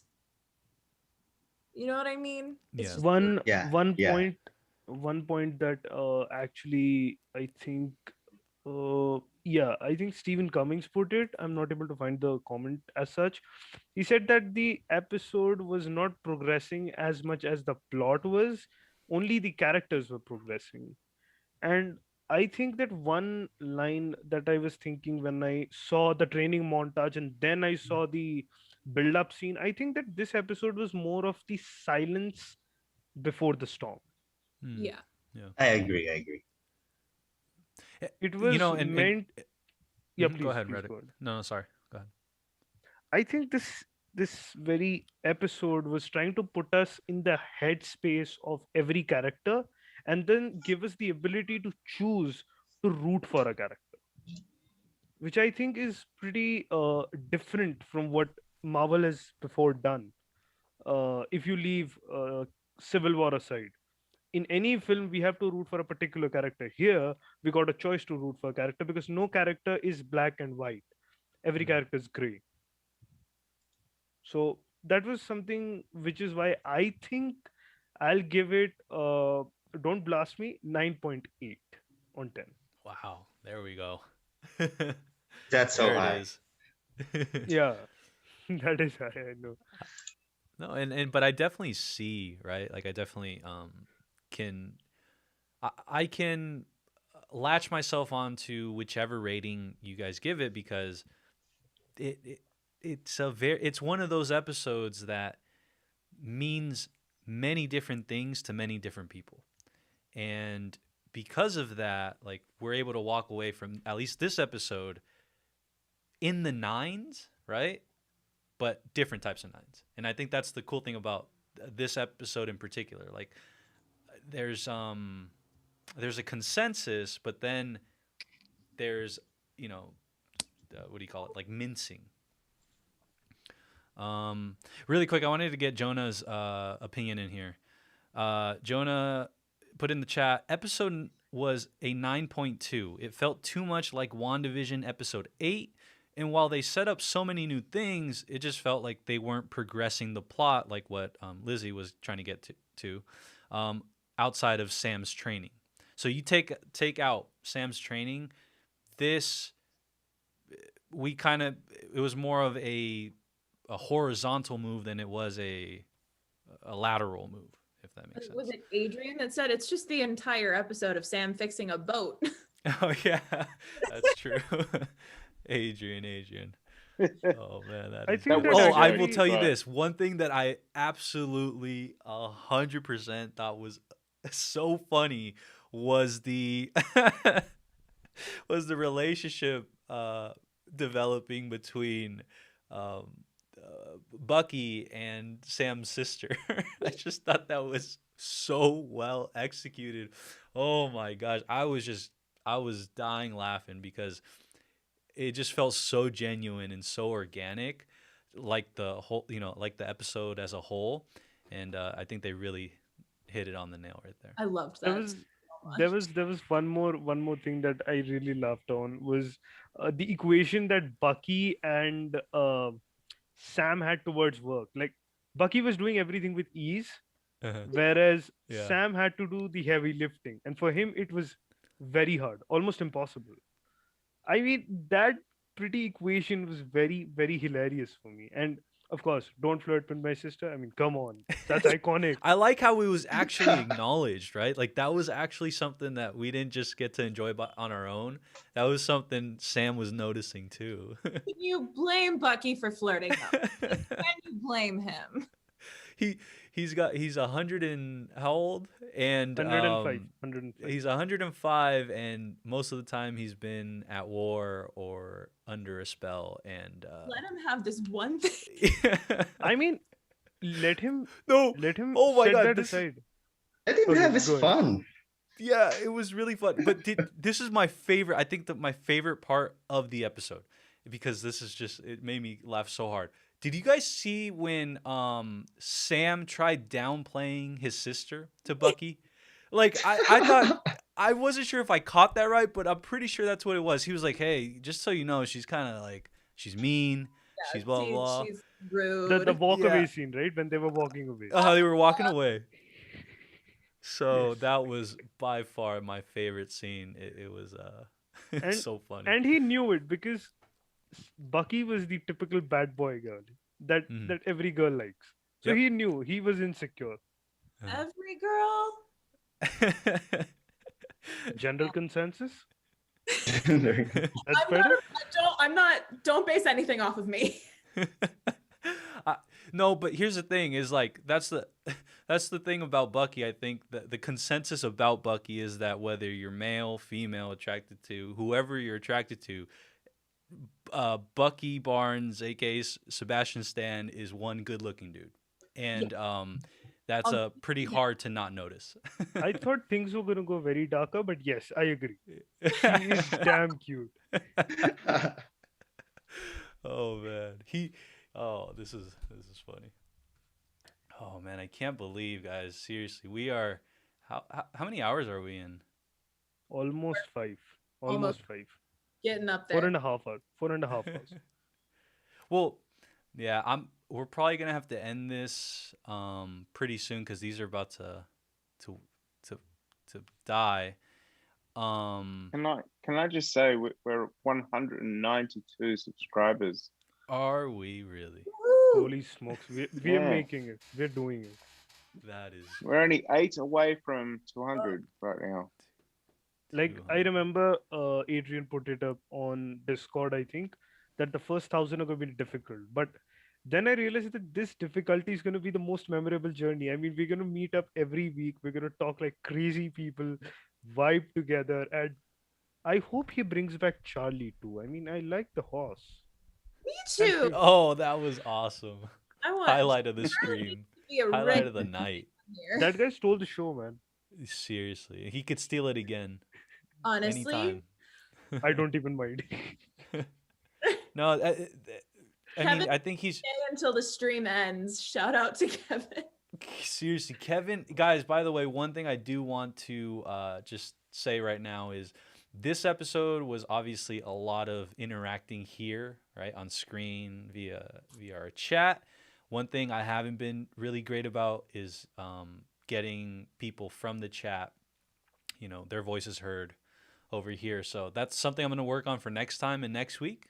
But Ricardo, Kevin, probably we can do one thing, that one person, like I can look out for the chats and Mhm. give you something that is pretty interactive and put it up Yeah. in our conversation. So Yeah. probably I can play the intermediate. yeah, we're going to figure something out. That sounds like a good plan. Stephen Cummings, by the way, seriously, thank you for being here this long. Kevin Durant, cool kid. Jonah, you're still here. Justin, Zaku's always here.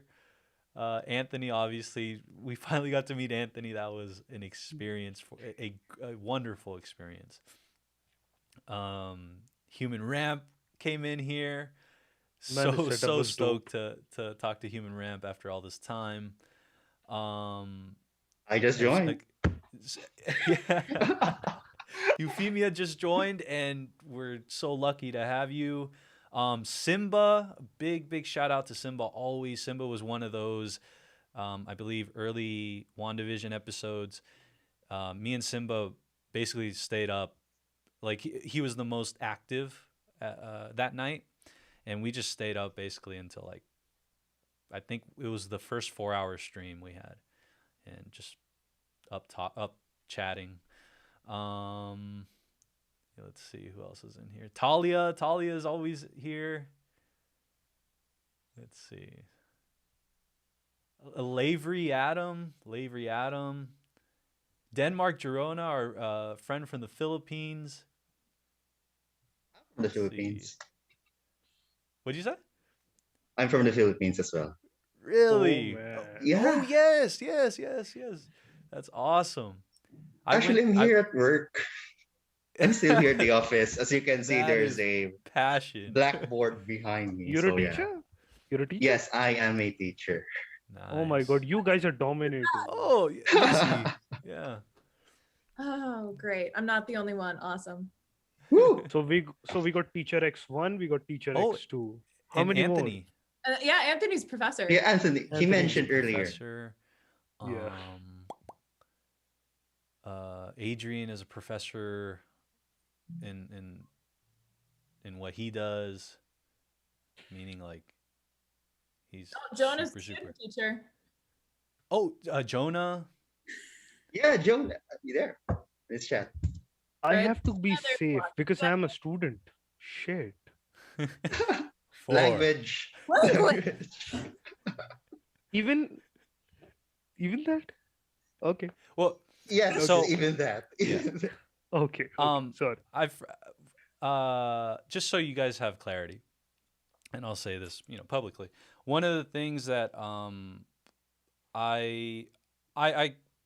not against like cursing, right? I'm not against people just expressing themselves how they express themselves.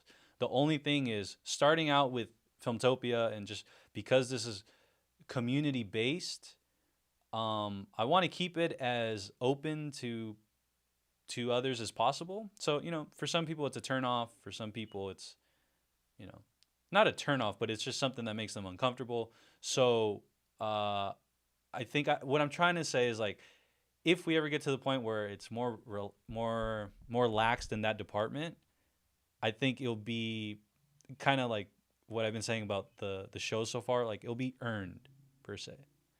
And I have a list of alternate swear words if you need them. that's not a bad idea. The Discord. Creative.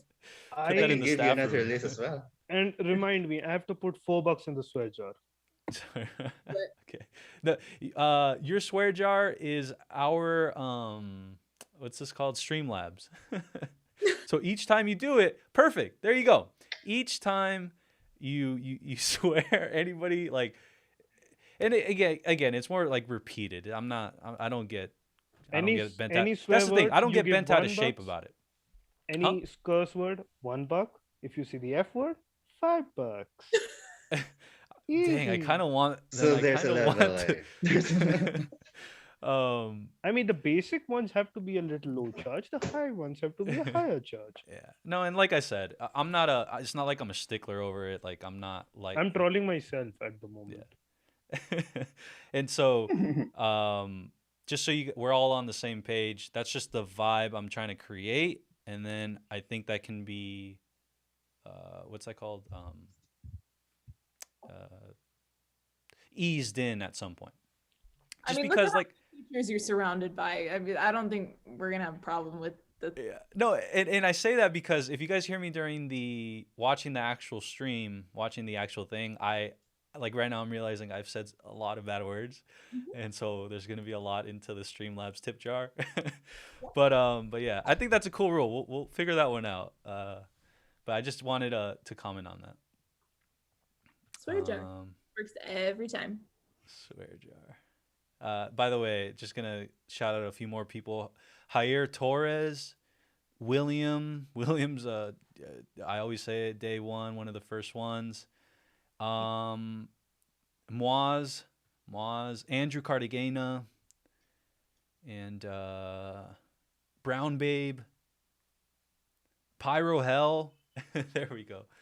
And yeah, so there's plenty more. But I definitely do want to perhaps wrap it up for the night. I think we've had a night for the history books. And it's just so A night. yeah. I I'm gonna mean, go into the seriously, thesaurus and just find I'm so many seriously gonna say adjectives. this again.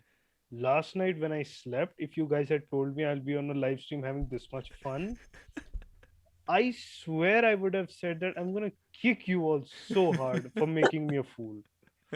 Man, this day has been amazing. It has. It most assuredly has. Friday was my favorite day. Now it's my fun day.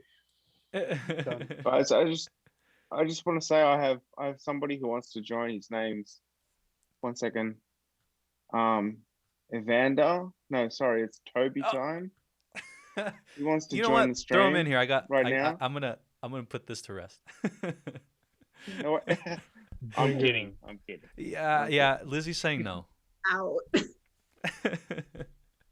No, beginning today, that name and that whole aura shall be dispersed of this channel. So It's it banned. was fun while it lasted. Can't say it. Swear jar. If anyone go ahead. If anyone says Trashlanders, you're gonna get a public beating from me. That's harsh. I'm from Delhi. I dude. agree. I agree, and I'm scared. Have a pass it. But Because on the Discord also I was a little harsh because I don't like trash talk. That's really not cool, according to me. Yeah. It And makes again, the there's- person in front of you very uncomfortable. That's why I have to be a little strict. Sorry if I crossed the line. No, we all I'm a believer in second chances, so it's all good. But anyways, I just want to go ahead and wrap up the stream. If you guys would be so kind of, you guys can stay, but I'm gonna wrap it up here on Filmtopia. I just want to talk to you guys offline, but definitely if we can just give our fellow Filmtopians a round of applause. Everybody, this goes out to everybody, so you are also applauding yourself. Thank you seriously for the wonderful, wonderful, magical night that we had tonight. And I really, really look forward to what this is inevitably going to turn into. And I'm going to do my part as far as making sure that, this ship keeps moving and that it moves in the right direction. But outside of that, this is y'all's boat. So I can't say it enough. Thank you to everybody that's still here. Thank you to everybody that's joined, that's stopped by, that clicked and then dipped out. And again, I think tonight we'll call it at, let's see, what are we at? 193 subscribers, 193 fellow Filmtopians that have taken the plunge to find out where this all leads to. And I couldn't ask for more. So if you're here and you're on the fence about, subscribing, I hope this was able to convince you and get you on board, because the more the merrier. And yeah, we'll see where we are a year from now. But so we're gonna celebrate 200 with the finale. That's amazing. Hey, that's a great that's actually a great That's gonna point. be so cool. So fitting, right? I think that's Yeah. That's what it is. It's a very fitting end. And after that, I truly think after the finale of Falcon and the Winter Soldier, it, like I said, it's just perfect timing where I think Filmtopia was inevitably going to take that next step as a channel for its direction.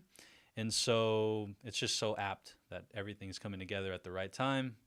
And I can't thank you all enough. So with that said, I am going to end tonight's stream. Everybody, again, we had Jonah is the last comment. 4 hours and 45 minutes stream. That's something. That says a lot. That's big. That's real big. And we still have 12 people watching. Wow. So make sure to hit that like button, subscribe if you're not already subscribed. And this, as you can see, is Filmtopia. And with that said, peace out, fellas. Peace. Thanks, everybody.